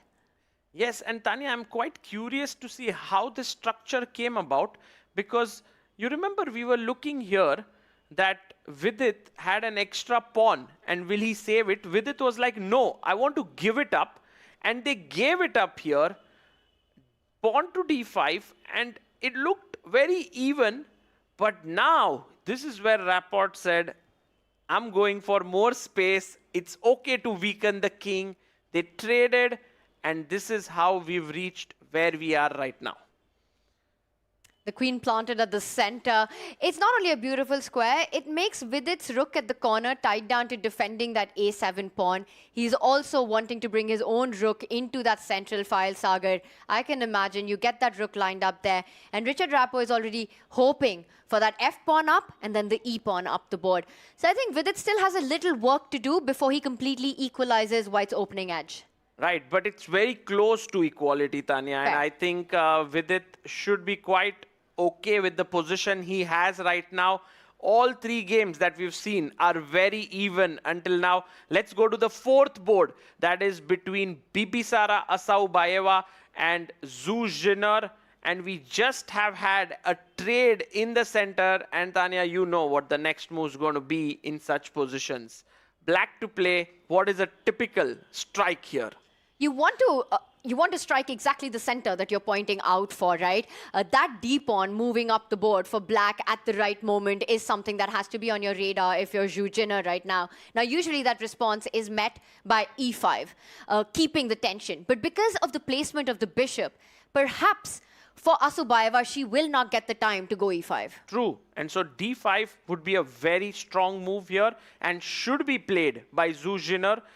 It's a bit surprising that she's taking her time. Oh, she didn't do it. Wow. And maybe, Sagar, that was the right move because her response gets a response from the bar that suddenly momentum is shifting towards white here. No, absolutely. Striking here, there was something that she didn't like. Maybe it was not taking, but pawn push, Tanya, and takes and take here, and suddenly the king is a bit weak. And this is the line that you'd have to calculate and evaluate. And Bibisara did not want, Zhu Jinner even did not want to go in for that. She instead brings her knight out. Now she wants to go d5 if given the opportunity, Sagar. But it seems like now there are many options. I can play my bishop here, pin your pawn. I can push my pawn in the center. So a lot of possibilities. And this looks slightly better for the Fyers American Gambits. Agreed. Better bishops, better rockets on the board, and you've got advanced pawns getting more space. All right, so a slight edge out of the opening here. Let's go to the next one. The Gambits, let's do it. Theodora Inyak taking on Alexandra Kostenyuk. And this one is also very spicy, guys. Look at this. The queen is stopping the black king from castling.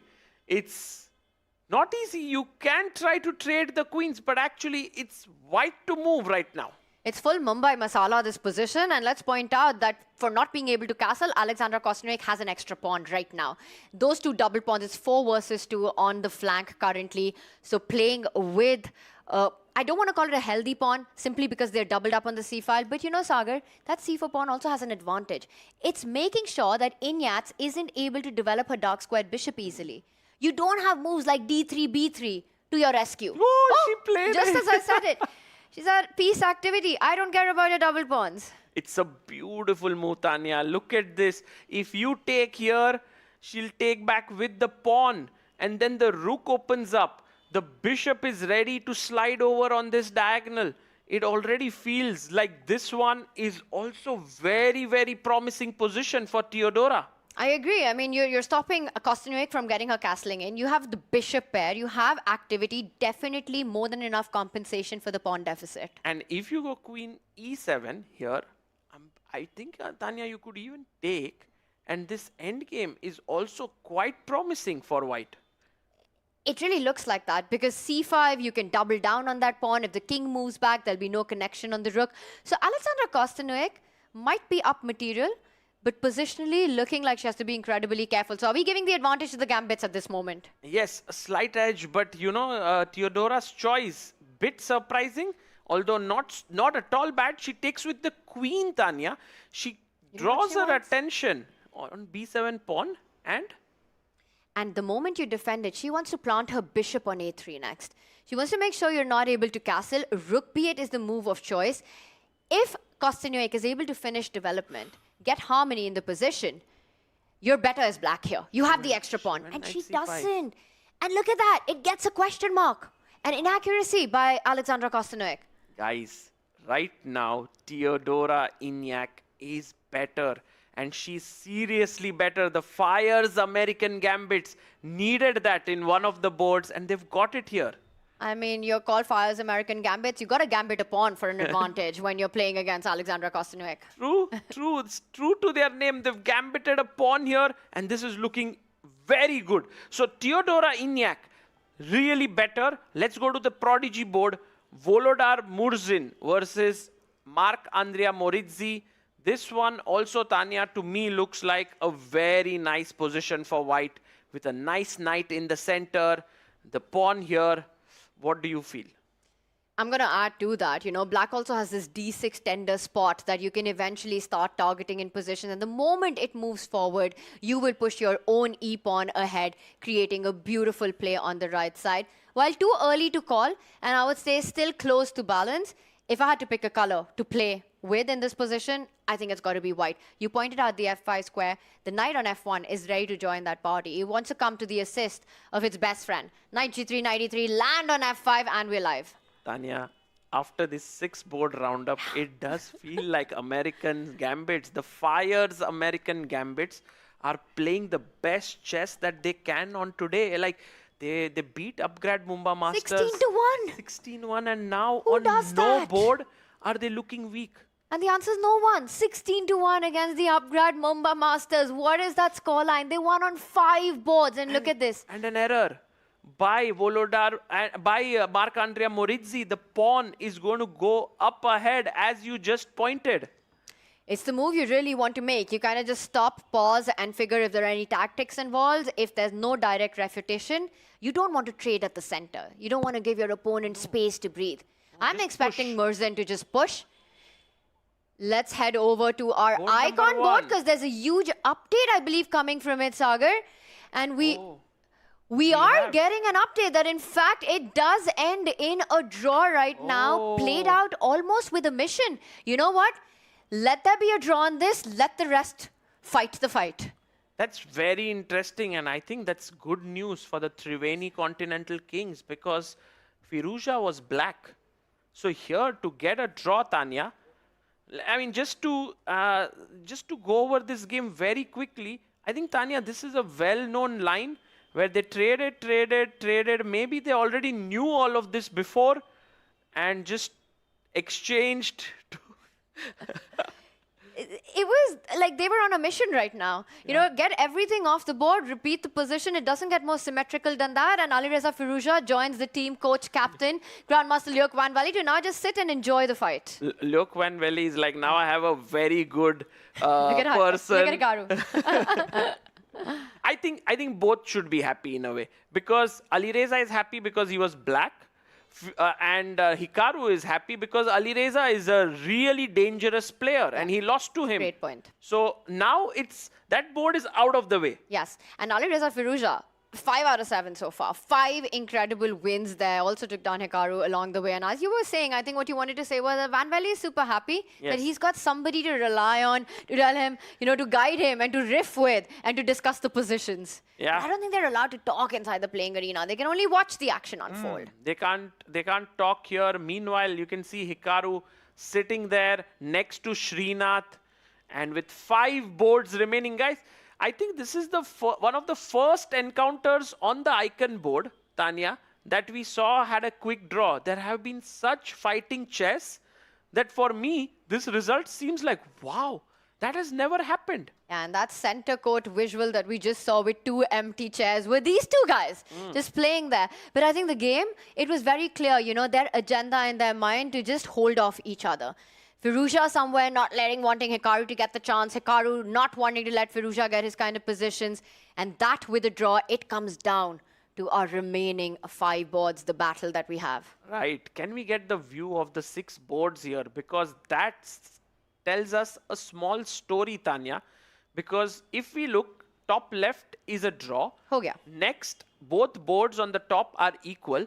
But all the bottom 3 boards has the white bar moving slightly upwards, guys, which means that the Fyers American Gambits are better and clearly better in this match. On 3 boards in the entire bottom row. And look at that bottom right board. In fact, Murzin did push that E-pawn just now, hitting the knight, so making his intentions clear that he's ambitious. And look at Richard Rappo. He's doing exactly the same. Unka E-pawn aur bhi aage chala gaya bhai against Vidit Gujarati. Let's look at that It's landed game on E6. You know, you put this position up, I don't think anyone will say it's come out of a Berlin.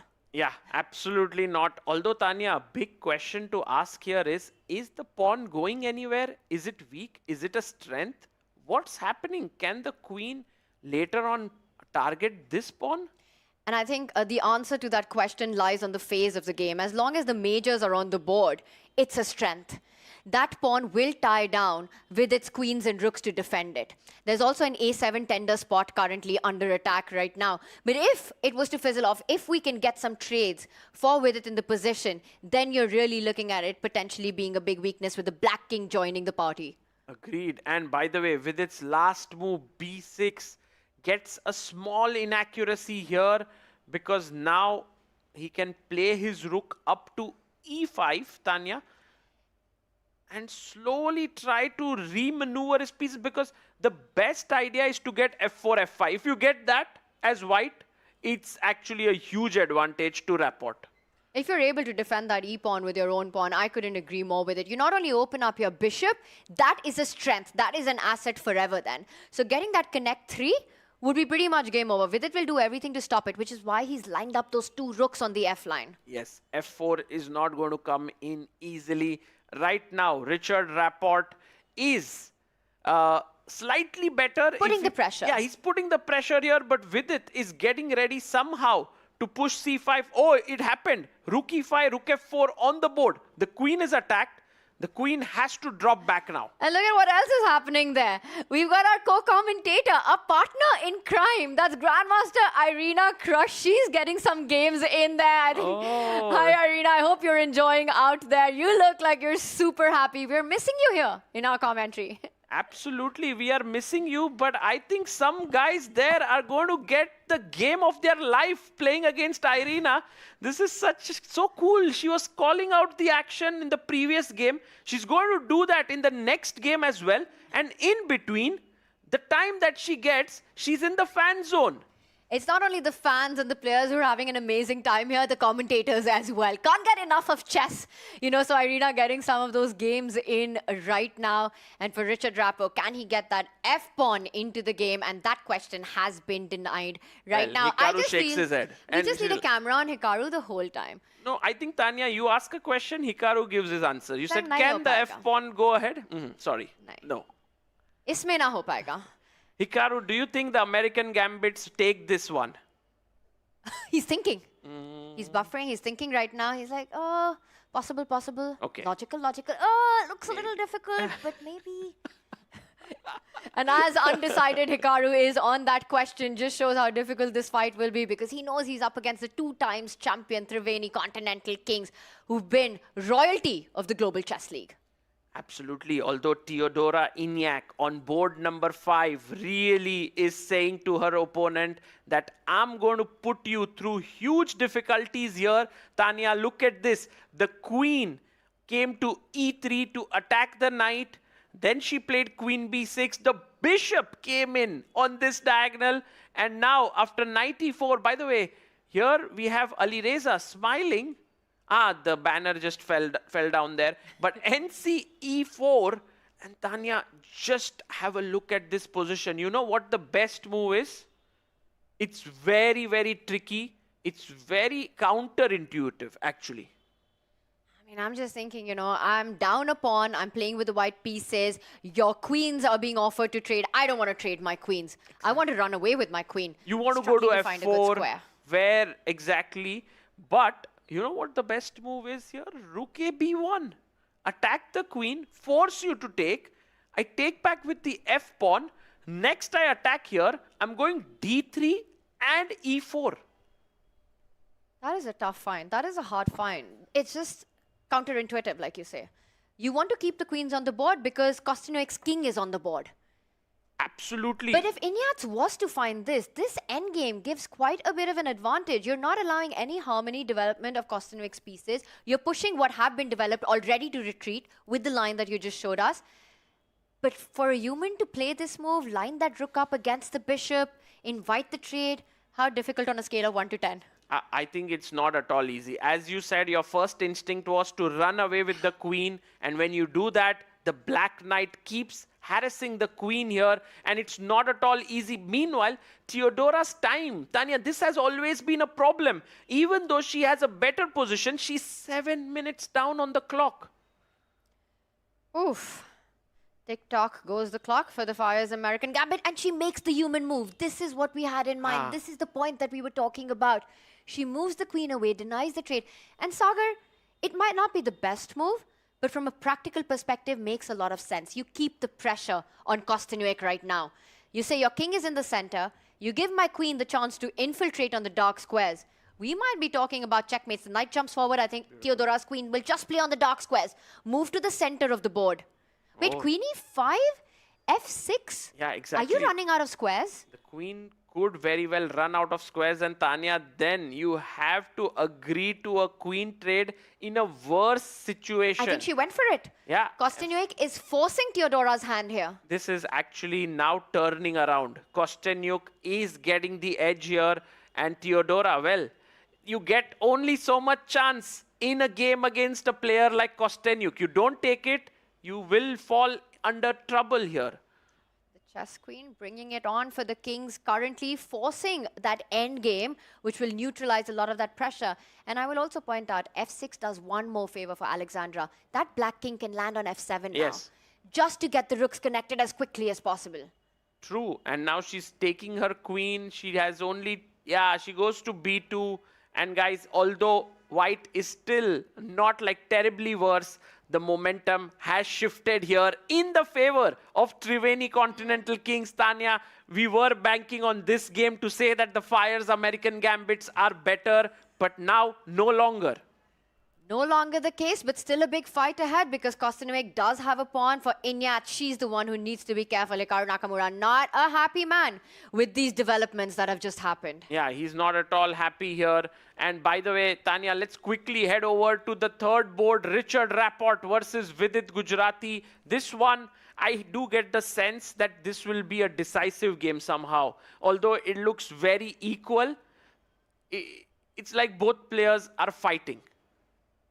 I love that you say that because it's not a statement we often make out of a Berlin that this will be a decisive game. And once again, I think the pertinent question you asked, is the e6 pawn an asset or a liability for white in this position?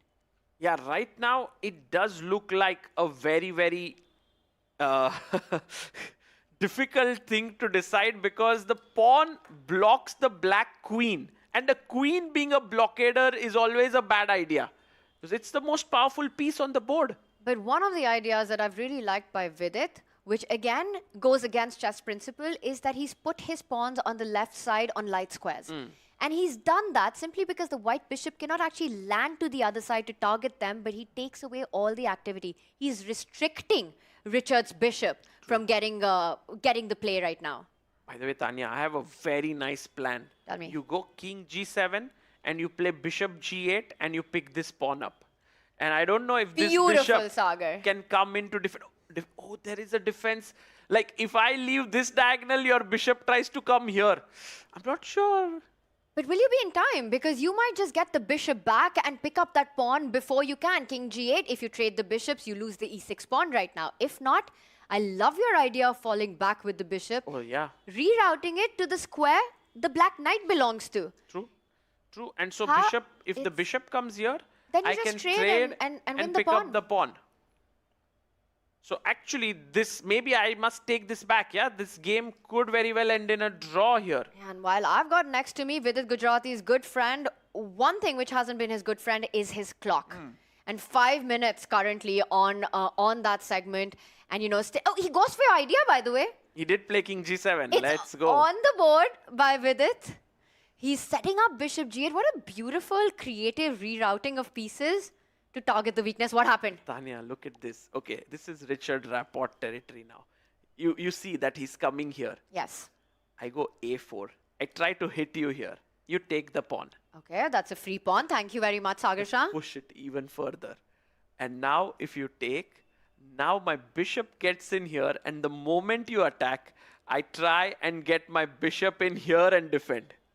It's quite interesting. Unbelievable. Unbelievable way of doing it. But this is a double-edged sword because you're giving an A passer, which is 3 points away from becoming a queen.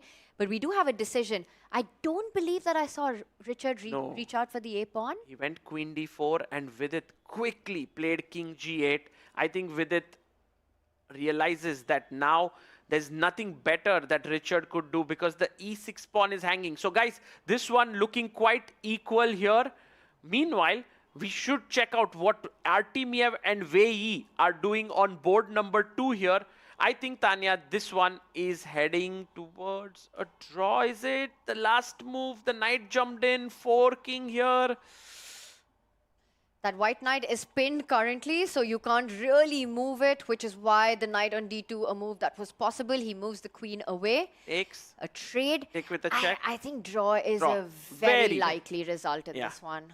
I would be very They're surprised. almost rushing to it. Look at the symmetry. You'll have to take double pawns, but still a very healthy pawn structure in front of the king. The white queen occupying a nice file. It's the Mumbai local again and destination draw. This match is actually going to go down the wire because this one will end in a draw. We already had draw on board 1 with its game on board 3, looking a draw like against Rapport.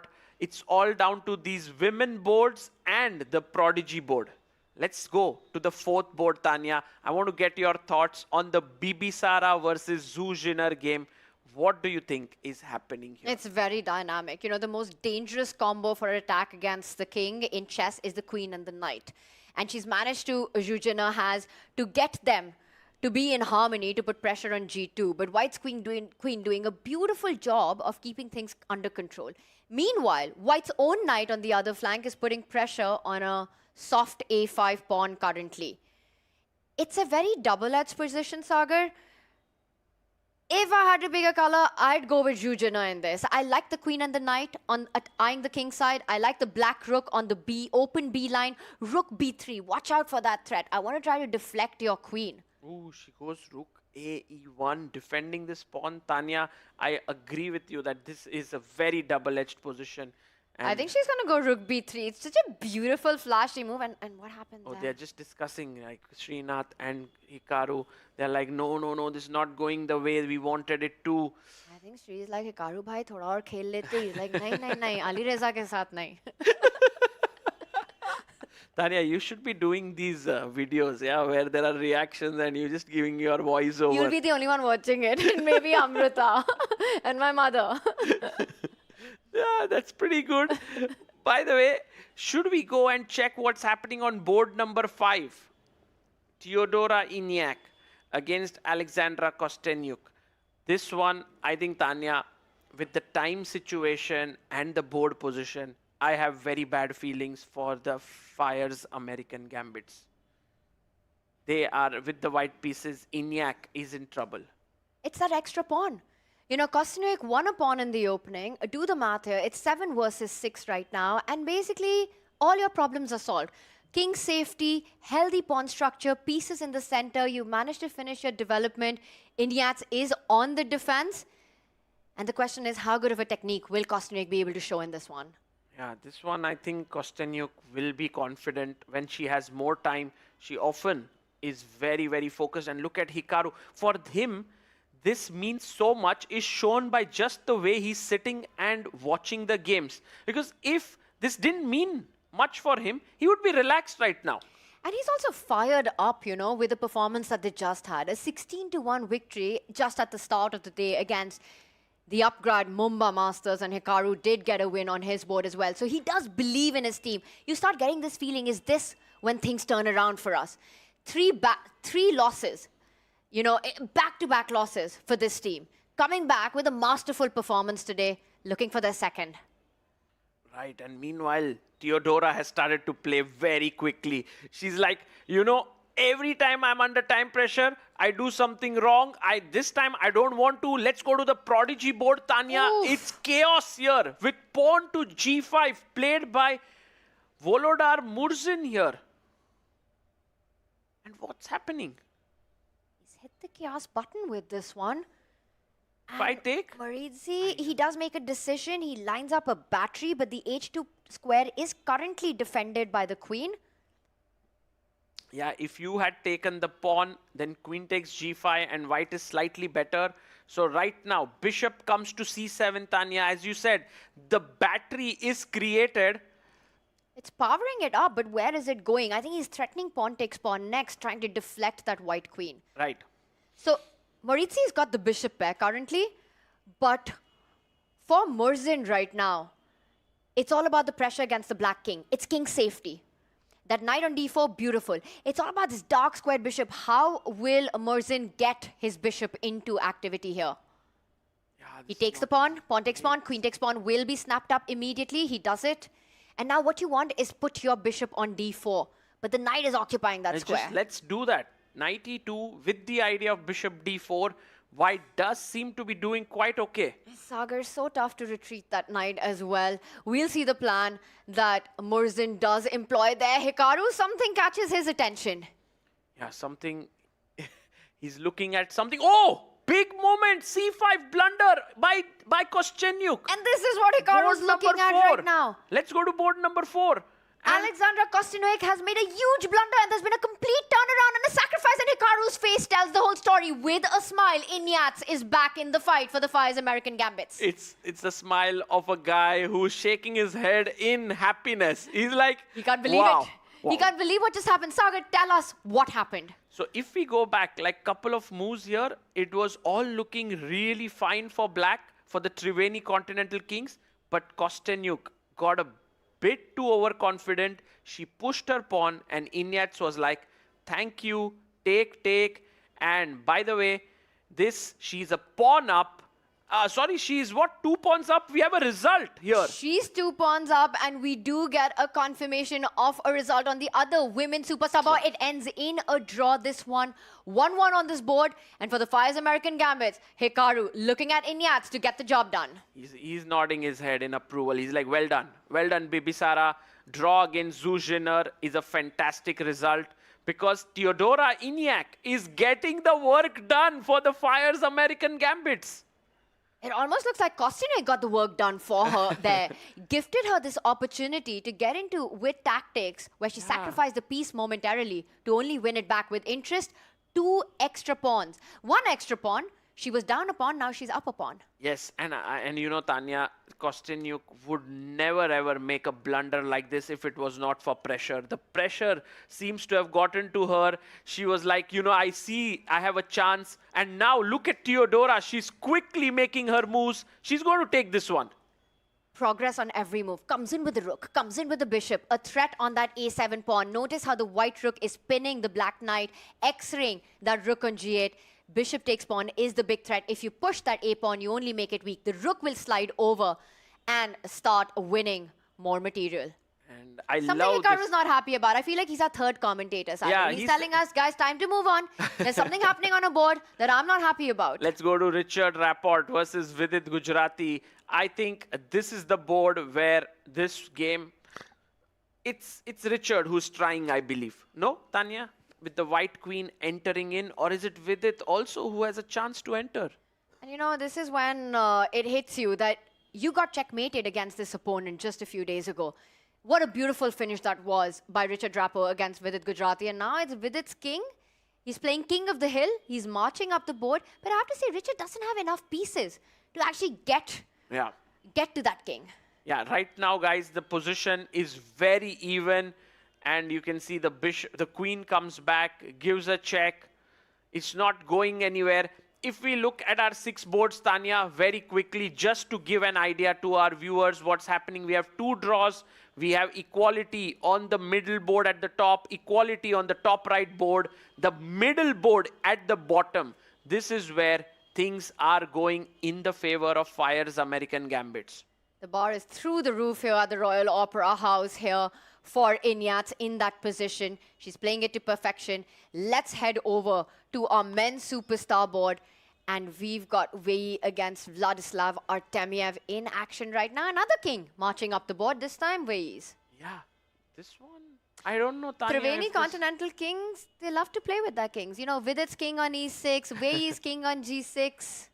They are playing with their kings, Tanya, but there doesn't seem to be much that they can do right now, which is the board that they can strike back on. Look, this one, unlikely, right?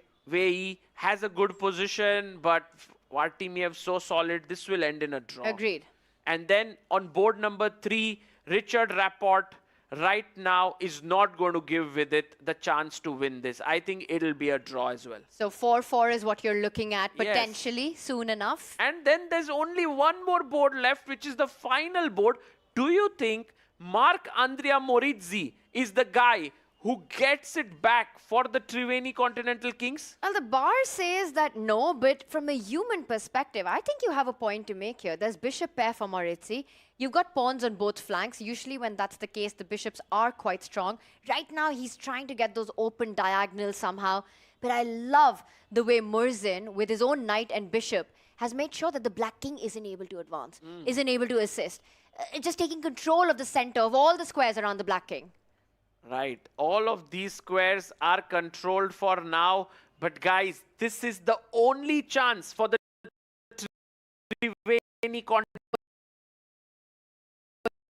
currently for Inyats. Is she going to have enough time to convert this? I think Sagar, more plot twists ahead. Well, she takes the pawn on g5. And by the way, we have a draw in the game of Richard Rapport and Vidit Gujarati. The chances of Triveni Continental Kings are going down.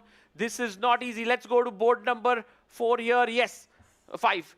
We have these pawns. Let's go full screen. Let's go full screen on these players. They're both down to under 10 seconds, Sagar. Any hope for Kostyniuk? This is over. But she's pushing that a-pawn. No, nothing's going to happen. She's 3 pawns down, 4 Tanya. pawns on one side. Yeah. 4 pawns on one side. There are positions where white can even sacrifice their own rook. And the pawns are going to march up. Alexandra Kostyniuk, she's trying to create some rooks. Threats, attacks the pawn. And take the a5 pawn. Ah, she's being very smart.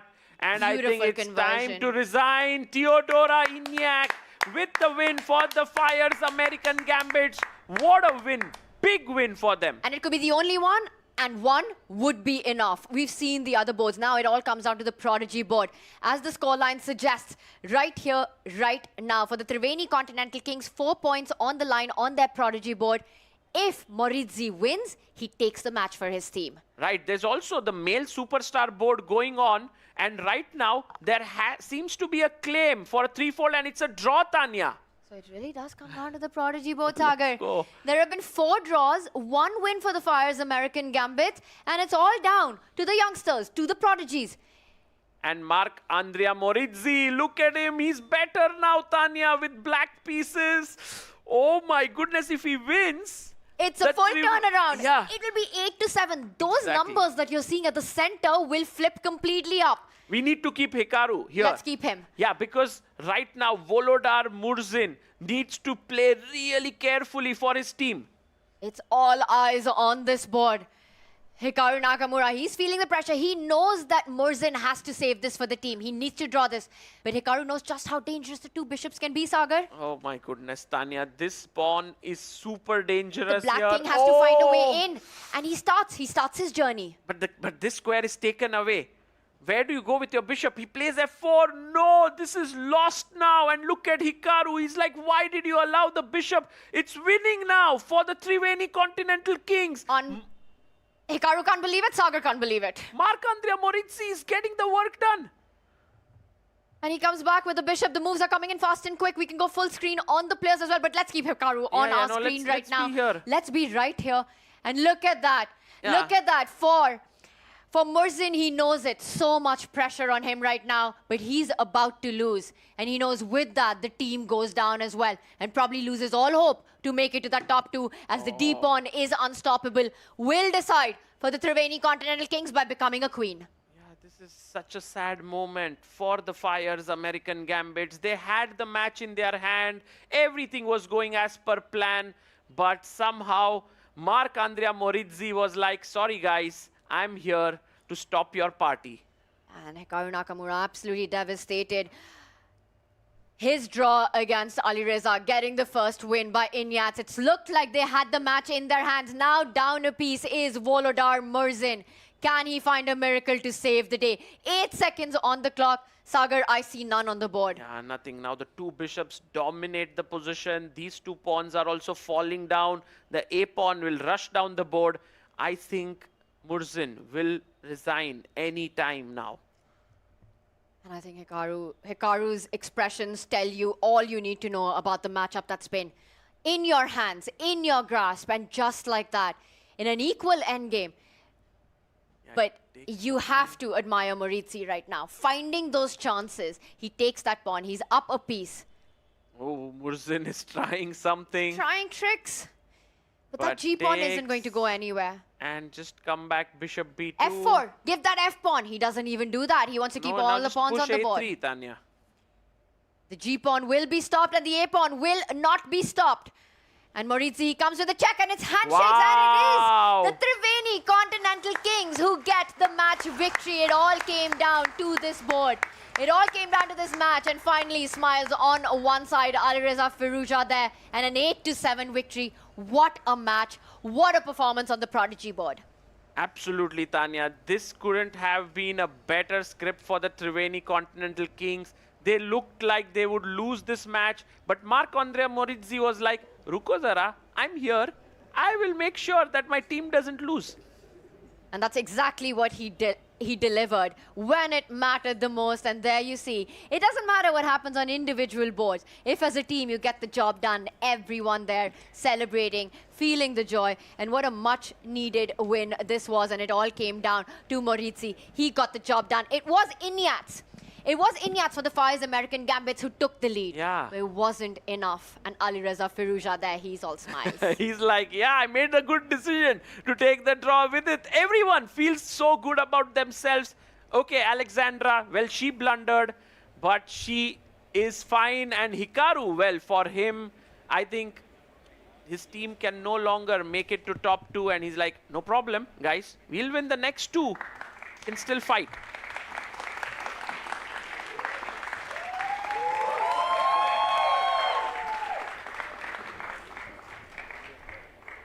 On the third match of the day, In a nail-biting finish, Triveni Continental Kings defeated Fyers American Gambit 8-7. Thank you. Wow. And so many people were watching it live inside the playing hall, guys. They have the headphones, they can tune into the commentary, and this handshakes is a very, very heavy one for the Fyers American Gambits. The Triveni Continental Kings move on to 18 points, Tanya. They are almost through to the top two, I think. They continue to play like kings. This team does, bouncing back every single time when it's needed off them. And they take down the Fyers American Gambits in such a close battle. It was fantastically played on that Prodigy board. I mean, just the pressure that you have to be feeling. And right now, as they walk out, they have to be so proud of each and every player, especially that guy at the back, Morizzi, getting it done for their team. Right. And, well, Richard Rapport, Murzin, you can see the disappointment on their face. They could have been right now, have had a beautiful Saturday today, beating Upgrad Mumba Masters, beating Triveni Continental Kings, but that did not happen. And there we have, with the narrowest of margins, one more a time. It is an 8-7 victory for the Triveni Continental Kings. What a match this was. The Kings continue to play like royalty while the Fyers American Gambits, their fires being extinguished for now. We'll be back breaking down what everything we just witnessed in just a few. You stay tuned with us.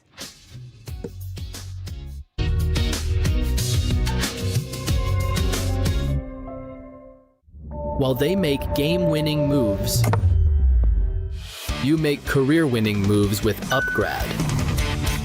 Make your move now. Chess or markets, smart insights can change the game. जैसे FIA, Fyers Intelligent Assistant. Get in-depth sector and stock analysis and deep portfolio insights. Fully AI-powered. Fyers, for those who are born to trade. Investment in securities market are subject to market risk. Read all the related documents carefully before investing.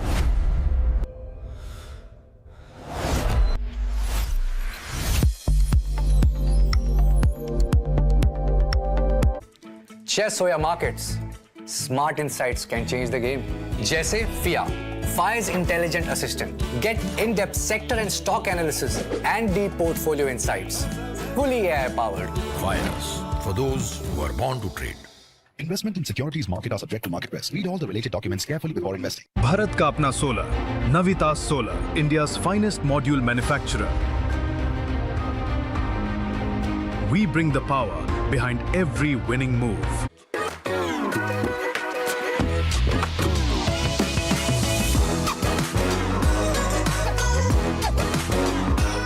Sir, आपका goalkeeper से लेकर the ball तक के पीछे का secret क्या है?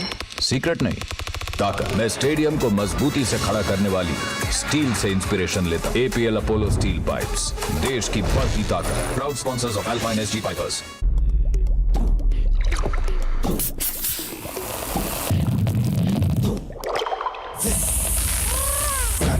Grab it, fizz it, grab it, boy, fizz it, grab it, fizz it, grab it, fizz it, Gamma!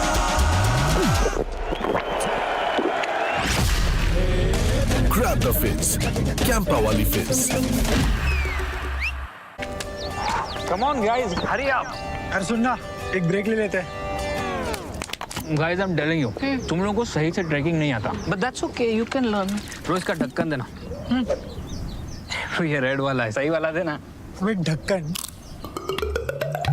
पहले तो सही पानी पीना।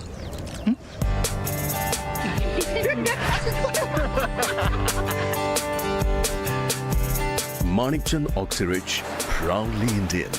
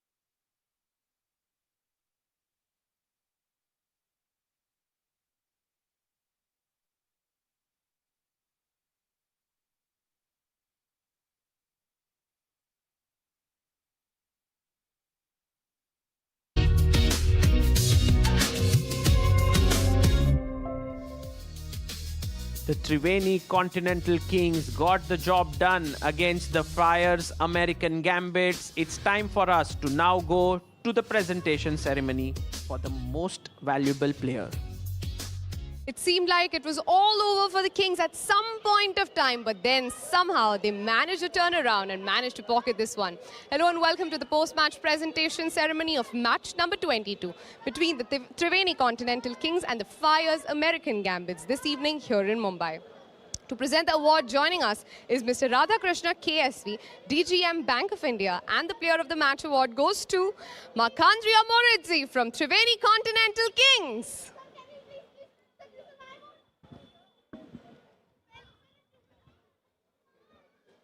Some nerves of steel you've shown in the last couple of moments of that game. What was going on in that head of yours? I think it was a very equalish game, and I managed to get a pair of bishops, so I was thinking I can maybe win this game, I don't know, but okay, it was very hard to defend, I think, for him, and when I played d4, I think my two bishops are very strong, and it's very easy to play for me, so I managed to win. The Gambits already had one win. All the other boards were draw. It all depended on your board. Did you know that the win depended on you? Yeah, I check on the screen. And okay, I was thinking I have to win, so okay, but I can't lose this position, but to win was not so easy, but I'm lucky. How does it feel to be that one person who's made the team win this one? It all was on your shoulders and you did it well this time. Yeah, it's good, but all the team played very good. I think we have good team, and the tournament, we need to win also tomorrow, so let's see. Congratulations on your win today. Thank you. That is it from the post-match presentation ceremony. Back to the studio. Mahindra Moridzi getting the work done for the Triveni Continental Kings. What a clutch match that was, and what a clutch game he played. Irina, I think it was a very, very tense game for Triveni Continental Kings. They were in trouble, but they once again delivered. Yes, after Alexander Castagnu blundered a sacrifice to Theodora Ignaz, it looked like the American Gambits were going to take this match, but there was this one quiet board going on the Prodigy board, right? Like, you weren't really paying attention to it because they were in some quiet endgame for a long time. But when you look at it and you realize Black has the bishop pair, the game is still continuing, and they're getting low on the clock, anything can still happen, and that quiet board became the decisive one. Absolutely, and Harshit Bhai, really a very, very big victory there for the Triveni team. And you can tell the attitude that the team has, the Triveni Continental Kings. Mahindra Moridzi had the pressure on his shoulders. He delivered, but in the press conference, he said that the job is not over yet. We still need to win tomorrow. The guys have a 6 match point lead in the standings, but they still want to perform well towards the finals. I think that with 18 match points, they are almost through. Don't you think, guys? Yes, I definitely think that Triveni is going to qualify into the top 2, given especially how hard it is for other teams to actually be consistent in winning matches. I think that Triveni has all but guaranteed themselves a spot in the top 2. And what's their secret, Harshit Bhai? What is it that you feel that is keeping them at the top of the table? Well, it is the ability for people to rise up to the occasion. When they realize that Firuza Alireza has been the backbone of our team, he has scored when we needed it the most. Sometimes it's also important that when Firuza does not win, the other people take the responsibility, take some weight of the icon player. And we saw Vidit Gujarati taking the weight off the shoulder yesterday alongside Vishy. And today, it was Mahindra Moridzi on the Prodigy board who proved why every team member is important. And here we have the scorecard right now to see the standings. Triveni Continental Kings at the top with 18 match points, followed by the Upgrad Mumba Masters and the Ganges Grandmasters. They still have to play one more match to reach that 8 matches. Fyers American Gambits at 9 points. Difficult for them to make it to the top. We now have Alpine Pipers on 9 points and the PBG Alaskan Knights at 6. These are the standings right now. Guys, apart from the Triveni Continental Kings, if there's one team that you think will make it to top 2, who would it be? I think it's the other team that's been doing the best so far, which is the Upgrad Mumba Masters. Today, they lost with a pretty crushing score. but I think that is going to be more of a blip and a motivating factor for them as they continue on their journey. I think their consistency is going to help them. You know, I'm going to give a slightly different answer here. And I actually think that the Ganges Grandmasters, led by Vishy is going to be the second team which makes it to the finals. It doesn't really seem like that right now, but the way they have picked up their pace in the last few rounds, that's my prediction. Well, for the Ganges Grandmasters, it's going to be a very important game that's coming up. It's time for us to take a short break. On the other side, we will deep dive into that matchup.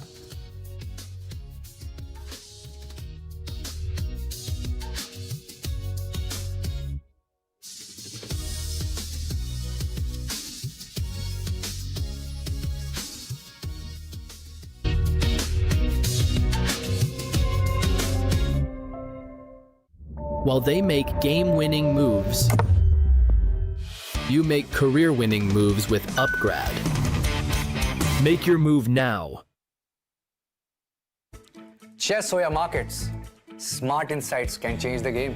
जैसे FIA, Fyers Intelligent Assistant. Get in-depth sector and stock analysis and deep portfolio insights. Fully AI-powered. Fyers, for those who are born to trade. Investment in securities market are subject to market risk. Read all the related documents carefully before investing.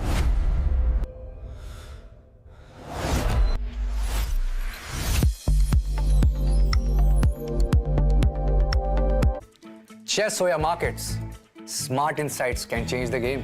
जैसे FIA, Fyers Intelligent Assistant. Get in-depth sector and stock analysis and deep portfolio insights. Fully AI-powered. Fyers, for those who are born to trade. Investment in securities market are subject to market risk. Read all the related documents carefully before investing. Bharat का अपना solar, Navita solar, India's finest module manufacturer. We bring the power behind every winning move.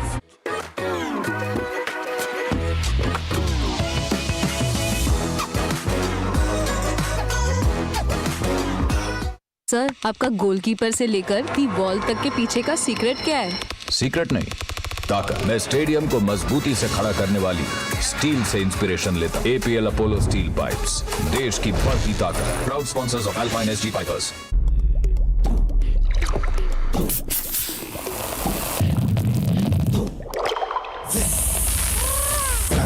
Grab it, fizz it, grab it, hey, grab it, boy, fizz it, grab it, hey, fizz it, grab it, fizz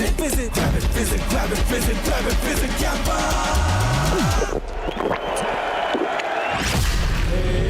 Grab the fizz. Campa wali fizz. Come on guys, hurry up. अरे सुनना, एक break ले लेते हैं। Guys, I'm telling you, तुम लोगों को सही से ट्रैकिंग नहीं आता। But that's okay, you can learn. रोज का ढक्कन देना।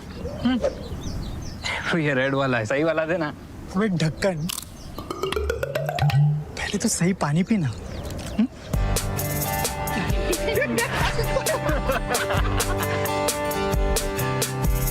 Manikchand Oxyrich, proudly Indian.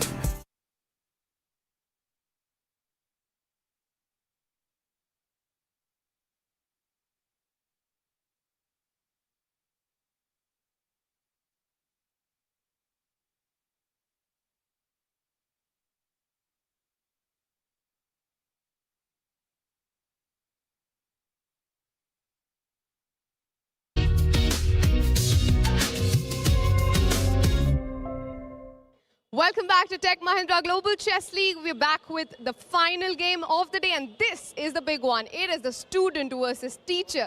It is Gukesh versus Vishwanathan Anand, and we are here for the peace swap. We have PBG Alaskan Knights represented by GM Swayams Mishra and GM Vishnu Prasanna for Navita Solar. Ganges Grandmasters here with us. Also along with us, we have Vivek Sohani, International Arbiter. And now can we have the pieces swap, the color swap for this match?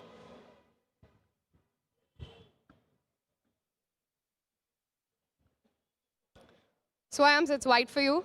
Yeah. And today, all eyes are on that one big clash, Gukesh versus Vishy. I'm sure you all have prepped something special because now Gukesh would want to make a statement. Yeah, definitely. I think it's a match, revenge match. And Vishy won a brilliant game last time. But of course, this time we hope for turnaround. So today is the overall strategy. In fact, henceforth, are you all going to go for the kill in all the game? Yeah, I think we have white pieces and it's a crucial game for us, especially being the last white game. We play 2 more blacks, so we want to make or secure as many points as we can. All the best for the game today. All eyes are going to be on this one. Thank you very much. Thank you. Vishnu Prasanna back here after that first win. Spirits must be high. Yeah, we are very optimistic and very happy about that first win. And good to be in the race, for sure. Yeah. So, you know, with Vincent Keimer winning his first game today, now everybody has secured a win so far. I'm sure that's a huge confidence boost to the team because somebody or the other is stepping up in all the games. Yeah, I think now it's a complete team effort. And, you know, Vincent has been playing very steady and he's been close. He's had good positions and finally got his first win. But I was never worried about him. I think he was always in good form. And Shravula also is picking up and won an important game. I think it was Nino's first loss. So, yeah, I think everybody has to show up now as there are fewer games. Good luck for this one today. Thank you. Thanks. The big matchup, it's coming up right your way. But first, let's go back to the studio and hear what they have to say on this. Well, this was a very interesting few last minutes that we had with Vishnu Prasanna, the coach of the Ganges Grandmasters, saying that we are happy to be in this race. They are all pumped up. Guys, what did you feel about that toss? What did you feel about that interaction with the team captains? Well, I actually think that Vishnu Prasanna is definitely optimistic, especially with that close win that they had in the last round. Ronak Sadhwani, it did not go his way. The team were trailing early on, but it was actually Stavrula who scored a very important win against Nino Batsiashvili with a crushing sacrifice. Rook takes f6 and she was the MVP there. And I'm very curious to see if they're going to continue the momentum. Yeah, I mean, I think it's a big deal for their team that Stavrula has now started winning a few games. It's always amazing when the people who are struggling on your team start contributing in terms of points. They also have a superstar on their team, Javahir Sindarov, who has scored 5 wins in this tournament so far. So I think that's going to be a board they're going to look for a win as well. Right, and that means that the Ganges Grandmasters are definitely in good shape, but the PBG Alaskan Knights will be wanting to take their revenge. The last time they played each other, they had lost it. Not sure what will happen this time. Guys, what about the icon board clash? I want to deep dive in it later, but just your initial feelings. Gukesh versus Vishy. I mean, to be honest, this is the match that everyone in the spectator zone, everyone in the playing hall is waiting for. It's the big one between the 5-time world champion Vishwanathan Anand against the current world champion Gukesh. The last time that they played, Vishwanathan Anand actually schooled Gukesh in a strategic masterpiece, and this is what we are all waiting for, the big clash. Well, the good news for Gukesh is that he's won 2 out of his last 3 games. So I think that's going to be giving him a confidence boost. And he's got the white pieces and he wants the revenge. So I'm feeling slightly in favor of him. Well, that will be very, very interesting to see. We're going to deep dive into that match very soon. But before that, just a few minutes ago was the very intense encounter where we had the Fyers American Gambits going down to the Triveni Continental Kings. Let's just bring up few of the encounters that happened there. I want to get your thoughts on that one. The Prodigy board was where all the action happened. It was Marc-Andrea Morizzi who played really, really well. He actually made sure that the Triveni Continental Kings does not go down against the informed Fyers American Gambits. It was this board where the current world rapid champion Volodar Mozin playing with the white pieces. No one saw this coming as Marc-Andrea Morizzi showed the importance of bishop pair in a very nice endgame. And this is why Prodigy board pe maza aa gaya. And not only he won for his team, but he also got his own revenge on Volodar Murzin because he made up for the 1 loss he's had in this tournament so far. And that 1 loss came at the hands of Volodar Murzin, a game he could have won as well. But this time he got the win. He made sure that he won. And now we go on to the Superstar Women's Board. 2 matches here. Bibisara versus Zuzhiner and Theodora Inyach versus Alexandra Kostinuk. Both ending in peaceful results.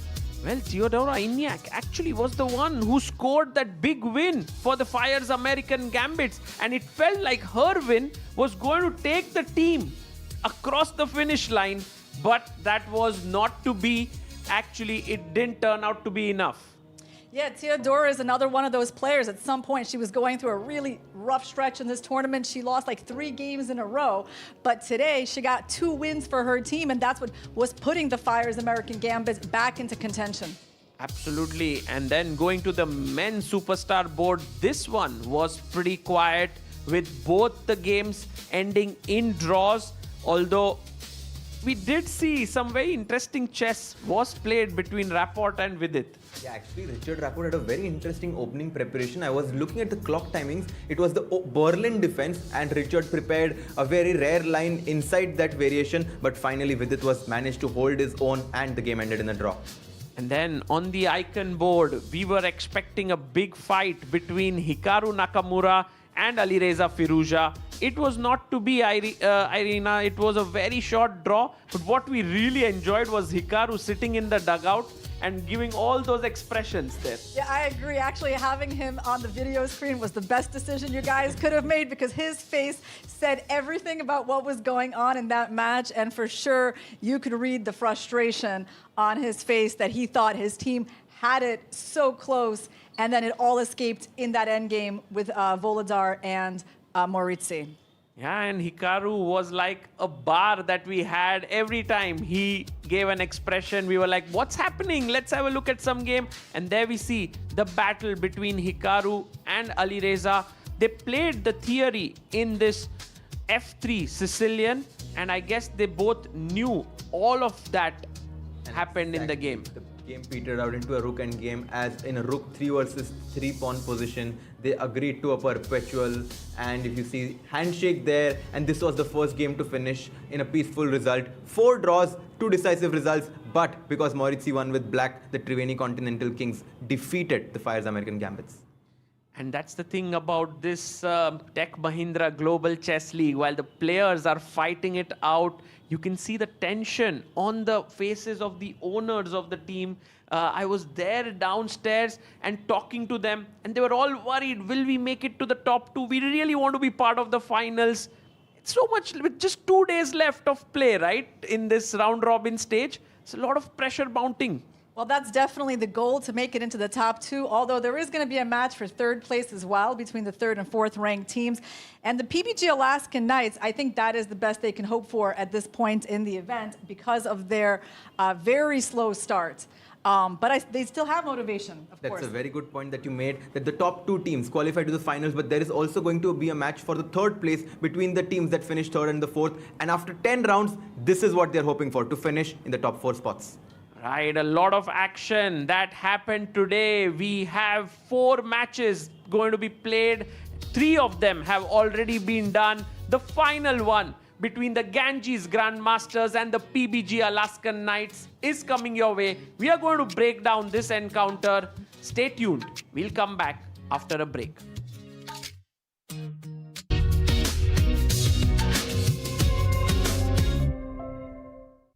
While they make game-winning moves, you make career-winning moves with Upgrad. Make your move now. Chess or markets, smart insights can change the game. जैसे FIA, Fyers Intelligent Assistant. Get in-depth sector and stock analysis and deep portfolio insights. Fully AI-powered. Fyers, for those who are born to trade. Investment in securities market are subject to market risk. Read all the related documents carefully before investing.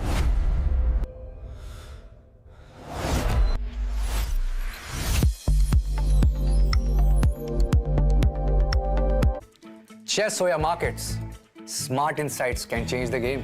जैसे FIA, Fyers Intelligent Assistant. Get in-depth sector and stock analysis and deep portfolio insights. Fully AI-powered. Fyers, for those who are born to trade. Investment in securities market are subject to market risk. Read all the related documents carefully before investing. Bharat का अपना solar, Navita solar, India's finest module manufacturer. We bring the power behind every winning move.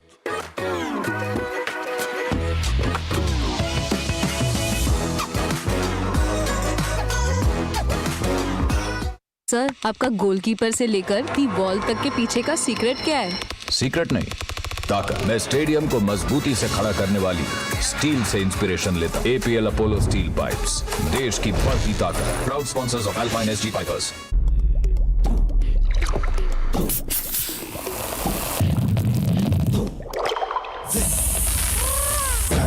Grab it, fizz it, grab it, grab it, boy, fizz it, grab it, grab it, fizz it, grab it, grab it, fizz it, Gamma!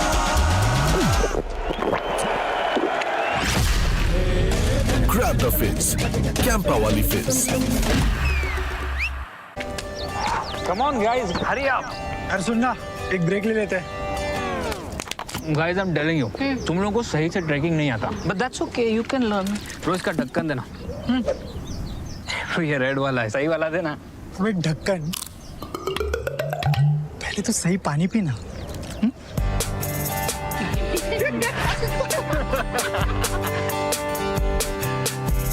Manikchand Oxyrich, proudly Indian.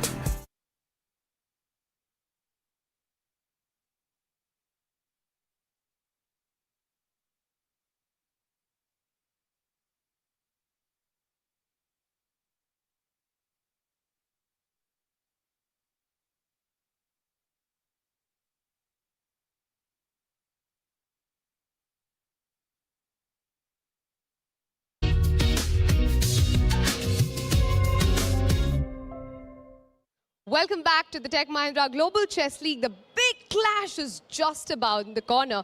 But before that, we have somebody on whose websites, on whose YouTube channels you've been following the game. Avat Shah, Country Director, Chess.com India. You have been here for all the last couple of days, the week. You tell us, if somebody comes here, it's a treat out here. Tell us what they're in for. For sure. I think it's a one-stop shop of everything related to chess, right? People have some fun chess activations going on. Fans can play chess against each other, friends and families. There are multiple stalls, food, everything. Plus, I mean, of course, the chess action inside the hall. And it's a very unique experience. You go inside the hall, it's a majestic hall. You wear those headphones, you hear some amazing commentary, and you see some competitive chess. I mean, it cannot get better than this for whoever wants to join for the remaining days. You know, by now, I'm sure you've watched in the auditorium as well as in the fan zone some 20, 25 odd games. Which one has been your favorite so far? I especially like the Firouzja Caruana game because Firouzja was on a roll. Yeah. He was defeating everyone left, right, and center, and he met Caruana. So, in fact, we've put out some content when the unstoppable force meets Caruana or something, and it was a very good game also. So basically, this league is not just giving you entertainment for all the people coming here, they're also giving the content, which is going viral on social media, if I'm not wrong. Yeah, it's doing amazingly well because the field is such, right? The world's best are here, except Magnus, everyone is here, right? The top players. And with these players in action, you get to see some amazing moments. And plus the time control, plus the nature of the format, etc. It creates exciting matches. All right, your predictions for the game today? It's Ganges versus PBG right now. Gukesh versus Anand. Oh, wow. I think Gukesh would want to take some revenge on Vishy sir. But Vishy sir is smart. So, yeah, I think it's a draw. But Ganges will take this one. All right, then let's see what happens. Thank you so much for joining us. Predictions, guys, in the studio. Tell me. Arohi, it is time for us to make these predictions, but there we had Awadh over there just telling all of the people that this is the one-stop shop for all of you to come and enjoy chess. Irina, you were at the fan zone for a bit before this round. How was your experience being there? Well, it was very pleasant. You know, I came out there to actually watch you guys on the big screen so I could follow the match on my break. And yeah, I was approached by some people for photos and autographs. And then one of the people asked me if I wanted to play a game. So at first I said, no, I think I'm on my break. But then I changed my mind and I was like, all right, let's play. I just couldn't resist the chance to play a game.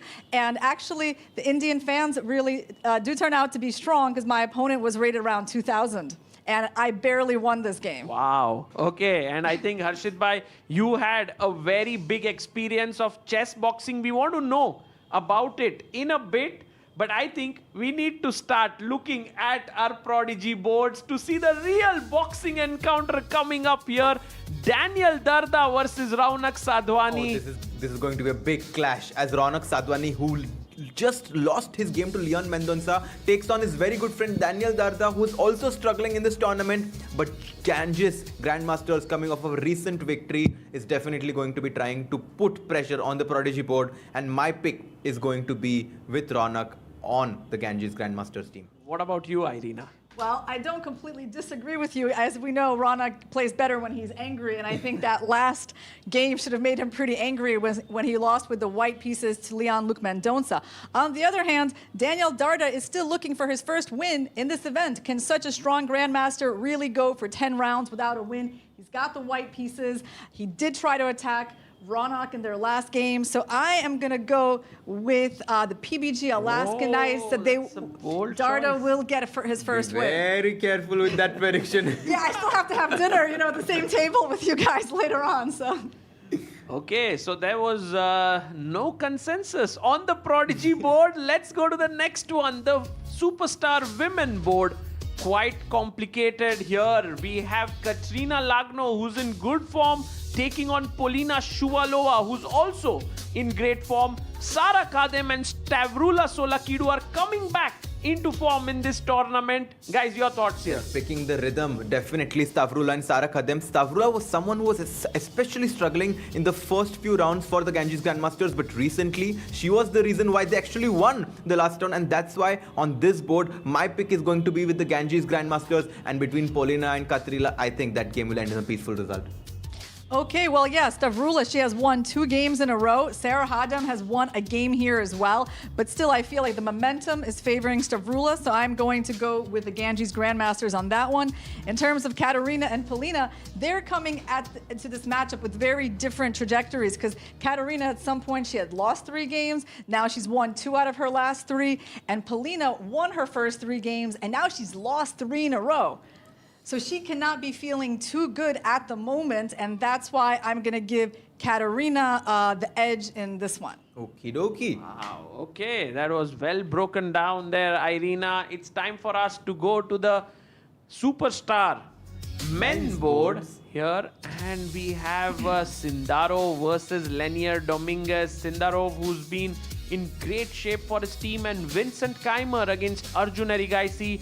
Vincent scoring his first win today in the previous match. And we have seen this match to be a very exciting clash between Vincent and Arjun. They definitely have some history, as when they were playing in the Grand Swiss, Vincent Keimer, if defeated Arjun Erigaisi, he would have qualified to the candidates. It did not happen. Arjun actually held his own, and in this match, I actually think that in rapid time control, Arjun is definitely going to be a small favorite. He's extremely dynamic, and between Lenier and Sindarov, I'm going with the Ganges Grandmasters with Javokir. So I think it will be 1-1 between both teams here. And I agree with you, Harshit. There's not much to argue with. I mean, Sindarov has been in excellent form here. Arjun, he has ended his streak of draws that he started this event with. Now he has wins and losses. Of course, it makes it much more likely that we will have a decisive result on that board. Right, you can't go wrong by choosing Javokir Sindarov as the player who's going to strike. Let's go to the icon board here. The big clash of today, Gukesh versus Vishy Anand, the current reigning world champion Gukesh taking on the 5-time world champion and also his mentor, the guy who inspired him to take up chess. What do you think here? Boy, oh boy, oh boy. What a match we have here to end the day on the icon board. Gukesh taking on Vishy. Somehow, I feel that for Gukesh to do well, the secret is going to be to forget that, he has been idolizing Vishy from a young age. He needs to play against Vishy as if he's any other opponent. And this is how he can manage to revenge what happened in their last matchup.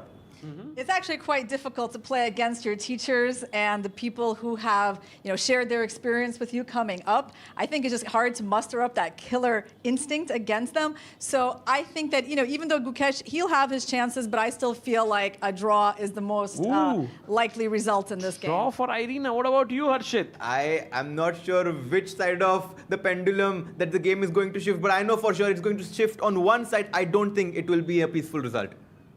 Wow, but you don't have a favorite. And so Guys, the players are about to come in. We have the Ganges Grandmasters led by Vishy waiting there to enter the playing hall. And they got as the they confirmation. enter, look at the cheer that will happen. Woo! There's going to be a huge cheer in there with Vishy, Vincent, Sindarov, Polina, Stavrula, and Raunak with their coach Vishnu coming in. Yes, what a star team led by the icon Vishy Anand and coached by Vishnu Prasanna. And here, the walk of the world champion Gukesh Domaraju led by India #1 Arjun Erigesi, Lenier Dominguez, Katarina Lagno, Sara Khadem, and their prodigy who seems to be in great spirits, Daniel Darda, who's followed by their coach Swayams Mishra, waving the PBG Alaskan Knights flag. Right. And guys, as these teams enter in, my question, the big question to both of you is, who do you think will come up on top? Will it be the Ganges Grandmasters or will it be the PBG Alaskan Knights? First you, Irina, what do you think? All right, let's go for the PBG Alaskan Knights. You know, there hasn't been a single day that I haven't rooted and waved the flag of the PBG Alaskan Knights. This time, you know, I'm going to go for the change. I'm going to go with the Ganges Grandmasters to pull this one towards a victory. Why did you change this? You know, sometimes you just like to have some sort of a competition. And just because Irina chose PBG Alaskan Knights, I'm going to be like, no. Ganges Grandmasters are also a formidable team. Well, I'm actually going for the PBG Alaskan Knights. Just like Irina, I have a feeling that today Gukesh may strike on the top board. We will be back in a couple of minutes with all the action. This is going to be the big one.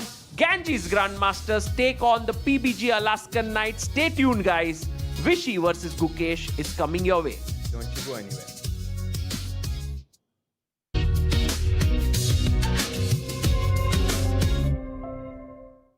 While they make game-winning moves, you make career-winning moves with Upgrad. Make your move now. Chess or markets, smart insights can change the game. जैसे FIA, Fyers intelligent assistant. Get in-depth sector and stock analysis and deep portfolio insights. Fully AI-powered. Fyers, for those who are born to trade. Investment in securities market are subject to market risk. Read all the related documents carefully before investing.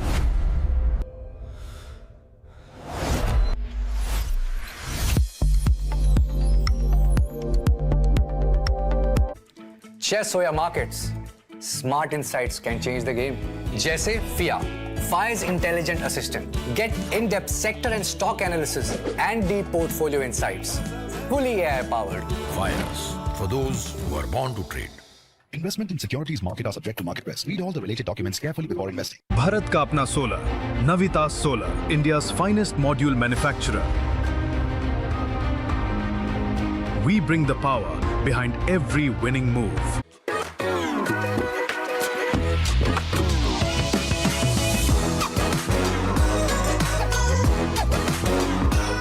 Sir, आपका goalkeeper से लेकर the ball तक के पीछे का secret क्या है? Secret नहीं, ताकत। मैं स्टेडियम को मजबूती से खड़ा करने वाली स्टील से इंस्पिरेशन लेता हूं। APL अपोलो स्टील पाइप्स, देश की बढ़ती ताकत। Proud sponsors of Alpine Pipers.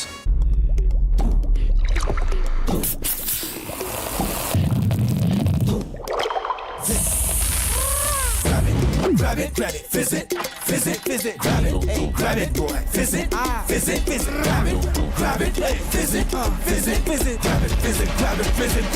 it, Gamma!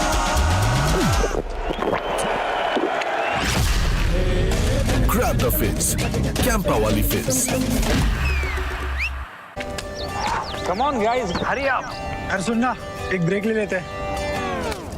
Guys, I'm telling you, तुम लोगों को सही से ट्रैकिंग नहीं आता. But that's okay, you can learn. रोज का ढक्कन देना. ये रेड वाला है, सही वाला देना. वो ढक्कन. पहले तो सही पानी पीना.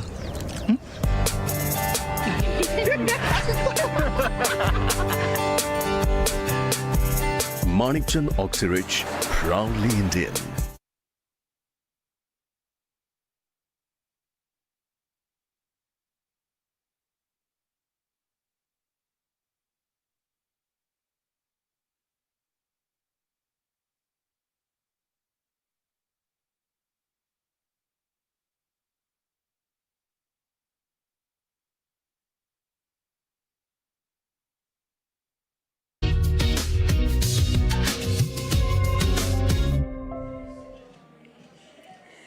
is time for the charismatic Knights to take the field. Please give it up for PBG Alaskan Knights.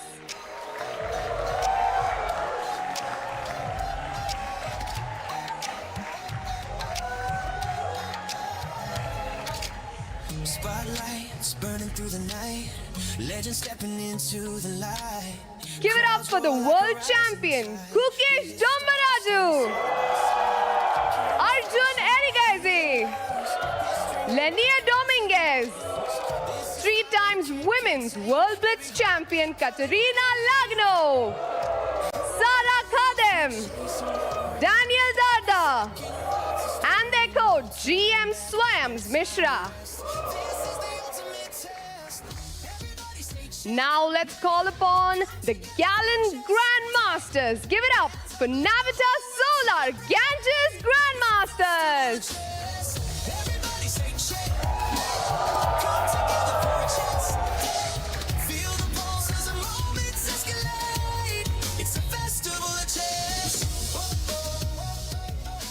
And now the players, 5 times World Chess Champion Vishwanathan Anand, Vincent Kaima, World Cup winner Javokir Sindarov, Polina Shuvalova, Stavrula Solakidu, Ronak Sadwani, and their coach GM Vishnu Prasanna.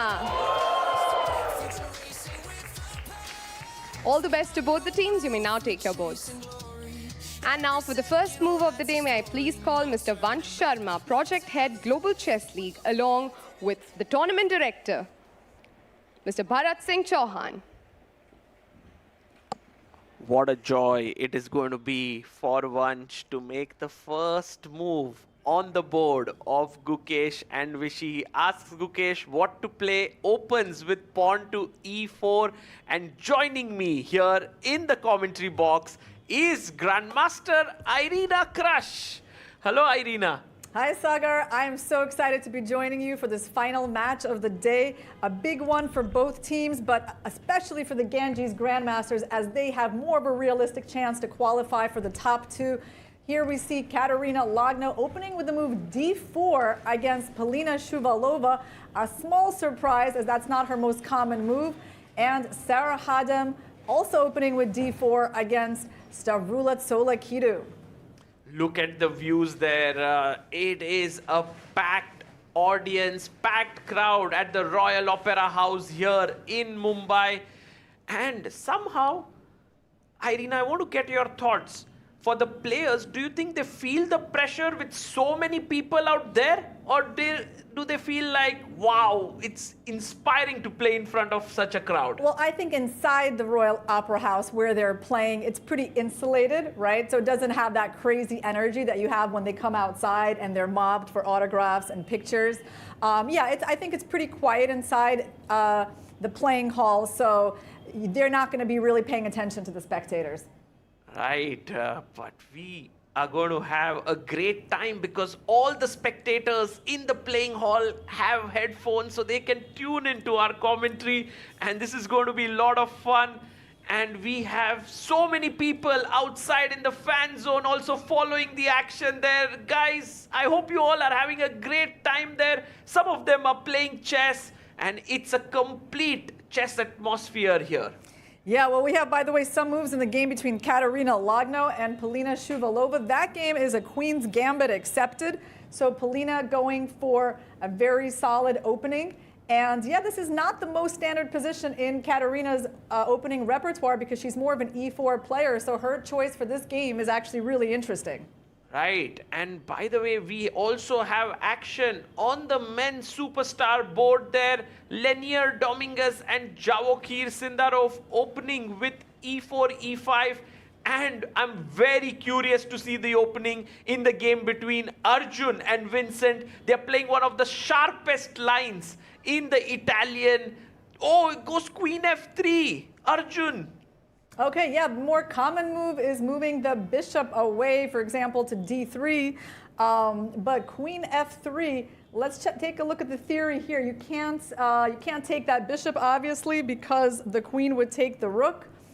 So how does black react to this attack on the c6 pawn?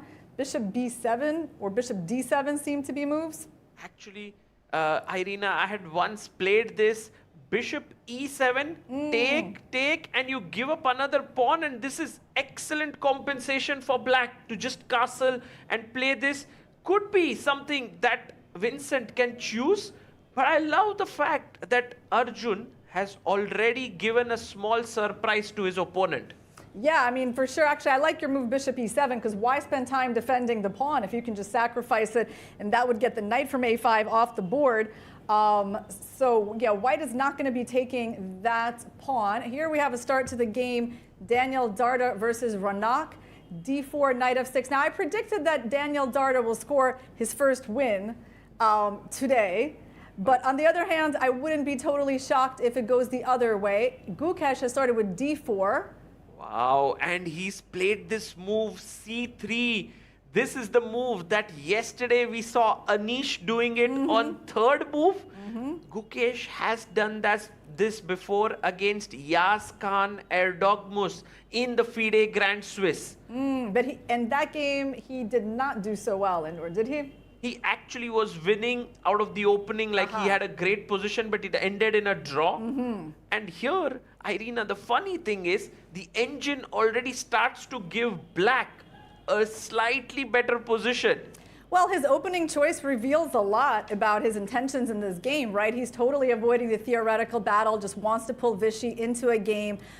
This is the strategy I think that Hikaru used against Vishy earlier in the tournament. Although I feel like for such an experienced player like Vishy, he's not going to be too scared by moves like c3 by white on move 2. Right, and Vishy goes into the territory that he knows the best. He plays his pawn to e6, bishop e7. Vishy does not take too many chances in the openings with black pieces usually. He's very solid, and now the onus is on Gukesh to prove that he can find a way to get an advantage here. Yeah, white is going to be putting the bishop on d3. Maybe, he might go for a move like f4. Oh, what do you think? Stonewall setup. Yeah, maybe because his knight isn't blocking the pawn yet, he could try like a more aggressive setup like that. That would be interesting. But overall, I feel like Vishy should be pretty happy when his opponents start playing these non-theoretical lines against him, because he's not an active player as much anymore, right? So when people don't want to test him in the openings, that should be a good thing for him. That's such a interesting point that you've brought up, Irina. You think that the best way to beat Vishy is to actually take him into these theoretical lines? I think so. I think that's kind of where Caruana got the win against him, went down straight into a main line. I think that's still the best chance. And now with Gukesh going in this territory where it's going to be a long game, Vishy quickly building up his center. He's ready to put his bishop on b7, which means that the knight will come to e4, and look at that shot we have on the bottom of the screen. You get the perspective of someone sitting in the crowd and watching this right now. Guys, this is really, really historic game that you are witnessing. Okay, knight e5. That's the first aggressive move of the game as the knight goes to black side of the board and provokes an exchange, which would give white a pawn on e5, and that he's going to be supporting with the f-pawn pretty soon. He took it. This does remind me of this famous World Championship game between Spassky and Petrosyan, where actually in this position there was a choice to either take and play f4 or go back bishop f4, but Gukesh takes the right decision. Right, because he doesn't want to keep the bad dark squared bishop on the board and walk into potential g5 ideas. So he just trades that bishop off very efficiently. And the question is, which way is black going to be castling? Because castles, you're going straight into the path of the light squared bishop. And castle's queen side is also looking a little bit risky because white can try moves like a4 and b4. So I think actually Gukesh has a position that is well set up for a double-edged battle. Wow, this is looking really good for Gukesh, guys. Vishy, oh, he goes short castles. He's ready, but this is going to be a huge attack. Irina, queen can jump in. He instantly goes in. Do you think he's still in his opening prep here? He is playing very quickly. He spent less than 2 minutes. On the other hand, the move Queen H5, not too difficult. I mean, it's clear that White's intentions are on the king side. He also wants to bring his rook in from F3 to H3 at some point. If Black plays G6, his dark squares get weak. So let's see what Vishy does. He's probably going to go with a move like F5. But F5, if I take en passant, you're going to take back with the pawn, defending the H7 pawn. Well, or with the knight. Or with the knight. We got to think about that. That's a big decision. Right. So there are many ways to defend here. F5, as Irina says, G6. There's also a move like H6 may be possible. But Vishy needs to think his way through. I think he'll take quite some time at this moment, as it's a key moment. Let's quickly head over to our second board. Arjun Erigaisi versus Vincent Keimer. It seems like Arjun's idea to play this opening may have backfired. Yeah, well, he's still up a pawn, but Black is getting all his pieces into the game quickly. Also, this last move, Bishop G4, is a development with tempo. Let's see where this queen can go. She has to be careful because she can't go to G3. Walking into a discovered attack by the bishop. That would be so dangerous. And guys, look at that. We have a packed crowd in the Royal Opera House. So many people watching the action unfold. And they would be, quite curious to see what's going to happen in this matchup.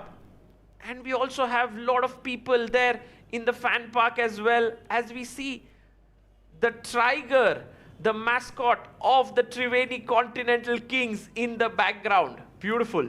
But yeah, this is a bit of a dangerous position for Arjun, especially if Vincent is well prepared. But on the other hand, Vincent has been taking his time too, so that takes a little bit of pressure off of him. Right, but a key moment where to get your queen, and while Arjun is thinking about it, his position is slightly worse. We go to 6th board between Daniel Darda and Raunak Sadhwani. And in this one, we see that the position is slightly broken up on the king side here. Irina, is this something to worry about for Raunak and the Ganges Grandmasters? For the moment, I think it's okay because yes, the king does look more exposed than usual, but these doubled F-pawns when you have the bishop pair are actually pretty standard. It's not like it's easy for White to get his pieces to the king side. So for now, I think it's double-edged, and I wouldn't have a problem with Black's position. Okay. And then moving on to the board between Dominguez and Javokir Sidarov. On board number 3, we have a very, very well-known Italian position. Such positions do give White a small edge, but generally Black is able to equalize. And what was the last move in this position? Oh, by the way, the knight is on E7. That's a little curious. Ah, instead of F6. Yeah. So actually it went like bishop C4, bishop C5, and Sindarov got his knight to E7, not F6. And that might make it easier for him to either play F5 in the future or maybe knight G6 to F4. So that is an interesting little detail. Very cool. And so we have this position. Oh, he actually voluntarily took these doubled pawns. Wow. I don't like it so much. Yeah, he definitely accepted some damage to his pawn structure. And obviously, he's counting on his kingside play to compensate for that. Right, and going to the game between Katrina Lagno and Polina Shuvalova on board 4, we see that it's early days here, but Black seems to have equalized out of the opening. Well, also, she's doing really well on the clock, so I'm not sure how Katarina's opening surprise has worked for her, because main lead's gotten her no particular advantage and actually a time deficit, and this is always the risk when you play an opening that is not so much your own. Right, and then finally we have Sara Khadem versus Stavrula Solakidu, a very crazy position here that has come out of some kind of, I don't know what opening to call this, maybe a Catalan somehow? Yeah, and actually Sarah has already had this opening in this tournament. I believe, if I had to guess intuitively, it was against Alexandra Kasteniuk in the early rounds, and she did not get a very good position, but I think she's worked on this opening in the interval, and now she wants to play the move a3 and capture the d3 pawn, and then maybe exploit the pressure of the bishops on the long diagonals pointing to the queen side. Yeah, this is looking very promising for white here, although black pieces are very active. Slightly better position here for Sara Khadem if she plays a3. So good news for the PBG Alaskan Knights. And finally, I think we've gone through all the games. Let's quickly go back to our icon board. We have had some action. So after queen h5, g6 was played by Vishy. The queen dropped back, f6. Okay, kind of similar to f5. The result is the same. There's a trade on f6. And okay, he's going to play e5 here, which is important that white does not establish a blockade on those dark squares. So he gets in e5, and now, Irina, I have a feeling that this position does look promising for Vishy. Yeah, well, it definitely looks nice. White has to do something special. He's threatened with a fork on e4. There's 0 point to trade the pawns on e5 and just allow the black knight in. Black will have the most comfortable position ever after that. So white is going to look for a special move, and that move would be bishop b5, trying to get access to the e5 square with the knight. And after bishop c6... So what you are saying here is that if pawn to e4 and you get like bishop d7 and e takes f3, maybe rook f3, this is a possibility. It's a possibility. This one is a bit dangerous for white, yeah, because of the move d4. So white's going to have to execute these captures more precisely. Maybe start with the queen taking here. Maybe start with the queen. There's some funny move, knight e5 immediately. Let's take a look at that. How does that even work? That one is the more unusual one because white sacrifices a pawn, but infiltrates with their queen to d7, and suddenly there's a lot of weaknesses in black's position. By the way, Irina, bishop b5 has been played by Gukesh, a key moment of decision for Vishy Anand. Does he push his pawn to e4? Does he take on f4? I mean, he can't take on f4. The knight is hanging. Does he play bishop c6? These are the possibilities. Yeah, right now Vishy has some big decisions to make. He's definitely under some pressure because his king is weaker than white's king. Right. And he's taken a lot of space in the center, but those pawns are vulnerable as well. So I think Vishy has to be very careful here. Okay, but Irina, I really like this move, bishop c6, because once you trade, I still have this very powerful center. Yeah, you do. I mean, and you can defend it. So even when I play rook ad1, you have rook d6. Yes. Things are holding together for black, and that might be what Vishy goes for because it does look pretty solid. I think that's going to be Vishy's choice here, bishop c6, although e4 does look tempting. A big moment here, this or this. These are the two options that Vishy Anand has. If he plays anything else, of course, he will be worse in that position. The match is quite evenly balanced right now. If we can get our 6 boards view so that we can show our viewers what's happening, Irina, it looks like everything is around even. Except even, but with like a bit of a mess on a lot of these boards, right? Like Arjun versus Vincent. Actually, Arjun is up 2 pawns with some undeveloped pieces, a king in the center. So that one is a hard one to make something out of. Right. Okay, it's maybe a good time for us to go to the Arjun board because look at this, what we have here on board number 2. He is 2 pawns up, as you called. His king is in the center. His bishop undeveloped, rook undeveloped, another rook undeveloped. Meanwhile, black has rook active, bishop's active, rook active, queen is well placed, knight, okay, not really active, but can do some stuff, jump in here at some point. This is the kind of positions you are told as young kids to avoid as white. Well, what if we just try castling here as white? How dangerous is this really for Arjun if he just castles? Do you think like I can play f5 and try to get something? Yeah, you can definitely try. I'm going to take that pawn. And then what if I try, now I don't know if I should play rook f2 to be really careful or king h1 to be careful, or should I just play b3 and get that bishop into the game, and then that'll be the end, right? Well, it's like if b3, there's bishop e5 ideas. Yeah.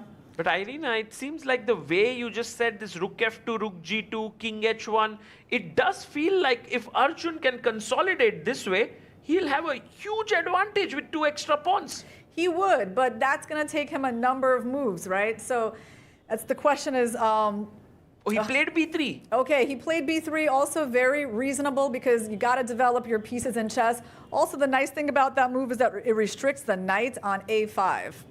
Right, and Arjun's move b3 on the board. The bishop is going to come on this long diagonal. Vincent has to prove his compensation for the 2 missing pawns. It's not easy when you're playing this time control, when you have 11 minutes on the clock. But we'll see, we'll keep an eye on this game as we go to our icon board once again. Vishy Anand has played bishop c6. He's blocked Gukesh's bishop. Gukesh takes it.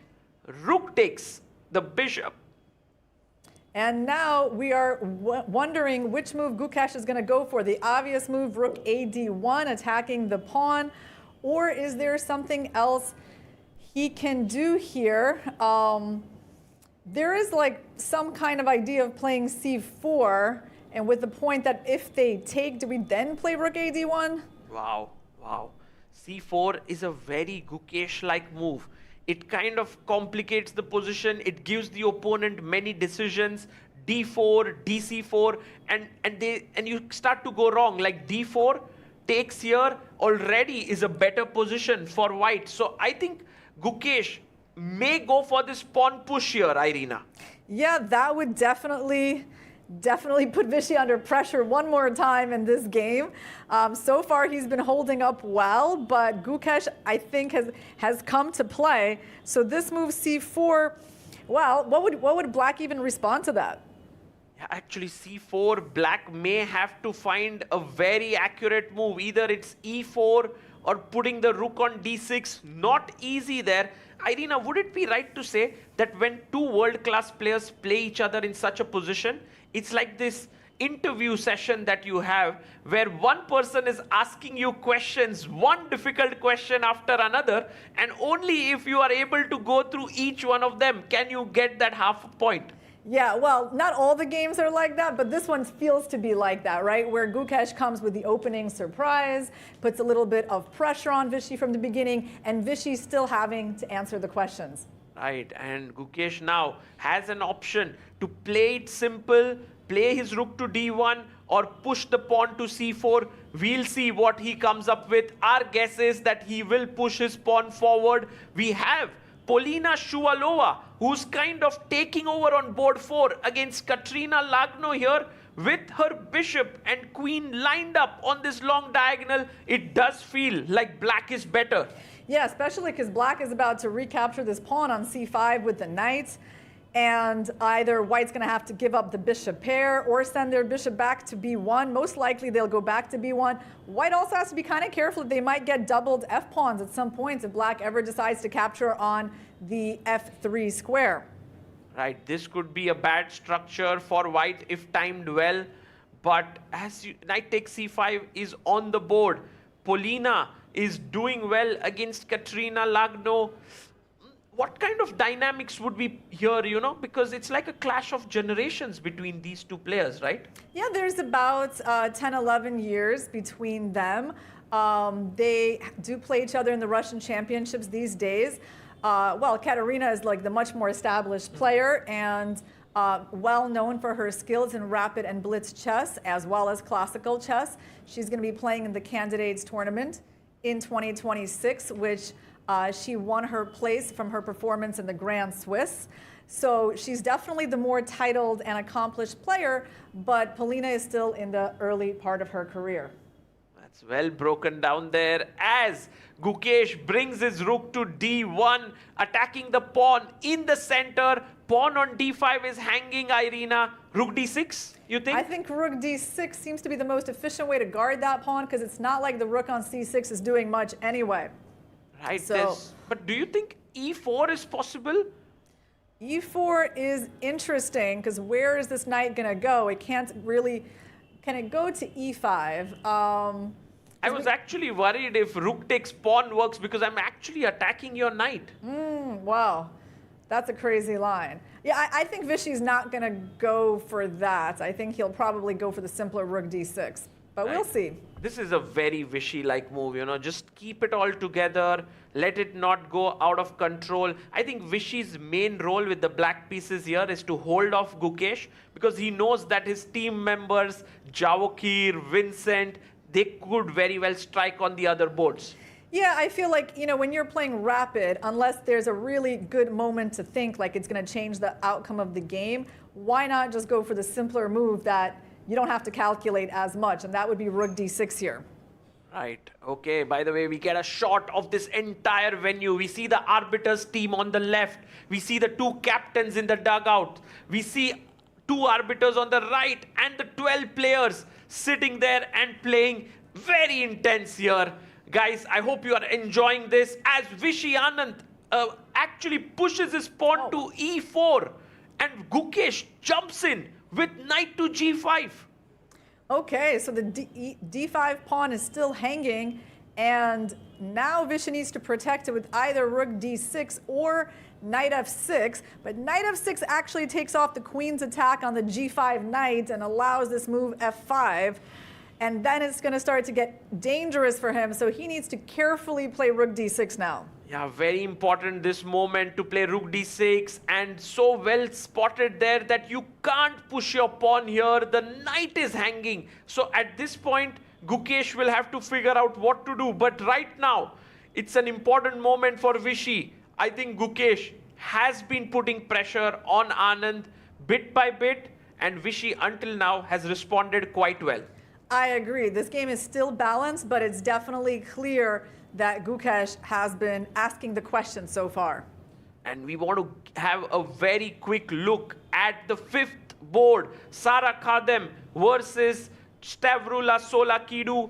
White did have an edge here, but at this point, Irina, do you think that black can somehow equalize this? Maybe trade the queens? Well, she trades the queens, the knight captures back and gets the attack on the bishop, and white is still up a pawn. Black cannot recapture it. So black is looking for some more precise move here. It could be a move like queen to c7 kind of comes to, that hangs the knight. Hangs the knight, we could take on b4, but we're still down a pawn, aren't we? Yeah, actually the best move is only queen e6, and it has been played here by Stavrula. She keeps it and explain to us why this position is good for black than taking the queens. Well, it's all about the d5 square, right? Like, even though black got the isolated pawn on e6, at least the knight cannot move into d5, and the knight's under attack, and the c pawn is under attack, so black has enough activity here. Okay, so this game, guys, is looking equalish over here. If we take a very quick roundup from the Prodigy board, Daniel Darda versus Raunak Sadhwani, looking even right now. Three sets of minor pieces, 5 pawns, 2 rooks, maybe equal. Yeah, I mean, black has the bishop pair in this endgame, but white has a lot of centralization there with his knights. The knights are actually more active than the bishops for now. So I think for now, it's still equal. Okay, we just saw Sara Khadem versus Stavrula. We think this is also even on board 5. Going to board number 4, Katrina Lagno versus Polina Shuvalova. Maybe a small edge here for the Ganges Grandmasters? Yeah, it might be, you know, bigger than small because the bishop pair is a long-term force in the end game. Black's moves are very simple. She's going to go king g7, rook c8. White is dreaming of playing bishop e4 and maybe trading off that bishop if possible. That is the way to make a draw, but still white has that e5 pawn that they're going to have to be defending for the rest of this game. So here, a good position for the Ganges Grandmasters. Going to board number 3, Lenier Dominguez versus Jawokir Sindarov. Lenier, do you think like he's solid enough here to not have any trouble with the white pieces? So far, he's solid. He's solid. His pawn structure is better. I don't really see a kingside attack organized by black at the moment. So I would say, other than the time situation, Lenier is doing fine. Okay. And then going to Arjun Erigaisi versus Vincent Keimer, the completely crazy game where we have a bishop on h2, the king in the center, a rook on g2, pawns on b3 and c3. What the hell is going on? Yeah, this position is pretty much impossible to evaluate without an engine, right, Sagar? So actually with one extra pawn now for white. Still little development. Black still has that knight out of play on a5. I guess what is keeping white alive is like the knight on e4. Right, the knight on e4 here, and also, Irene, I just feel like these are the kinds of positions that Arjun excels in. He loves playing these weird, sharp positions, but Vincent has been doing quite well. Yeah, I mean, I feel like, you know, white does have a more risky position, obviously. On the other hand, Arjun, he is up on the clock 3.5 minutes, and Vincent hasn't been able to figure out a way through yet. I wonder if he wants to play h4, Sagar. Is that like the long-term point of moving the bishop back to f4? I think so. This is a great idea to push your pawn down the board. At the same time, if Arjun takes here, then you can take with the bishop, putting pressure here. These are very complex positions with f5 coming in. The black king would get a bit weakened. Just look at this, Irina. If you play bishop b2, I play f5. Long castle, you take here, I take with the bishop, c4 coming in, I'm a piece down, but it's so complex. You've got the g-file, the g-file, and the diagonals, Sagar. So yes, the compensation here is quite obvious. This game, of course, is the craziest one we have in the match. That one, Arjun has taken the pawn. Okay, this one can go either way. Going to the icon board between Gukesh and Vishy, we see that Vishy has pushed back Gukesh's knight. So what happened was, after knight g5, rook came to d6, best move. Then he went queen g3, h6, a very bold move because it does weaken the pawns a bit. Knight went back, king h7, and now knight to f2. The knight wants to come here, but instantly stopped by Anand, and queen h3 again. Irina, what are your feelings apart from the fact that the engine says it's dead equal? Well, I love the fact that Vishy has pushed back that knight out of g5. I mean, that seems to be a real gain for him to see that knight sitting quite passively on f2. And meanwhile, no attack has begun yet on the black king. I wonder if the idea, the queen h3 could be the move f5. It could also be a move like g4. I mean, that would be a little bit crazy, but perhaps that is it. And Vishy, he responds rook d8. He just wants to have these d4 breakthroughs. Yeah, he's saying like, I need to get all my pieces into the game and let Gukesh do something crazy. Because if Gukesh goes g4, and these are the kinds of moves that Gukesh likes to play, then d4, and already black is in the driver's seat. Yeah, white's king is going to get opened as well. So you have to be careful with such bold pushes. You know, there's a move here, f5, but I don't really see what it's doing after g5, right? The position remains blocked, and where is white really making progress? Yeah, this is not looking so good for Gukesh. It's like earlier his position seemed the easier one to play. Now it's suddenly shifted with Vishy having like a nice coordination going. Yeah, oh, wow, so g4 is on the board. Oh, he played it. Oh my God. Gukesh goes for it. And guys, Vishy now has a chance to punish Gukesh. And you know, he could literally say to Gukesh, this is not how you play. Yeah, well, I think d4, he will go for that. Everyone knows that an attack on the side of the board should be answered. Does it? With with a counterattack in the center. So d4 is on the board, and Gukesh is playing with fire, opening up his own king and letting that pawn thrust happen. I think Gukesh knows the dangers here, but he's just taking on Vishy, even going further in. Vishy jumps with his knight to the corner of the board. Irina, I don't know what's going to happen here. He takes. Okay, well, I mean, Vishy's knight is actually pretty happy to be on the side of the board here. It's not a bad knight because of the pressure against the f4 pawn. So again, this feels like it's the beginning of a turnaround because simply black's position is more intuitive to play here. And all of black pieces are just doing the right things, right? The rooks are in, the queen is defending the pawn, the knight is attacking here. Meanwhile, for white, how does he create his chances here? Yeah, I mean, I guess the one good point of white's position is that the move d takes e3 is not yet so devastating because you could just capture back with the queen and nothing is hanging in your position yet because your rook on d1 is protected. Yes, but right now a big threat could be to just take the pawn on g5, yes? So I could potentially just take on h6. You can take on h6 and then black has a pretty big choice.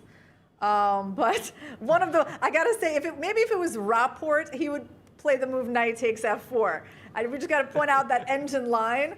Which one? Here? Yeah, after gh6, knight f4, and followed by e3, and that reminds me of his game against Mahindra yesterday. Wow, this could go really crazy. By the way, Gukesh goes knight g4. He's trying to attack h6 and f6. He's trying to ask Vishy, are you going to take my pawn? And then I'm happy. I don't know what's the compensation. By the way, we have a result, a draw on board number 6 between Raunak Sadhwani and Daniel Darda. We did predict it, Irina. Yes, so that game never really got off the ground. It was pretty peaceful all the way through. And meanwhile, by the way, if you do want to check out another board, we got Polina Shuvalova doing very well. Oh, she's winning. She's close to winning here in her game against Katrina Lagno. While she has a material advantage, plus white continues to have more weaknesses, less time.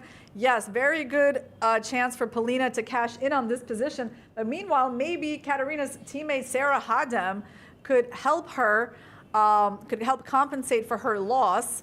So the match is getting exciting. While Polina Shuvalova is striking for the Ganges Grandmasters, Sarah Khadem is like, wait a moment, I'm going to strike with the white pieces for the PBG Alaskan Knights. This is looking good for Sarah. It's looking good. She's up a pawn. She's got a great knight, but I still don't think it's that easy. Right, knight to e4, but she is a pawn up. She will press here. She'll press, for sure. Good chances to win, but the win with black would be more valuable by Polina Shuvalova. All right, let's go back to the Gukesh game.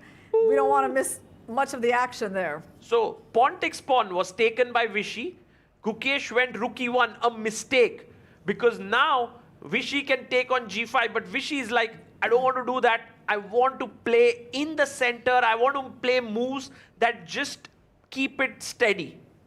They've got 10 more moves until the time control, where they get the 2-second increment.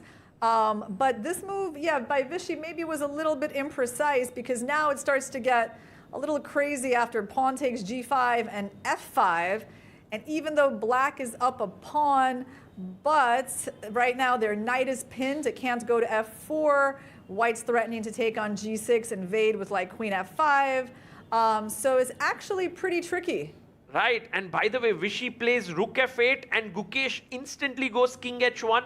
And you know what, Irina, I feel like Gukesh was just angling for these kinds of positions when he played g4. Just crazy, he doesn't care what the engine says, he wants Vishy to calculate. Yeah, well, that he has gotten that kind of game, and I cannot say I dislike the direction he chose because right now it is a game of pure calculation.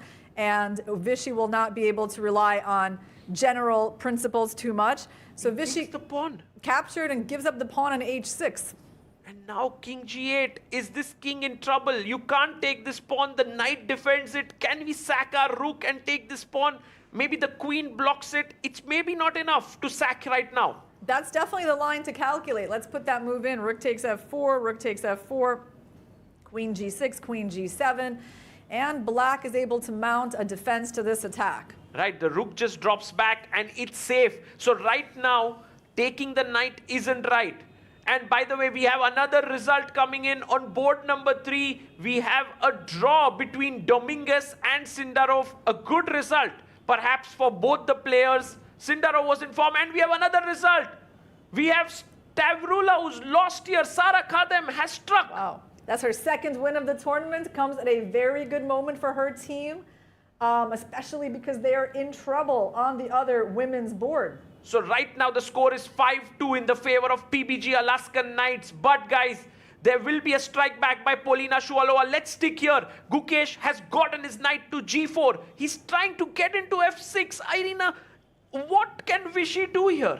Yeah, Vishy needs to find something good because he is like facing a winning threat. Knight f6 would win the game if white had a chance to move again. So he needs to prepare for that, make some move that allows a check to the white king. So let's try the move e3. Oh, that's a also setting up a checkmate threat. So if I give a check, then you just take, pawn takes, and boom, it's a checkmate. Yeah. So that is his best chance to try to create some counterplay against the white king. And after e3, well, white has to sacrifice the exchange to guard the e4 square and then take on g6. And what is going on there? That's hanging there.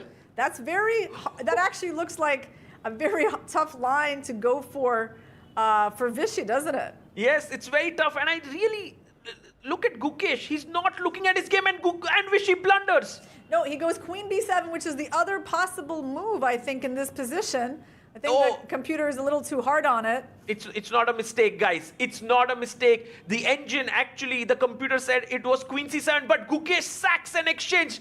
Double exclamation. We have a result on board 4. We have Polina Shuvalova, who's won her game, which means that the Ganges Grandmasters are now ahead 6-5.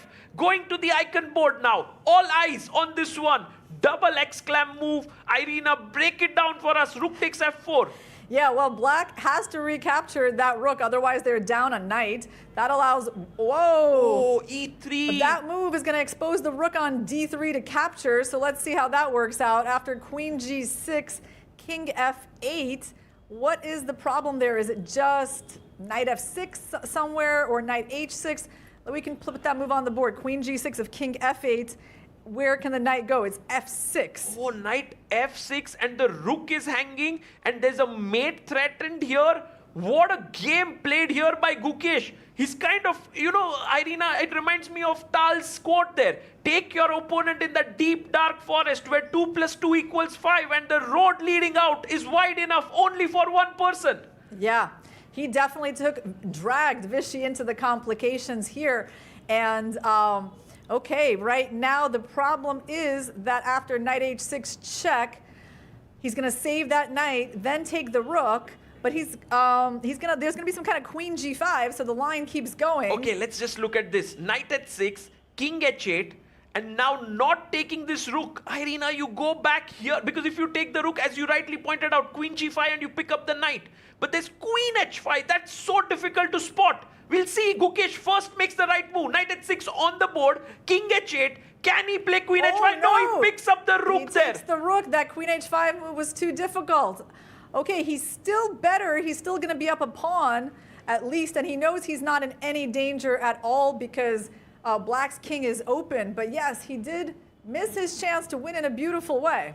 Yeah, queen check now. And guys, for all of you who are watching here, only 2 games remain. Gukesh versus Vishy, and we have Arjun Erigaisi, who's beating Vincent Keimer on board 2. And that would be amazing for them to get another victory. Their team really needs it. Okay, so Arjun is winning here, he's guys. Up in exchange. Or actually, what is he? He's not up in exchange. He's actually down a piece. But he's winning. He's just pinned him completely, and Arjun wins, guys. Which means the PBG Alaskan Knights move to 8 points. If the score is 8-6 with just the icon board left, and if Gukesh makes a draw here, then the PBG Alaskan Knights win, and he's a pawn up. Right, that's amazing. So he doesn't even need to win. Won't be too sad about that missing queen h5. His position is completely safe, and he'll be playing this endgame up a pawn. Right, he's going to play a pawn up because the e3 pawn is going to fall. He's going to bring his king in, and now it's only a matter whether Gukesh will beat Vishy. And you can see the players already shaking hands. They are like, we've done it. We're going to win because Gukesh is not going to lose this one. Exactly. So they're winning on the backs of two people, Arjun Erigaisi and Sarah Hadem. Yeah. And Polina Shuvalova got the sole win for the Ganges Grandmasters. And this is looking like Gukesh might beat Vishy here, Irina. He takes the pawn. He's now 2 pawns up, but this pawn is falling. Yeah, there's no way for white to protect it, and he's kind of stuck with an H pawn, which is the worst pawn to have when you try to win a rook endgame. So still, most likely result is a draw. It's a draw, yeah?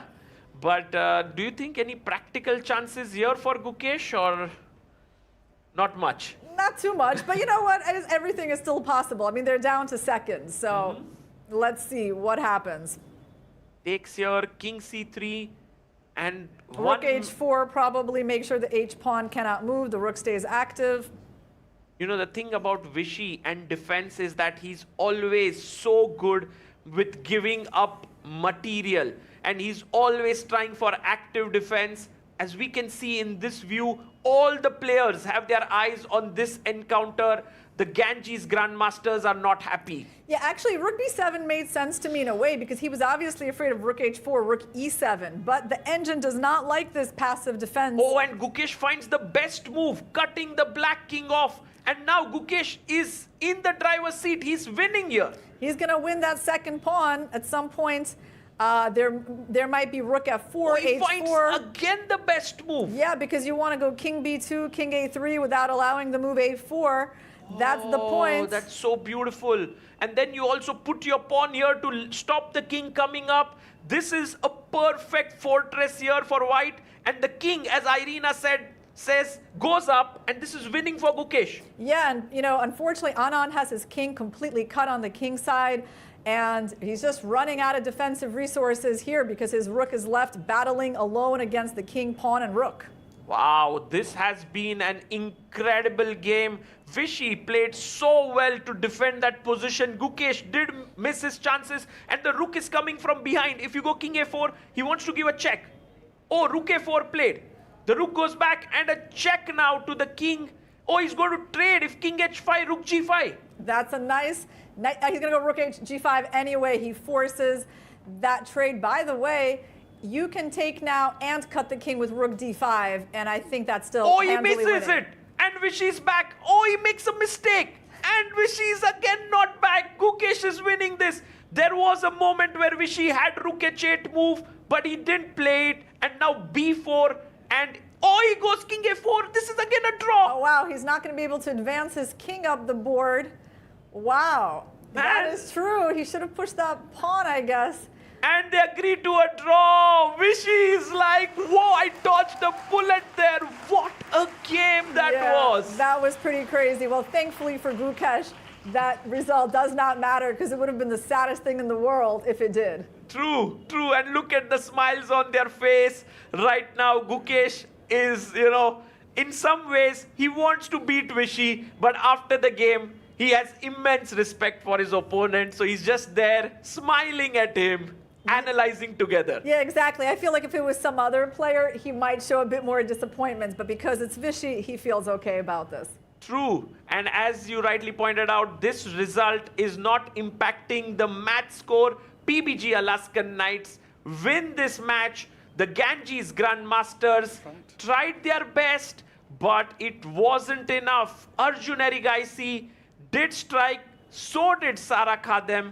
Wow, what a match that was.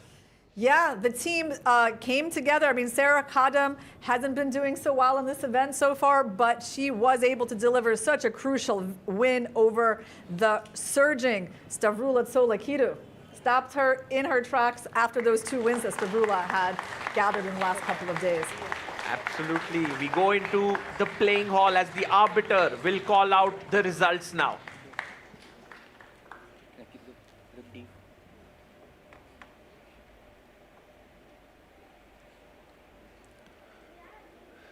So we have a result for this evening's match by a score of 9 points to 7. The winners tonight were PBG Alaskan Knights. And look at the crowd we have here. Look at the number of people. The arbiter asks the players to shake hands there. I think everyone who bought a ticket today and sat in that Royal Opera House had their money's worth. Absolutely, because the matches were so tense, so close. Some of them were separated by just 1 point between the teams, and even the one blowout match we had was an amazing show of force by the Flyers American Gambits. Yes, and the news from here is that the PBG Alaskan Knights have won it. They kind of played really cool, and there you see Dominguez coming out. We have Arjun today, who played brilliant chess. Katrina Lagno didn't have a great day, but she's happy. And so is Sara Khadem. So am Mishra with a happy face. The team of Ganges Grandmasters a bit disappointed. Their qualification is on stake here. I don't think it's going to happen, perhaps. Yeah, well, I mean, right now, the PBG Alaskan Knights have put themselves into a good position to fight for 3rd, 4th place, and at least to get that match at the end. I love this. Both Vishy and Gukesh go to the crowds. This is like an iconic moment. You know, both of them, you know, just making it worth it for all the fans who stayed back there. And everyone's like, please, my chessboard. Please, can you sign my chessboard? That's just the beauty of this venue here, and for having the tournament in Mumbai. There's so many crowds, so many people who've come out there, and yeah. Yeah, it's definitely a once-in-a-lifetime chance to get a selfie with some of the top players in the world. There we see Gukesh posing for pictures as he's busy signing autographs. And there's Arjun also there in the background. And I can see there a Gookie book in the background. Ooh, this is very nice. And someone's brought a frame for them. I'm pretty sure that a lot of people would love to get this chance. And guys, if you are back home and you're planning that you wanted to be at a chess event, tomorrow is a Sunday. Why don't you come here at the Royal Opera House? The tournament is going to go on until the 23rd of December. Yeah, tomorrow we're going to see who has qualified to those top 2 matches, right, in the finals. And afterwards, we're going to have a couple of days of those knockout matches, right? Right, and by the way, guys, this is the score line. The PBG Alaskan Knights wins 9-7 against the Ganges Grandmasters. We are going to take a short break, and on the other side, we'll be back with the presentation ceremony for the player of the match. While they make game-winning moves, you make career-winning moves with Upgrad. Make your move now. Chess or markets, smart insights can change the game. Jaise FIA, Fyers Intelligent Assistant. Get in-depth sector and stock analysis and deep portfolio insights. Fully AI-powered. Fyers, for those who are born to trade. Investment in securities market are subject to market risk. Read all the related documents carefully before investing.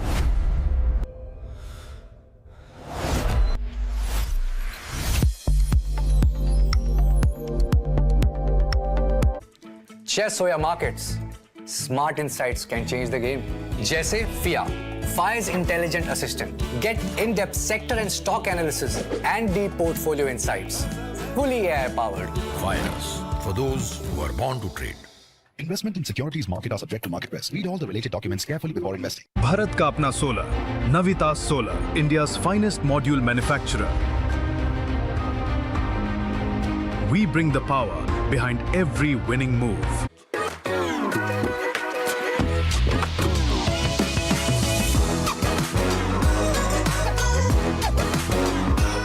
Sir, आपका goalkeeper से लेकर the ball तक के पीछे का secret क्या है? Secret नहीं, ताकत। मैं स्टेडियम को मजबूती से खड़ा करने वाली स्टील से इंस्पिरेशन लेता। APL अपोलो स्टील पाइप्स, देश की बढ़ती ताकत। Proud sponsors of Alpine Pipers.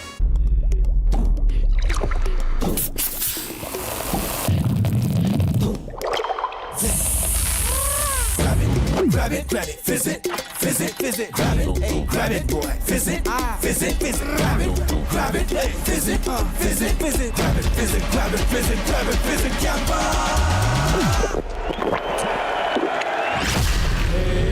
Grab the fizz. Campa wali fizz. Come on, guys, hurry up. अरे सुन ना, एक ब्रेक ले लेते हैं. Guys, I'm telling you, तुम लोगों को सही से ट्रैकिंग नहीं आता. But that's okay, you can learn. रोज का ढक्कन देना. ये रेड वाला है, सही वाला देना. अबे ढक्कन, पहले तो सही पानी पीना.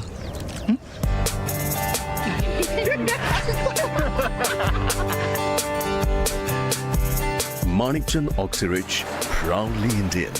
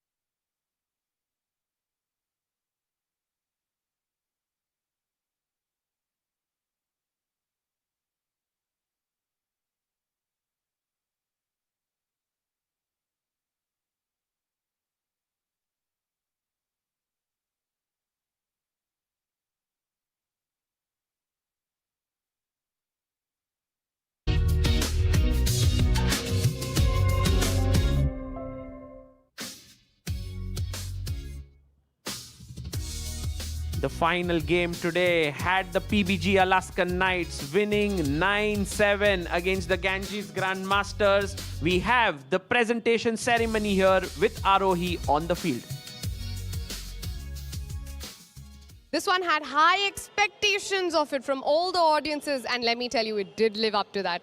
Hello and welcome to the post-match presentation ceremony of match number 23, played between the PBG Alaskan Knights and the Navitor Solar Ganges Grandmasters this evening here in Mumbai.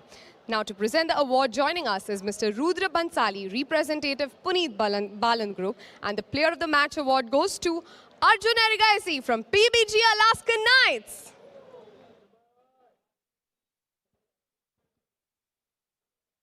Arjun, congratulations. Firstly, how do you do it? You know, you lose some games. How do you motivate yourself to come back and win in such a fashion? Yeah, after yesterday, I really wanted to bounce back. I was feeling a bit guilty that I let the team down.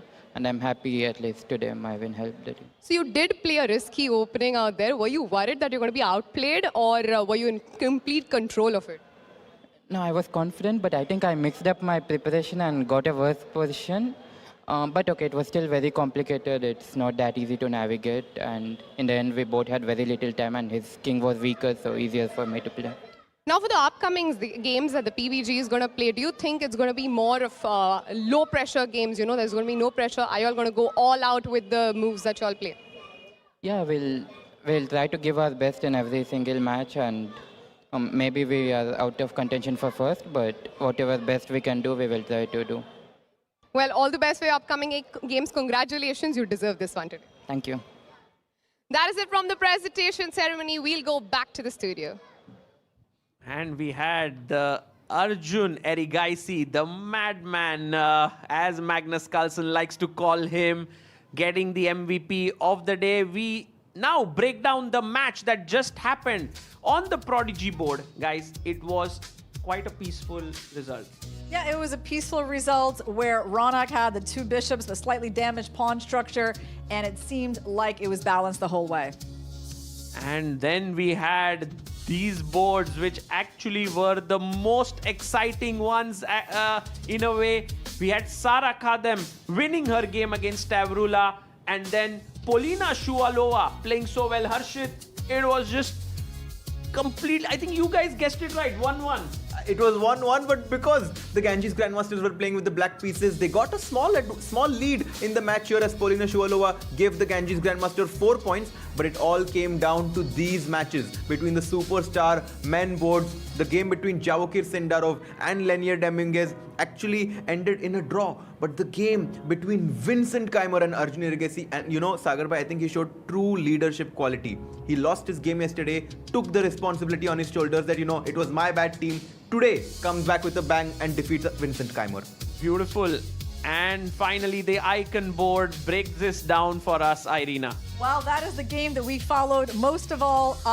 It was exciting from the very beginning when Gukesh chose a less standard opening, kept putting in a lot of pressure on Vishy throughout the game until the middle game when Gukesh overextended a bit. Vishy broke through in the center. It started to look like maybe Vishy could take over this game, but no, Gukesh had it under control, and in the end, he had chances to win, and it finished in a draw.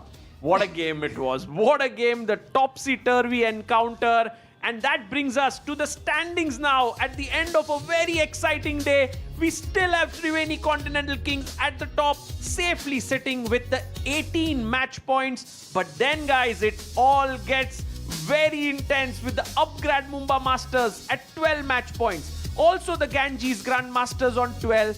Fyers American Gambits at 9. We have Alpine Pipers on 9 and the PBG Alaskan Knights slowly clawing their way back. Maybe good enough to fight for the 3rd and 4th spot. What are your thoughts, Arshit Bhai, about these standings? I mean, you know, most of the teams have played 8 matches, but it's only Upgrad Mumba Masters and Alpine Pipers who have only played 7 matches. And guess what? Tomorrow, the first match is going to be between these two teams, and a very important match for the Upgrad Mumba Masters. They need to make sure that they don't get caught up by the Ganges Grandmasters. Right, and Irina, your thoughts on the standings? Well, the Upgrad Mumba Masters are still the closest team, chasing the Triveni Continental Kings. If they don't win tomorrow, it's going to make it very safe for the Triveni Continental Kings to assure their top spots. So it's going to be a big match for the Upgrad Mumba Masters tomorrow. Tomorrow is a big day. It's a Sunday here in Mumbai, and these are the matchups that we have. The Upgrad Mumba Masters take on the Alpine Pipers at 3 p.m. Then we have the Ganges Grandmasters taking on Triveni Continental Kings, followed by the Fyers American Gambits versus the Alpine Pipers, and the last one for the day, the Upgrad Mumba Masters take on the PBG Alaskan Knights. Guys, you need to be here at the Royal Opera House. We will be streaming live. For now, guys, it's a goodbye from all of us here. Have a good day.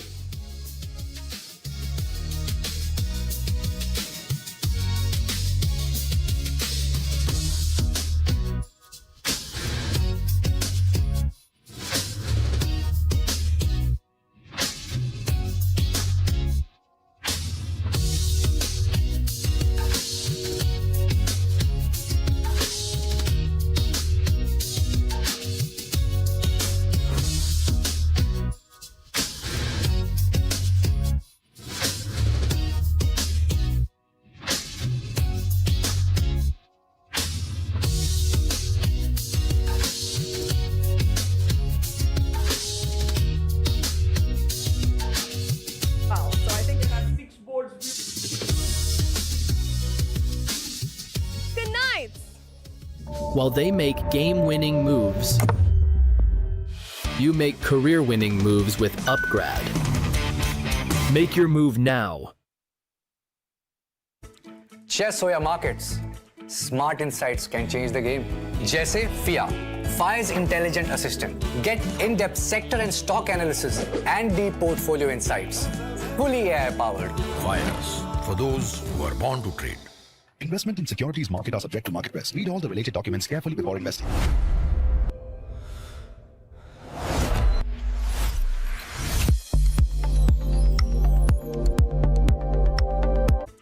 Chess or markets, smart insights can change the game.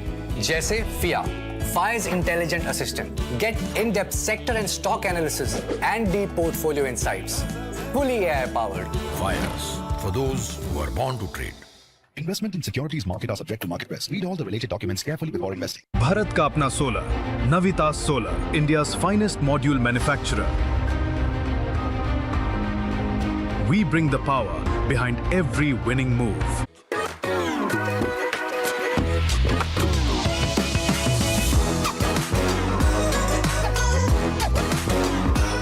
Sir, आपका goalkeeper से लेकर the ball तक के पीछे का secret क्या है?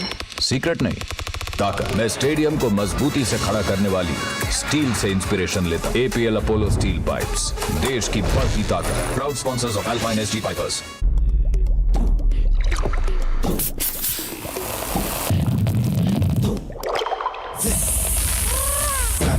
Grab grab it, fizz it, grab it, hey, grab it, boy, fizz it, grab it, hey, fizz it, grab it, fizz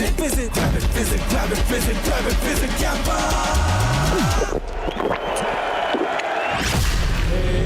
Grab the fizz. Campa wali fizz. Come on guys, hurry up. यार सुन ना, एक break ले लेते हैं.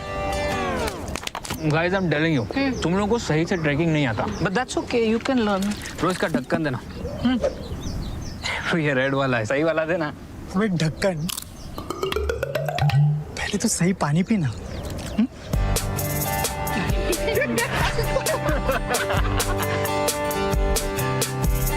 Manikchand Oxyrich, proudly Indian.